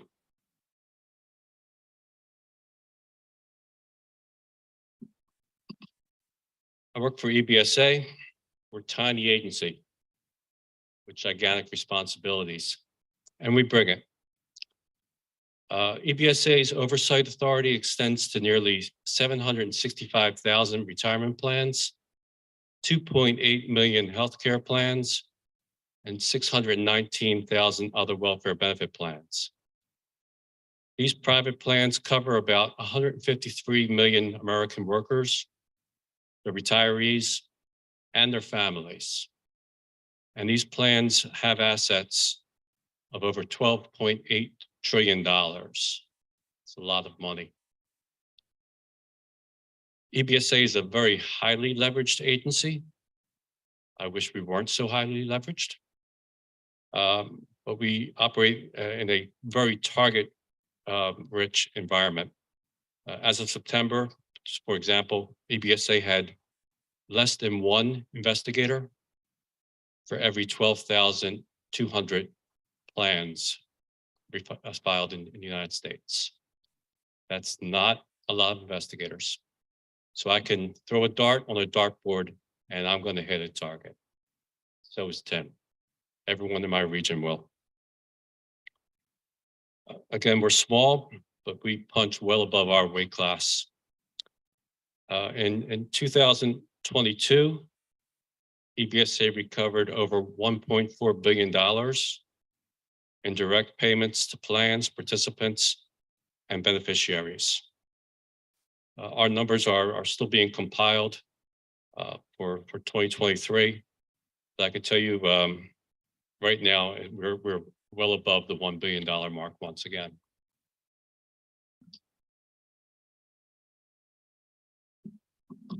EBSA has jurisdiction over Title I of ERISA. ERISA offers protections for individuals enrolled in retirement, health, and other benefit plans sponsored by private sector employers. The law provides rights to plan information, provides a grievance and appeals process for participants who have their benefits denied. And the law also sets standards of conduct for those who manage employee benefit plans and their assets. And those people in my world are called fiduciaries. And they're my number one target. This is our organizational structure. At the top, we have Lisa Gomez. Lisa was a former partner at the law firm of Cohen, Weiss, and Simon, LLP, in New York. We have Ali Quayar. Ali was our principal deputy, is our principal deputy assistant secretary. I've known Ali since the 90s. He grew up in EBSA, just like myself.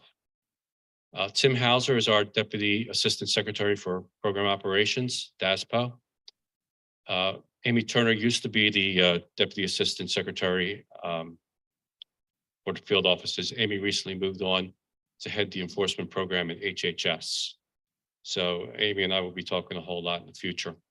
We have a whole lot of division chiefs. So I'm not going to go over each one, but they're all super important. They all deal with unique areas of the law. I'm going to talk about my region. I've been in my region since 1985. I know it really well. Started doing organized crime. They were my first cases in Atlantic City. And then I went on from there. So we're responsible for all private sector pension and welfare benefit plans located in Pennsylvania, Southern New Jersey, Delaware, Maryland, Virginia, West Virginia, and of course here in Washington, D.C. Recent data filed with the Secretary ranks my region as the third largest number of plans in the United States. We have about 11% of the Form 5500 filers. In addition to the employee benefit plans filed in our region, Philadelphia is the home to some of the largest financial institutions, as well as some other service providers who perform critical services for ERISA-covered plans both in our region and throughout the nation. Philadelphia is also the home to some of the nation's largest organized labor unions, such as the AFL-CIO.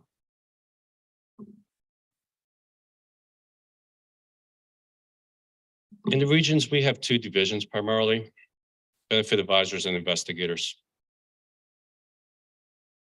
Right now, I have 16 benefit advisors and 30 investigators. That's not a whole lot. I keep them busy. Our region's headquarters is at 19th and Market Streets in Philadelphia. And we have a district office located East West Highway in Silver Spring, Maryland. I am biased.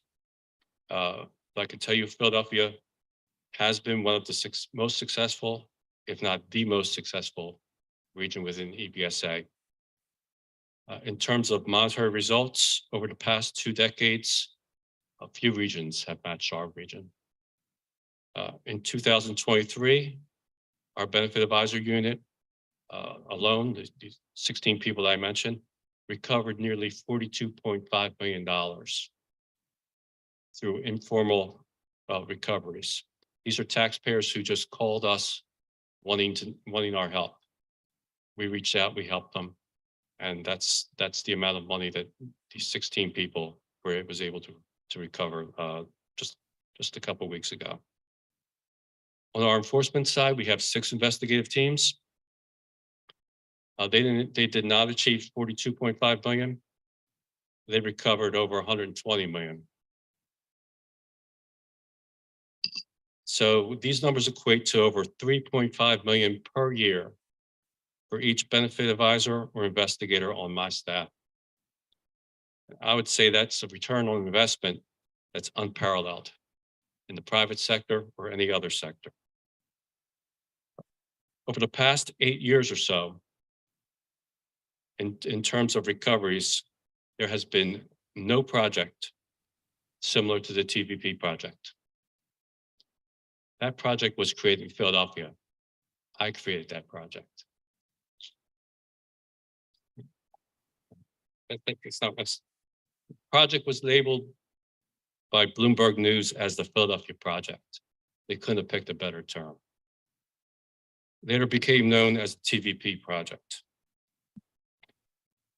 That's what we do.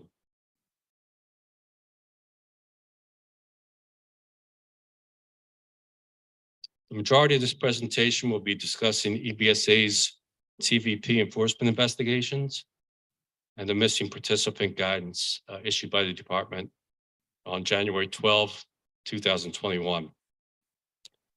Specifically, best practices for pension plans and compliance assistance release 2021-01. Again, this presentation will focus on participants in ongoing and active DB plans. There are best practice guidance that will apply to defined contribution plans, and we'll discuss the DC guidance later on.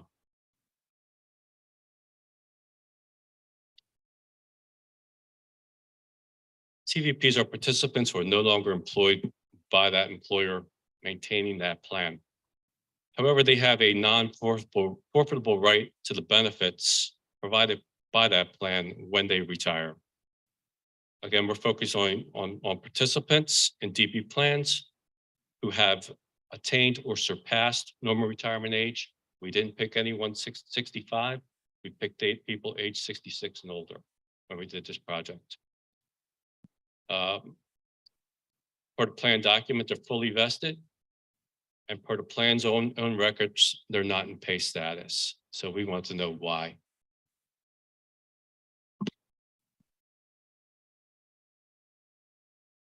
Again, with few exceptions, Title I of ERISA requires pension plans to commence benefits no later than 1 year after the participant reaches the age of 65. Again, 66 was our target age when we started this project. We certainly understood normal retirement age 65, a participant can elect to defer their benefits to age 70 and a half. So if they were an active participant or they want to defer to age, they were not inactive and want to defer to 70 and a half, we were okay with that. The Setting Every Community Up for Retirement Enhancement Act of 2019, or the Secure Act, raised the RMD age from 70 and a half to 72. So in some of our investigations, yeah, we had to adjust for that.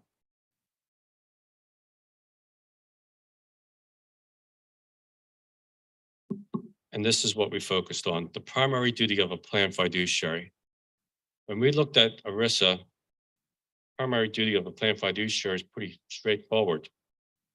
And that is to pay participants and their beneficiaries under the terms of the governing plan documents. So my office, EBSA, believed the IRS excise tax applicable to TVPs who were not in benefit status, TVPs who were over the age of 70 and a half or over the age of 72, by imposing this excise tax, that's not in their best interest. So that excise tax can, and it should be avoided in every possible measure by responsible parties, primarily plan fiduciaries.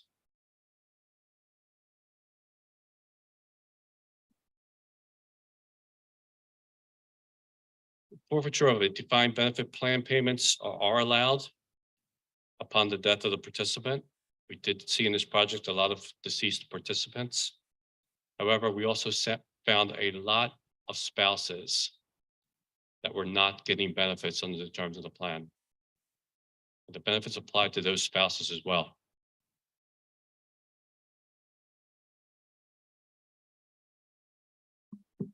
Again, in the field, we found that the best way for fiduciaries to pay these benefits is to know your people. It was pretty simple. Know your employees. Do your absolute best not to lose your people. Don't lose the participants, don't lose the beneficiaries. After that, we found maintain reliable plan records. Update those records periodically and keep those records readily available anytime you need to use them. We found when we started doing this project, ERISA only requires 7 years retention of records. I'll tell you that's not true. When it comes to payment of benefits, you keep the records you need to pay those benefits.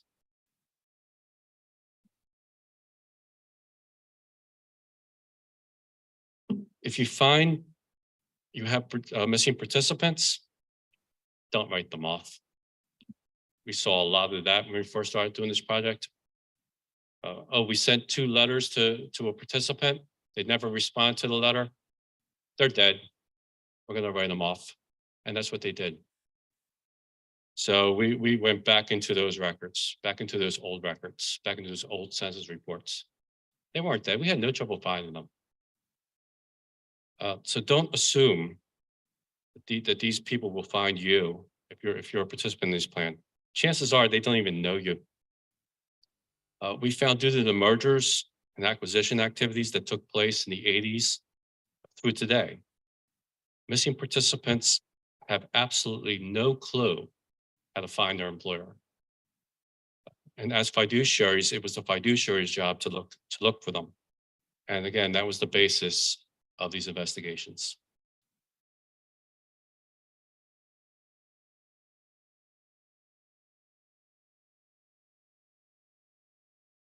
Okay, I'm going to give you some inside baseball because I am a Phillies fan. How these cases get open, how this project got started. Project got started because someone called me up as deputy and said, "Hey, Norm, your benefit advisors don't know how to handle Social Security notices." Oh, really? My benefit advisors, all 16 of them, get flooded once every 2 months with Social Security notices. Problem wasn't my benefit advisors. The problem was the fiduciaries weren't looking for these people. So again, once a month, Social Security sends this, they send it out. And at the very bottom, it says, if you have any questions, call 888-444-EBSA. That means you're going to call my agency. I know who put that one-liner in there. His name's Dennis Fish. He used to work for us. I want him to put that in there because I want to have these calls. So again, my benefit advisors were getting flooded by these calls. They were the single most recovery of every situation that my benefit advisors were dealing with, and they deal with a lot of situations. So I started asking, well, why? What's going on here? And let's flip the tables from my 16 overworked benefit advisors to where the problem really lies. The people running the plans. They don't know where their people are. So I asked a couple of my investigators doing ongoing plans, just take a look at this and see what's going on here. See if there's anything to this. They were focusing on other issues, but I have great staff. And they said, sure, Norm, we'll look into this too. Well, they found nobody was looking for these people. So then I said to Mike Horton, who was my financial analyst at the time, Mike, give me the 50 biggest DB plans in my jurisdiction. I'm opening the cases on all 50. And that's exactly what we did.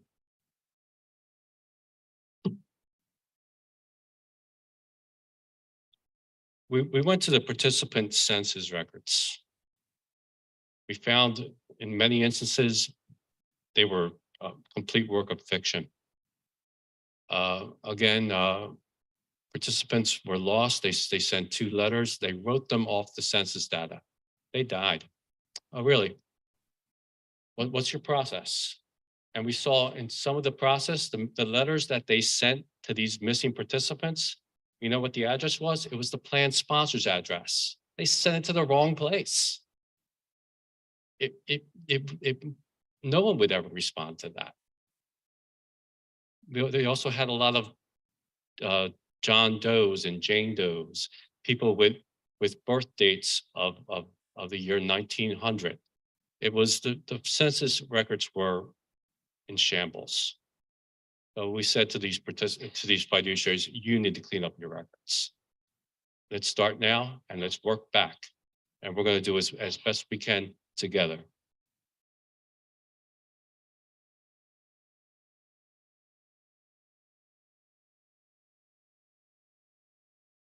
So that's what we did. Whether We looked at their policies, the procedures. In most cases, we found that they really needed a major overhaul. And we caused that overhaul to be made. And they started finding people.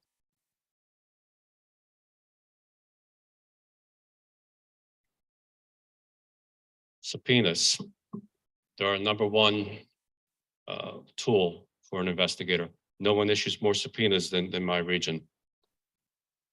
We back up those subpoenas. We have great lawyers. So we issue these subpoenas for these documents, and we go through those documents with a fine-tooth comb. We are looking to see if they have solid procedures to find these missing participants, and if they don't, what they can do to make better procedures. We do a whole lot of interviewing. We interview the fiduciaries. We interview service providers. Again, the idea is to make this a lot better than when we walked in the door. Yeah, we're looking for systematic errors in plan record keeping. We found a bunch of them. Found a lot of errors in plan administration. We found a whole lot of, again, inadequate procedures for finding people.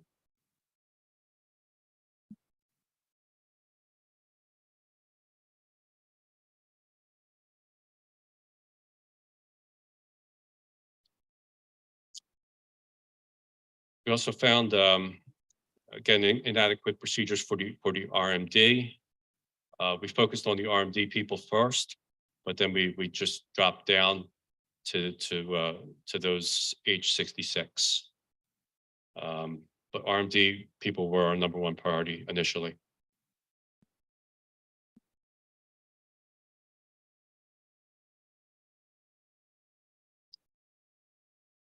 Yeah, we talked about the envelopes that were sent to the plan sponsor's address. We went going through the census data. We saw the people allegedly born on January 1, 1900. We saw a lot of Jane Does, John Does, Social Security numbers with all zeros. We worked to clean up, again, all that data, and that was a lot of work. These cases were very, very time intensive.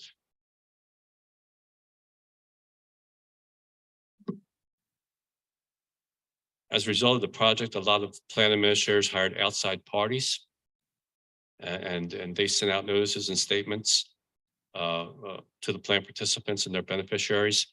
However, we did look at some of what those people were doing, and we also made sure that the plan fiduciaries were monitoring those service providers to make sure they were doing what they were hired to do. We found some problems there too.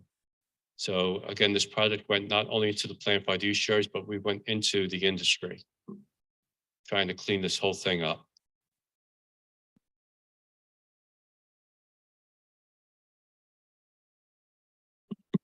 We issued surprisingly very few voluntary compliance letters. When we started this project, I got to tell you, I was ready. I was ready for bear. I was ready to go to court. We had a lot of really things all lined up the way we thought it would go, and we run this thing right to court, get some cases on the books. That never happened. We issued, again, very few voluntary compliance letters. The very first confrontation I had, and I don't like confrontations, but I'm not afraid of them either, was with a law firm, and they were going to butt heads with us. And I said to the RD at the time, Mark, let's go. They changed lawyers real fast, and their new lawyer was like, what can we do to help? So in my region, we issued one voluntary compliance letter. That's it. We found that out of all of our projects, when it came to voluntary compliance, this was the easiest one. So we were really glad of that. These fiduciaries, once we brought it to their attention, many of them were embarrassed. And they wanted to fix this as much as we wanted it fixed.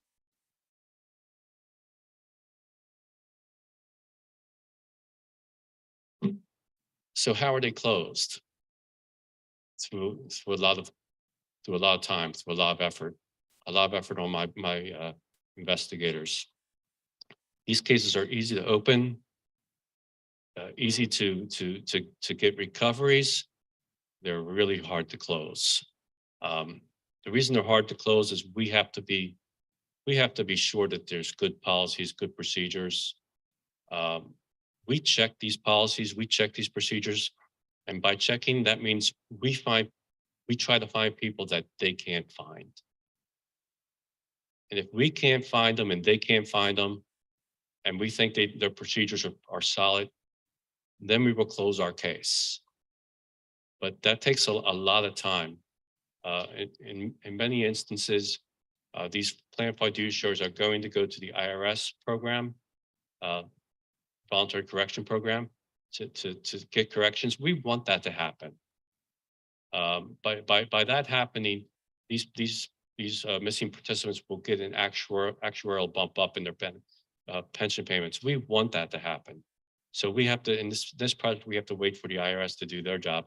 I got to tell you, they're kind of slow, but we have been working with the IRS to try to speed up the project, but they're hard people to talk to sometimes.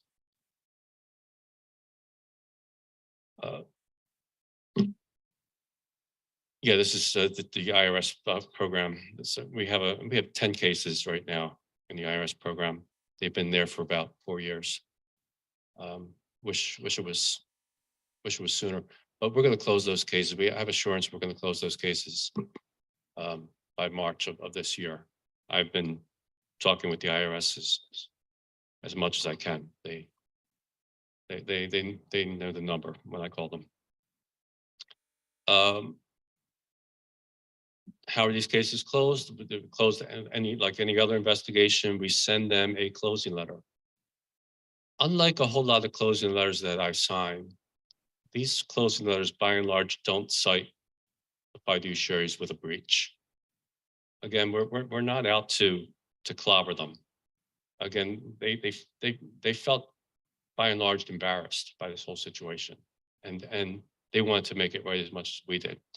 So we're not looking to hit them with penalties and fines and things like that. We want to make this right today and make sure they have a process going forward that this won't happen again. So again, a little bit unusual for us in our closing letters. That's how much. I can't change the slides. These are approved slides. That's how much we recovered as of 2020. I can tell you in 2021, we recovered a little bit over 1.5 billion in this project. And in 2022, we decided to, as an enforcement agency, change focus a little bit. Again, small agency. So when we change focus, you're going to find material changes. So in 2022, this project recovered 542 million.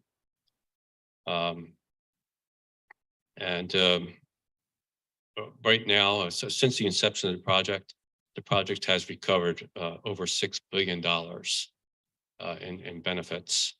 Yeah, thank you. That's again money these people would never have. Some stories. You know what? I can't get in some of the stories. They're too emotional for me. But I can tell you, this has been a really great project. Saved a lot of people's homes. Provided families with vacations. I go off script. But again, fantastic project. Glad we did it.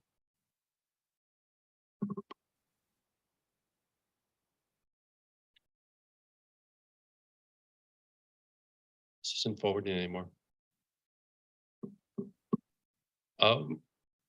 When we're doing our TVP cases, we focused on things that could be improved. But we also were very interested in who was getting it right. Yeah, I can, if it's working, I can. Thanks. That's exactly what I need. We were also focused on who was getting it right. We were learning along with the industry. And the bottom line was we found that the fiduciaries who were constantly getting it right were making it a point not to lose their employees. They were having those exit interviews. They were making sure they have contact lists. They were doing a lot of things that a good administrator does naturally. We also found that not every procedure was right for every plan. Again, you had to know your population and know your participants. So there was not really a one size fits all, which we were kind of thinking that was going to be the case. So again, what we did find that was consistent is if you were a fiduciary who was interested in staying out of trouble in one of these investigations, maintaining accurate census data is your #1 priority. Again, we had an investigation, one of the very first ones. I can't talk about companies, but it's a very well-known company, and they're in the business of protecting money, and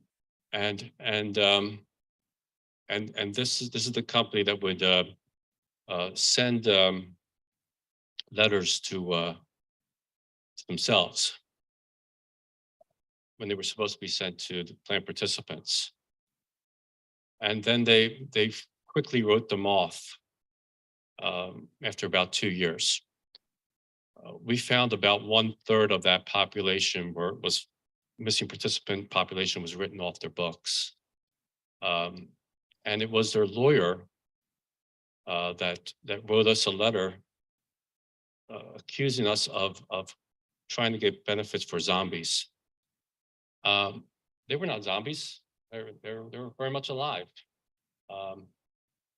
They weren't, the plan level fiduciaries were not looking for that. So they weren't, this monetary service provider was doing a horrible job. While they're protecting bank assets, they were not protecting their own population. So we took them to the mat.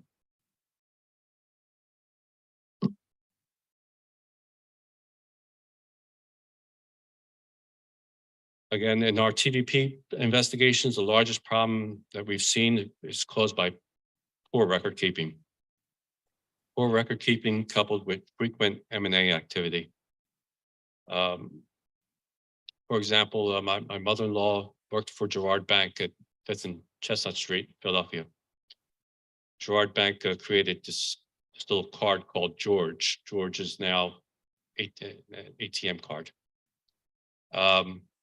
Girard Bank was merged with Mid-Atlantic Bank, which merged with Core States Bank, which merged with First Union Bank, which merged with Wells Fargo. So my mother-in-law always went to the same location. She lived at the same house for decades. She didn't go anywhere. Now, fortunately, they didn't lose her records, but this is the type of M&A activity that we have seen. So you can see how records can get lost. And that's what we found in these cases.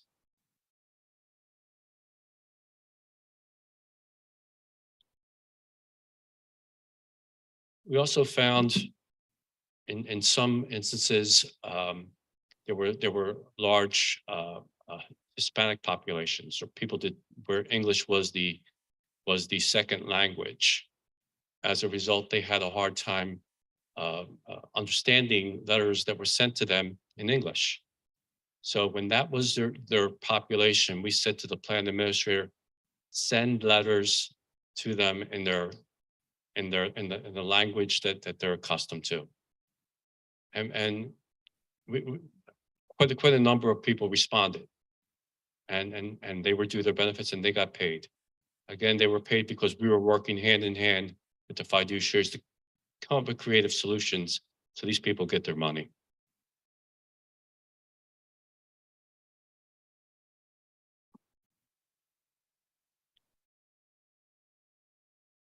Again, it was all about effective communication styles. And we tailored with each investigation, we tailored each style to that population. So yeah, these investigations took time. These participants were worth that time. And we were willing to do whatever we had to do to get it done. And we weren't settling for anything below our standards.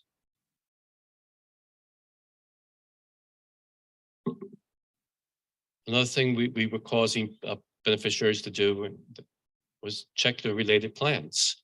We found that in the pension plan, they would have the participant, but maybe the participant passed away. But in the health plan, they would have the name of the spouse, they would have the name of the kids, they would have everything they need. They never checked the related plans. So that was one of the very first things we did, was check all your plans. Make sure you know that population. Look for the beneficiaries.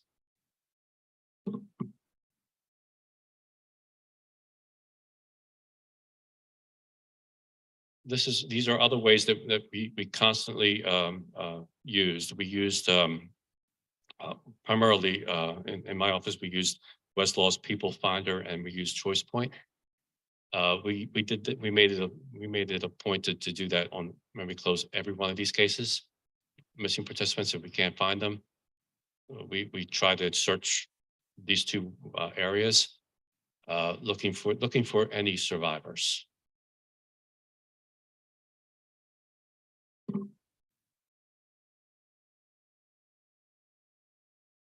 Again, this is still more ways to find missing participants. Again, I stressed we found no one method was the best. We tailor-made the best methods based on the situation. And again, the idea was to find these people. If we couldn't find the people, find their survivors.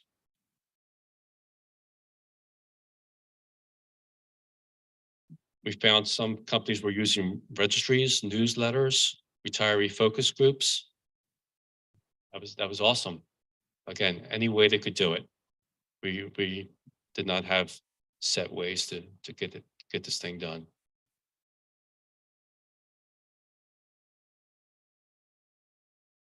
Again, in our investigations, we found that it's one thing to have really good policies and procedures. We found a lot of plans had those good policies, good procedures. We also found they never followed them. So we went back to those policies, procedures, and we said, well, this is what you said you're going to do. Are you doing it? You're not doing it. So let's start doing what you said you're going to do.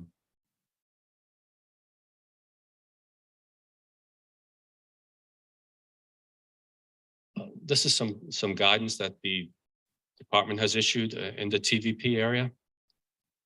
When we issued the guidance in 2021, that's when the agency decided to draw back a little bit on this project. We're going to give the industry an opportunity to absorb this guidance, see if they learn anything from it. And I do suspect we will go back to this project at some point. We will more than likely we'll do it in underserved areas. I think that's a better use of this project. It's so while it's been toned down a bit, spigot has not been completely turned off.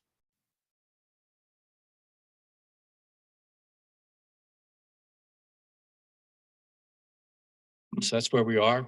It was a fantastic opportunity to do this project. It's just proof that, one person, group of people committed can make a difference. And that's what we did here in the Philadelphia project. We made it national. And we helped a lot of people. I'm glad we did it. Thank you. I appreciate that. And we do other things too. We just don't do TVP work. So if you want to stay in touch with us, we would like that. Here's how you can do it. You sign up with our website here, and our computer people can help you get new updates. Want to talk to any of my people? They'd love to hear from you. Number's 888-444-EBSA. You call that number, you're not going to get a computer, you're going to get a live person. I know them all. And they will be there to help you. I guarantee it. So with that, do you have any questions for me? Tim?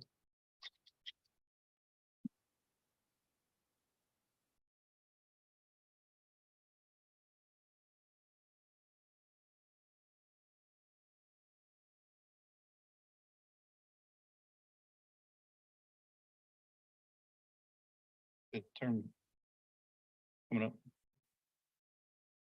Well, good afternoon, folks. I'm Timothy Rowe. I'm one of the field investigators in Norm's region. But I'm here today to present the Abandoned Plan Program. One of my other roles is a coordinator to that program.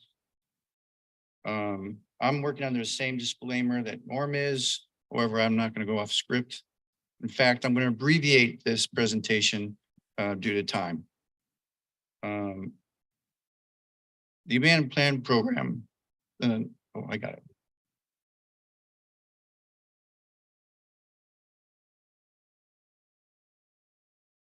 Skip that. Abandoned Plan Program was established in 2006 due to the increasing numbers of participants attempting to get distributions from their DC defined contribution 401k plans, but were unable to locate the sponsor or the person responsible for authorizing their distributions. And these institutions, these plans become abandoned for several reasons. Either the plan sponsor filed bankruptcy, closed its doors, mergers and acquisitions like Norm had mentioned, and other business reasons as well. Additionally, the fiduciaries, which Norm mentioned that term, the individuals responsible for these plans in these plan sponsors would either die, hide, relocate outside the country and whatnot. So bottom line is participants like you guys in privately sponsored 401k plans had no way of accessing their benefit. So this program was established. It's a voluntary program for institutions who meet the requirements to apply to the program, present the abandoned plan, and distribute the assets. These institutions include banks, insurers, mutual fund companies, who typically do not have the authority under ERISA to make fiduciary decisions. So this program was created to just do that, to allow institutions who are interested in helping these participants apply to the program with individual plans to distribute participant benefits. Since 2006 through the end of this last fiscal year, September 30th, over $500 million in assets have been distributed. That's 558, almost $559 million. It's been a great success, but it can be a lot better because this is only 34 institutions that have taken advantage of this, this program. We work with them to try to have more participate, but it's voluntary. So the rest of the presentation is really what they need to do to apply and all the limited liability that they take to take on these roles. So I'm going to speed through the, this is the regulations that were enacted in 2006 that created this program. Let's stop, there we go. And so, like I said, the rest of the presentation is pretty much what these institutions have to follow to meet the requirements. And we're more than welcome to getting applications from them. These institutions, the name that the role that they take is qualified termination administrators. Again, they have to fulfill the requirements to be a QTA. They have to be holding the plan assets, a custodian, we call them.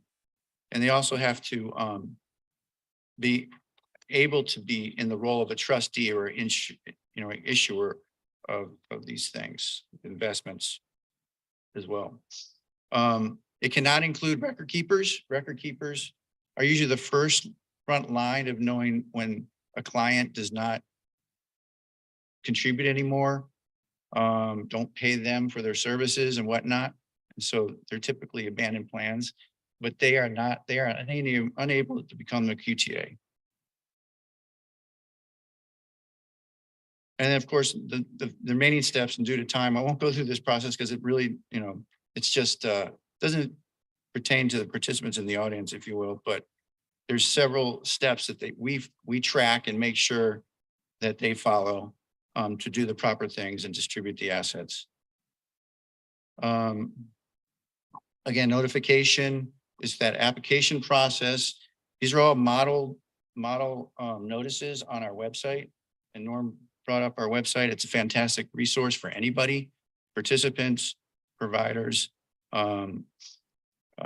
sponsors, and everyone. It's a fantastic website. I don't go out there enough, but it keeps getting added to. And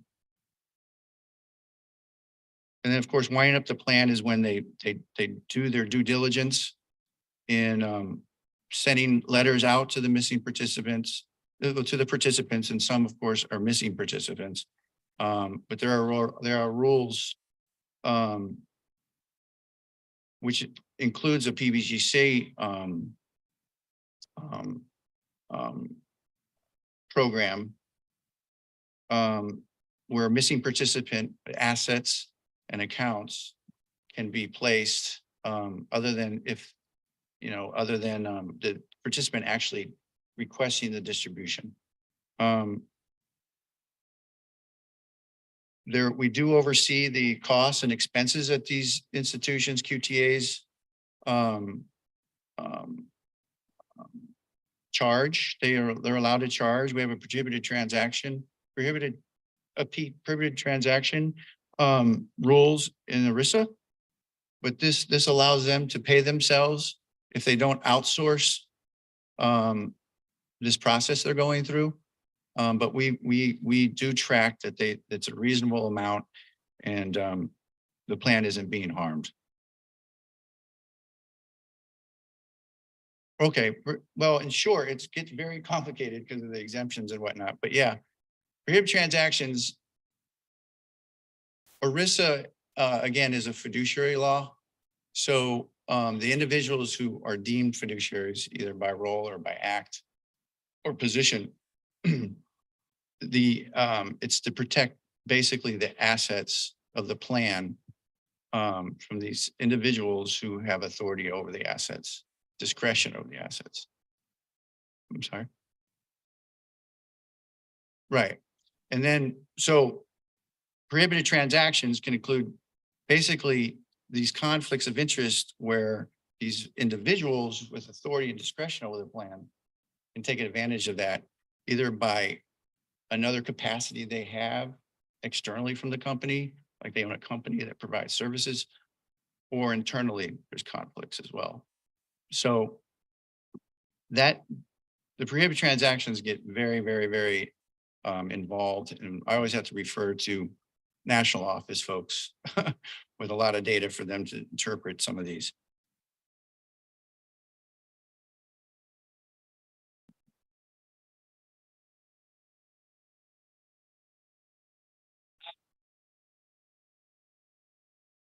Oh.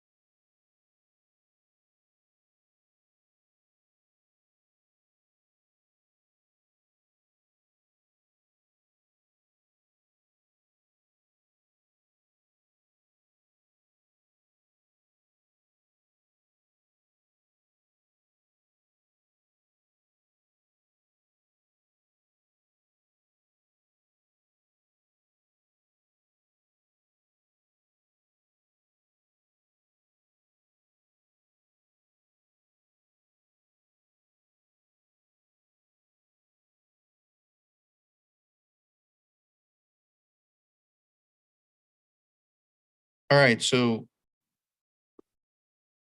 almost done, because most of it is applicable to the actual QTAs that take advantage of this program. It's a step-by-step process that they have to do and that we track.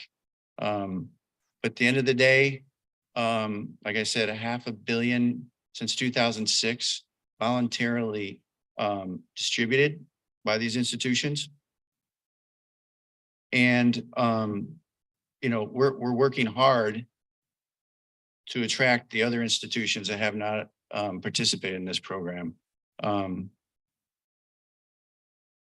Is there more of their, when they do finish their distributions of the plan assets from the plan, they have to file, of course, a final notice and a special terminal report to report how many assets were distributed. And again, they operate under limited liability, ERISA liability, that is. So that may be a deterrent for some people, to some institutions to participate, but really we're working, our goal is to have participants get their distributions. I haven't pursued anything ERISA wise. I'm not aware of us pursuing them for any ERISA violations, fiduciary violations. Now, this program does not relieve the plan sponsors who are abandoned the plans they always have their fiduciary responsibilities the rest of their life. But again, usually sometimes you can't find them. And then there are situations where multiple asset custodians, the plan has the assets of the plan in different institutions. But this is just one institution becomes the primary QTA. And then there's IRS implications, of course. The IRS will not challenge the status of the QTAs. And this is the class exemption, which allows them to pay themselves if needed, like I said earlier. And then we're almost done. The last, this screen is just indicating the difference between a QTA and an independent fiduciary. The QTA, as I've said, it's part of this voluntary program. The IF comes about when we take civil action or even criminal action to install an independent fiduciary with those roles of sponsor, maintaining the plan and whatever the violations may be that we need to correct. And again, resources, our website's fantastic. And Norm presented the BAs. The BAs, for any participant out there, call our BAs first, then they do a fantastic job of handling the calls up front. And then, of course, we have the process to get to investigators and other referrals as well. That's it. Thank you for your attention. And thank you to the ARA for inviting us. And have a good day. Follow up with it.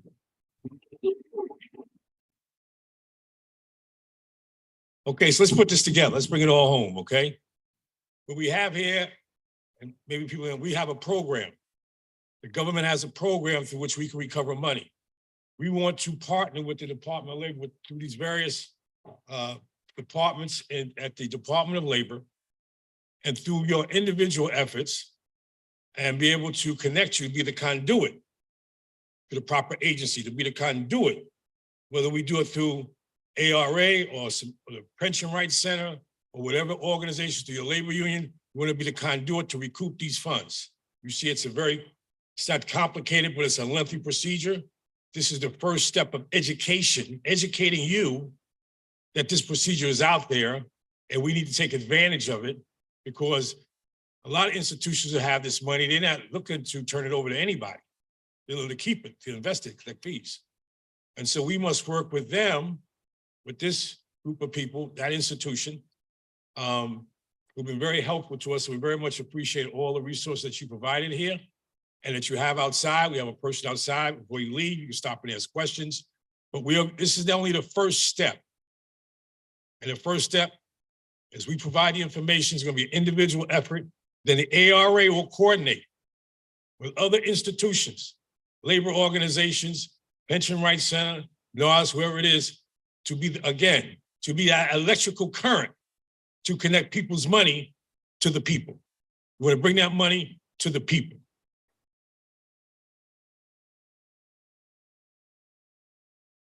Now we have, in case you didn't know, I'm a machinist, okay? And I have a fraternal relationship with the AFT, or fraternal. This is my immediate family, the Machinist Union. I got lots of families, lots of teams. And once you're on the team, you don't get off. People will tell you that in this room. Okay. But right now I have my sister, Alana Bove. She is a senior economist with the International Association of Machinists, degree in applied economics, and over 10 years of experience studying retirement and health benefit plans. In addition, she does a lot of work in negotiations as a economist, strategic research economist, and she steps into the negotiation, put those numbers together. So when you, in those negotiations, you're playing on a level playing field. And she does a lot of great work doing that. She's going to break down for us 401k versus DB and some of the pitfalls of whatever, and she's going to discuss it with you, which is part and parcel, I think, of what the DOL was talking about, when a lot of this DC money, DB, and a lot of DC money is lost and falls through the cracks. And again, That's what we want to connect best practices on 401k. Alana, please step up and do your thing.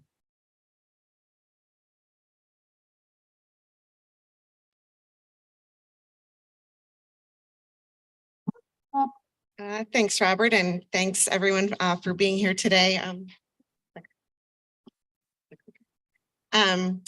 Yes, so as Director Roach said, I am Alana Bobie with the Machinists Union. You have heard a lot today about defined benefit plans and their value, right? Social Security and its importance. And as Robert mentioned, I am here to talk about, please save your rotten tomatoes, defined contribution plans. Which as we go through, I think you'll kind of understand what I'm going to try to get at here. So I'm going to talk first about some trends in the retirement space overall. These are probably things that are not news to anyone in this room, but I think it's good for just a brief overview. Talk about some of the, spoiler alert, there are some pitfalls to defined contribution plans. So I'll mention a few of those. And then some potential solutions that people talk about often, right? The role of education being one, the role of employers being another, and then the role of public policy, right? Plan reforms that we can do more broadly. And then I will give you a brief conclusion. So again, news to no one in this room, right? Retirement experts for decades have talked about the importance of the three-legged stool of retirement security, right? That begins with Social Security, hooray, hooray, for most workers in this country. A lot of public sector employers, as Sean mentioned earlier, are excluded, and also some farm workers and domestic workers, so forth. But broadly, it provides a very high quality benefit, right? Guaranteed monthly income that can't be outlived, but it's an anti-poverty program, right? As the Congressman mentioned, that's what it was designed to do. It's extremely successful at it. But that's all it does, right? For middle-class workers, you need more. Traditionally, that more has come from a traditional pension plan, right? Additional guaranteed monthly income that cannot be outlived, generally provided through your employer or an employer benefit. And then finally, on top of that, the third leg of the stool was any type of personal savings. And 401k plans I include in this space, right? Because this was how it was meant to be, right? When 401k plans came out in like the late 70s, a lot of you in this room are probably might be aware of where that name came from, by the way, the name 401k. It's the code in the IRS that was written sometime in the late 70s to provide, right, the tax advantages for these plans, that these plans came about. And they were designed to be a supplement, right? The third leg of the stool, a more tax advantage space to save on top of your Social Security and your pension for extras in retirement, right? Hopefully those first 2 monthly checks pay your regular bills. And then you have this additional playing around money, right? Maybe your car breaks down. Maybe you want to go visit your grandkids. And that's what that savings was for. And again, not to put too fine a point on it, but like in terms of those two employer legs, right? The traditional defined benefit pension and the 401k, they're vastly different programs, right? The pension does provide that guaranteed by the PBGC, except for, state and local and other church plans and things like that that the PBGC mentioned. But in the private sector, right, guaranteed by the PBGC, in the public sector by the state or local government, right? But monthly income that cannot be outlived, right? That's hugely beneficial to participants and their spouses, right? On the 401k side, I mean, it's kind of the complete opposite, right? Where the employer kind of puts in money, maybe, right, into a plan on a tax advantage basis. You're meant to put in money as well. And then, the employer's kind of done sending you off to retirement at some point in the future, and everything else you have to do for yourself, basically, right? Very, very different types of programs. Another way of looking at this is looking at who bears the risk in these plans, right? The way I just described a 401k, right? It's pretty evident that employees are bearing like almost all of that risk, right, on yourself. Funding risk, investment risk, inflation risk, and longevity risk, right? How to spend down that money in retirement is a huge piece of it. Right, Randy Weingarten referred to pensions as deferred compensation, right? Compensation that you're not getting today for work you're doing today, that your employer is promising you in the future. 401ks are not that, right? They're additional money your employer is giving you right now. And, you know, again, sending you off to, you know, to the races with it, excuse me. And yet, right, these plans were meant to be a supplement. They were not meant as standalone retirement programs. And yet, right, this red line goes back to, lo and behold, the late 1970s when these plans were originally invented. That red line, if you follow it, this only goes through 2017, but if it were to be expanded out the next 5 years, these trends would continue. But look at that, as soon as those plans came about, right, almost instantly, employers started adopting them as the only retirement vehicle, right, and abandoning their pensions, which is the blue line going down. So that's unfortunate. This is in the private sector only, right? As Sean mentioned, in the public sector, they've been a lot stronger in keeping their defined benefit plans. But this is, you know, hugely telling, right, what the trends have been for the past 30, 40 years now. And, you know, there are problems here. There are many, as I mentioned earlier, pitfalls to these plans, some of which have already been mentioned. But, you know, first and foremost, you know, not knowing how much to contribute to your own retirement, right, at age 25 or 30 or 40 and beyond. But then even if you know what that is, right, do you have enough money? Are you making enough in wages, right?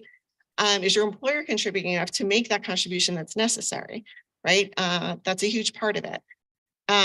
Investment decisions, right? How are you going to invest that money? And what happens in the event of a downturn, right? Not that we've seen, what, 3 now historic downturns, right? In the last maybe 3 decades. I don't think it's historic anymore, right? These things are happening very regularly, and that is devastating to people's retirement over and over and over again. And then come the leakage issues, right? Leakage broadly being, you know, either accessing that money before you retire, right? You leave a job and you take that money and spend it on something, or spending it on some sort of emergency or hardship situation, or as the DOL and EPSA just mentioned, you know, lost plans, right? Where people can't find their money anymore. All of these things contribute to what's called leakage, where that account balance is somehow dwindling before you retire, right? And as I mentioned earlier, how to spend down your money in retirement, right? In a defined benefit plan, you know exactly what that monthly check is going to be as soon as you retire. In a 401k, it's the opposite. You're left with some account balance of some size. And again, you're kind of sent to the wolves to say, well, hope it lasts you, right? And that's kind of an impossible situation for people to be in, right? Imagine, you know, starting at a new job, and instead of getting paid on a weekly or bi-weekly basis, your employer says, okay, well, you're going to be here about 10 years. Here's all that money up front, right? And you're meant to spend it down over 10 years, right? But even that situation would be better because you know it's a 10-year period, right? No one knows how long they're going to live. So it's virtually an impossible situation that people are put in this regard. And then finally, I did want to mention the lack of spousal protections in these plans. Again, it's an account. So if you die before your spouse, you know, there's no spousal protection like there exists in a defined benefit plan. You know, Secretary Treasurer Redmond this morning gave a very heartfelt story about how his mother survived on that benefit, right? That's how she survived when his father died at age 53. Imagine not having that, right? When your spouse passes away that early with 4 boys to raise. So in terms of how much to contribute, right? Like I said, this is an issue, right? This is maybe the first issue that people in these plans come across. Most people are not even aware of how much money is required when these plans, again, as a standalone benefit, right? If you've got a pension, you need far less in these plans, right? But as a standalone benefit on top of Social Security, the average worker needs to be saving anywhere between 12 and 15% of their pay every year for a 30-year career in order to, you know, maintain a similar standard of living in retirement. 12 to 15% of pay every year for 30 years. How many workers are doing that? Right? Now, this includes employer contributions too, but still. How many workers and their extremely generous employers are putting that kind of money in? And by the way, if it's less than 30 years, right? If you start saving at age 30, 35, 40, and you have fewer years, those numbers jump up exponentially because those early years, starting at age 25, that compound interest accounts for a lot of that. What do workers actually have? I mean, people are saving, workers who make under $100,000 a year are saving 5% or less. And again, that's kind of a generous estimate of what folks are doing. Another way of looking at it is what kind of account balance do you need when you're set to retire at age 65 or 67? And we're talking about retiring that late, right? Again, retiring earlier, you need a lot more. But at about age 65, you would need anywhere from 10 to 12 times your annual pay, final pay, right? Your last salary before you left work in that account in order to, again, get to some sort of an average life expectancy before that money runs out. So think about it. If your final salary at age 65 is $100,000, that means you need $1 million or more in that account. How many people have it, right?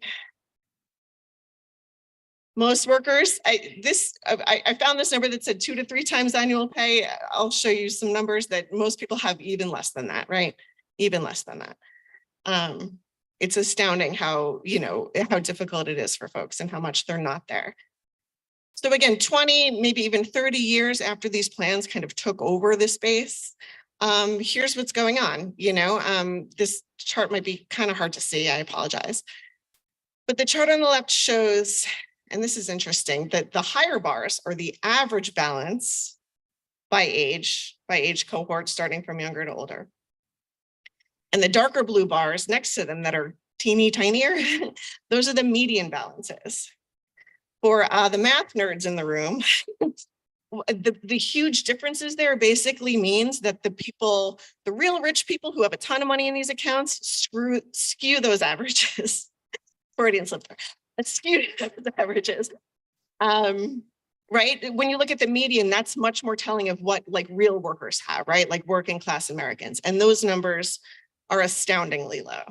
It's hard for me to read, so I'll just read one off to you.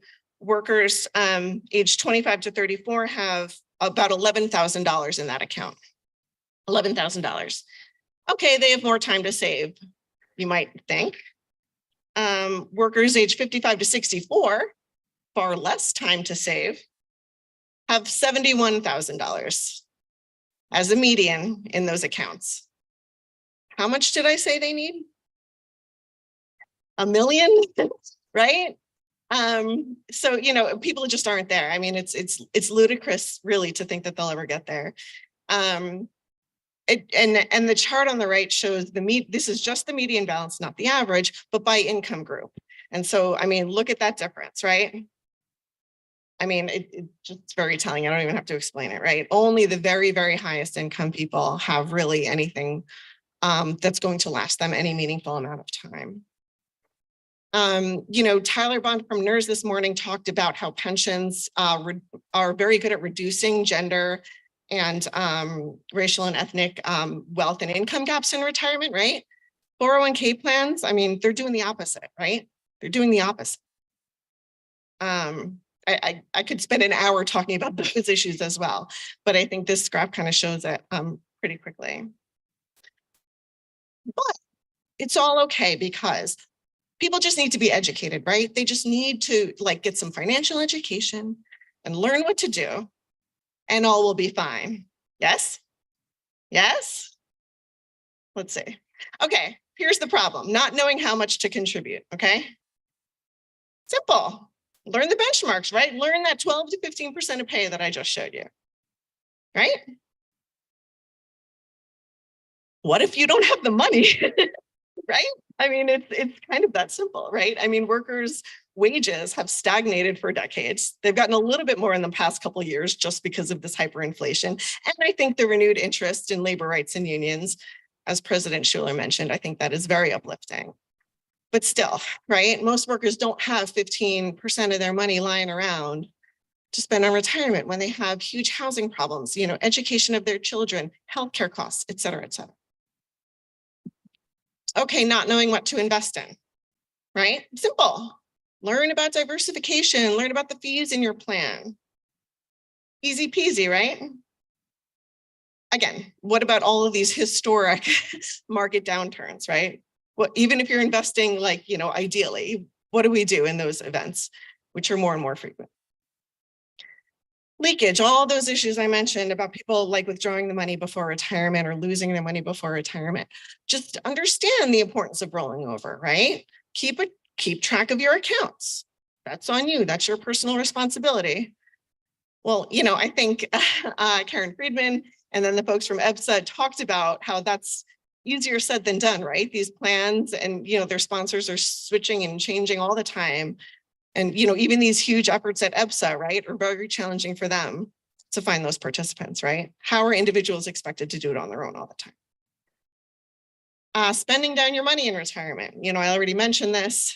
Purchase an annuity. That's simple, right? Purchase an annuity. And then you've guaranteed monthly income for life, just like a pension. Any problems there? They're extremely expensive and the market is super sketchy. I'll leave it at that. And also no one does it. No one trusts them, and perhaps rightfully so, right? Because of those two issues. Lack of spousal protections, right? What do we do about this? I mean, more annuities. You can purchase an annuity with to protect your spouse too. That's going to be even more expensive.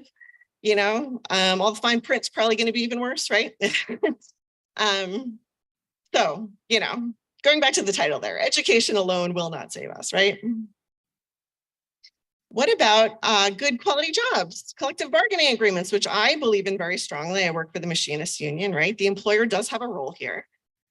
Going through these one by one, it's a mixed bag, right?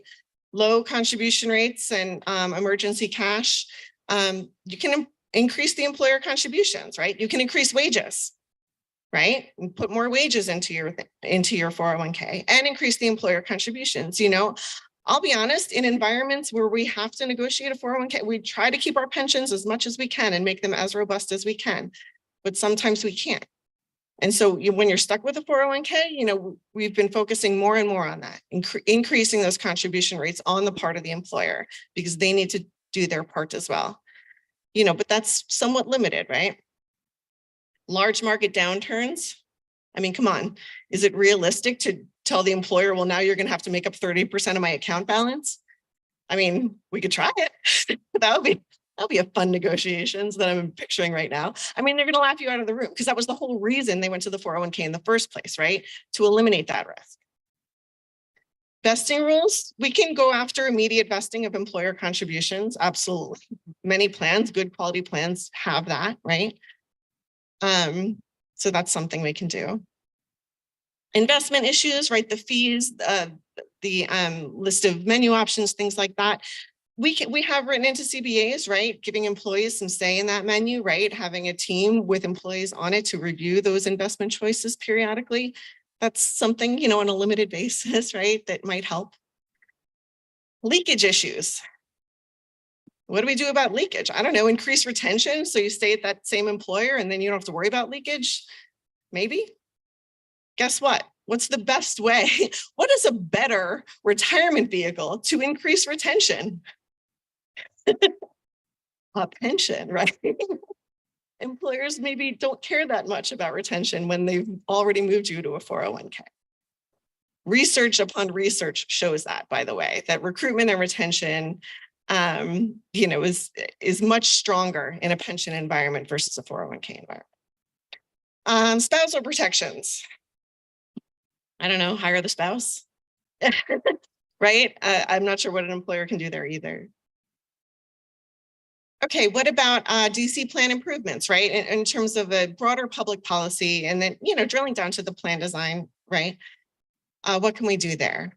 We've already done some things, right? We've done some things on the federal level, made automatic enrollment easier, right? We created safe harbors and in the new Secure 2.0 Act, it's actually mandatory for new plans to automatically enroll folks.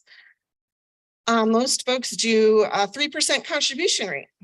Employee contributions only, employer contributions are not mandated. So we're getting 3% from the employee into these plans, and you can always opt out.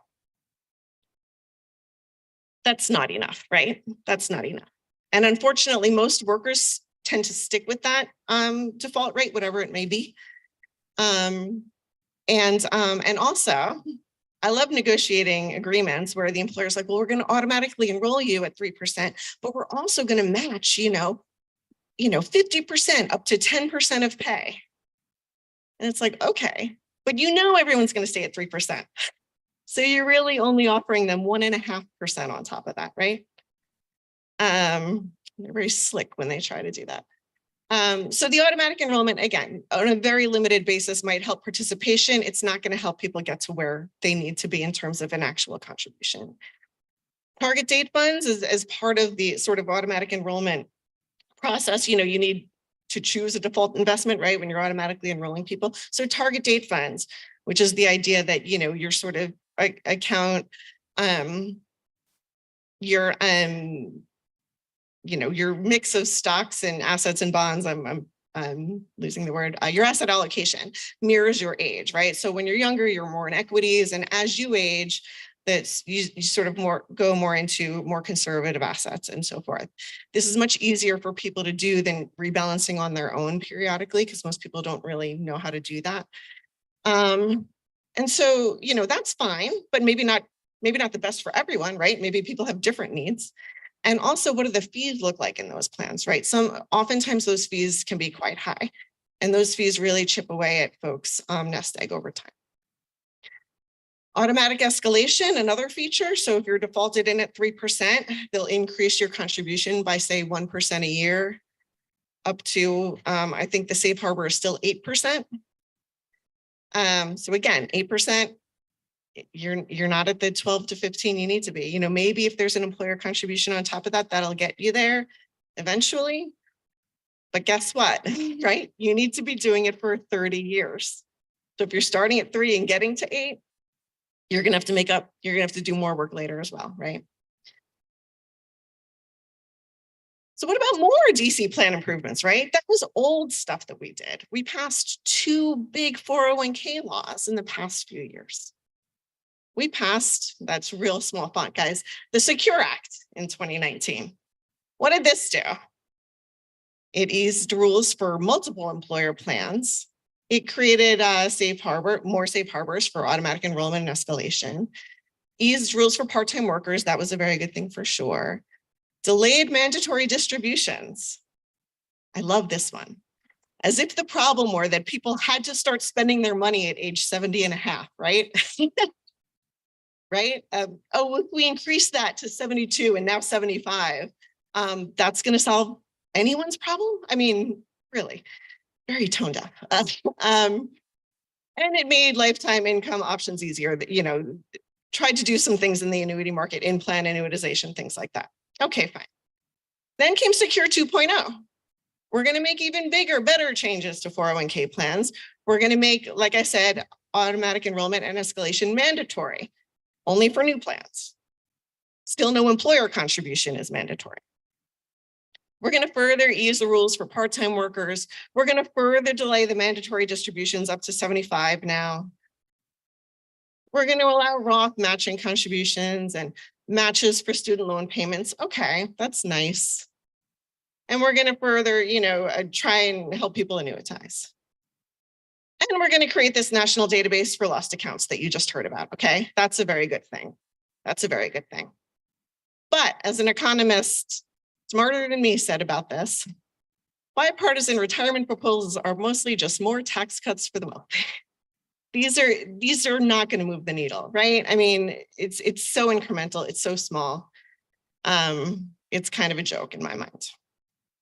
But we can do even more, right? There's more we can do. There's always more we can do. We can, we can address things like vesting rules, right? We can mandate no vesting period. We can look more at fee transparency and disclosures, target date fund standardization. We've done it. We could probably do it a little bit more. Leakage, right? The Lost Accounts Initiative is one thing. Adding emergency savings features. They did a little bit of that in Secure 2.0. Maybe we could do more of that. Automatic rollovers, again, same thing. A more annuity market improvements. Secure 3.0, 4.0. Right? When is it going to stop until we realize that ultimately, all of these things are extremely limited, right?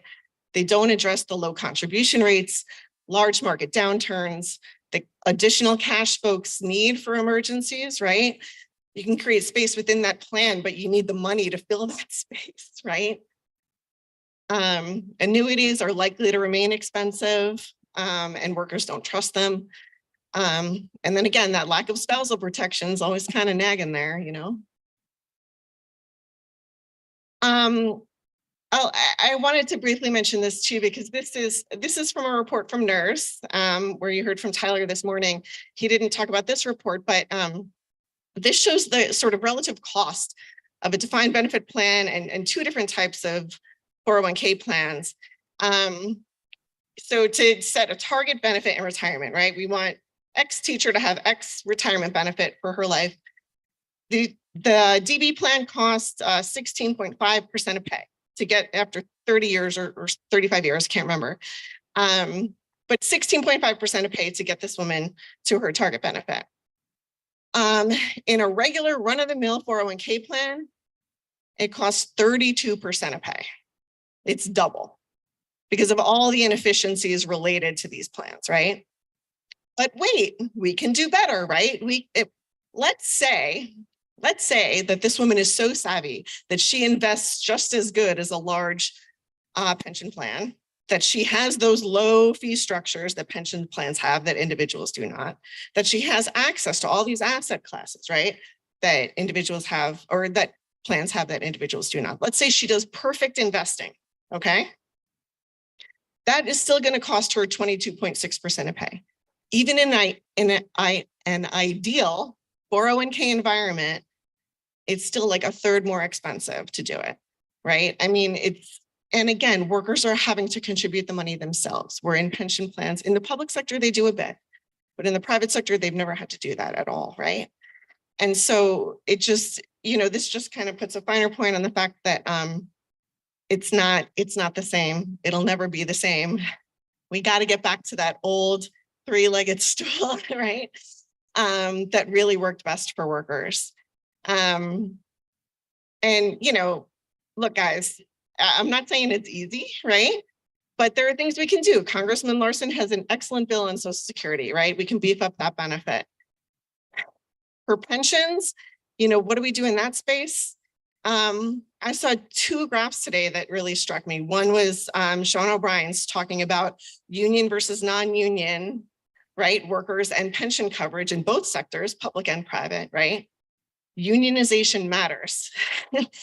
It's probably the number one thing that matters in that space, right?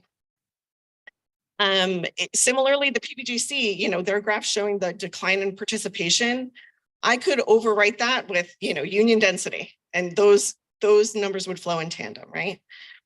I think the only way to bring back pensions in a real way is to bring back unions. And, President Schuler said it, we're in a moment, it's going to be hard. It's going to be tough, but I think we did Butch Lewis, right? We did Butch Lewis after all these years. We did it with no cap on benefits. We did it with as a grant, not a loan. I mean, these people thought that was unthinkable, when these conversations started. So we did that. We can do a lot more. Thank you.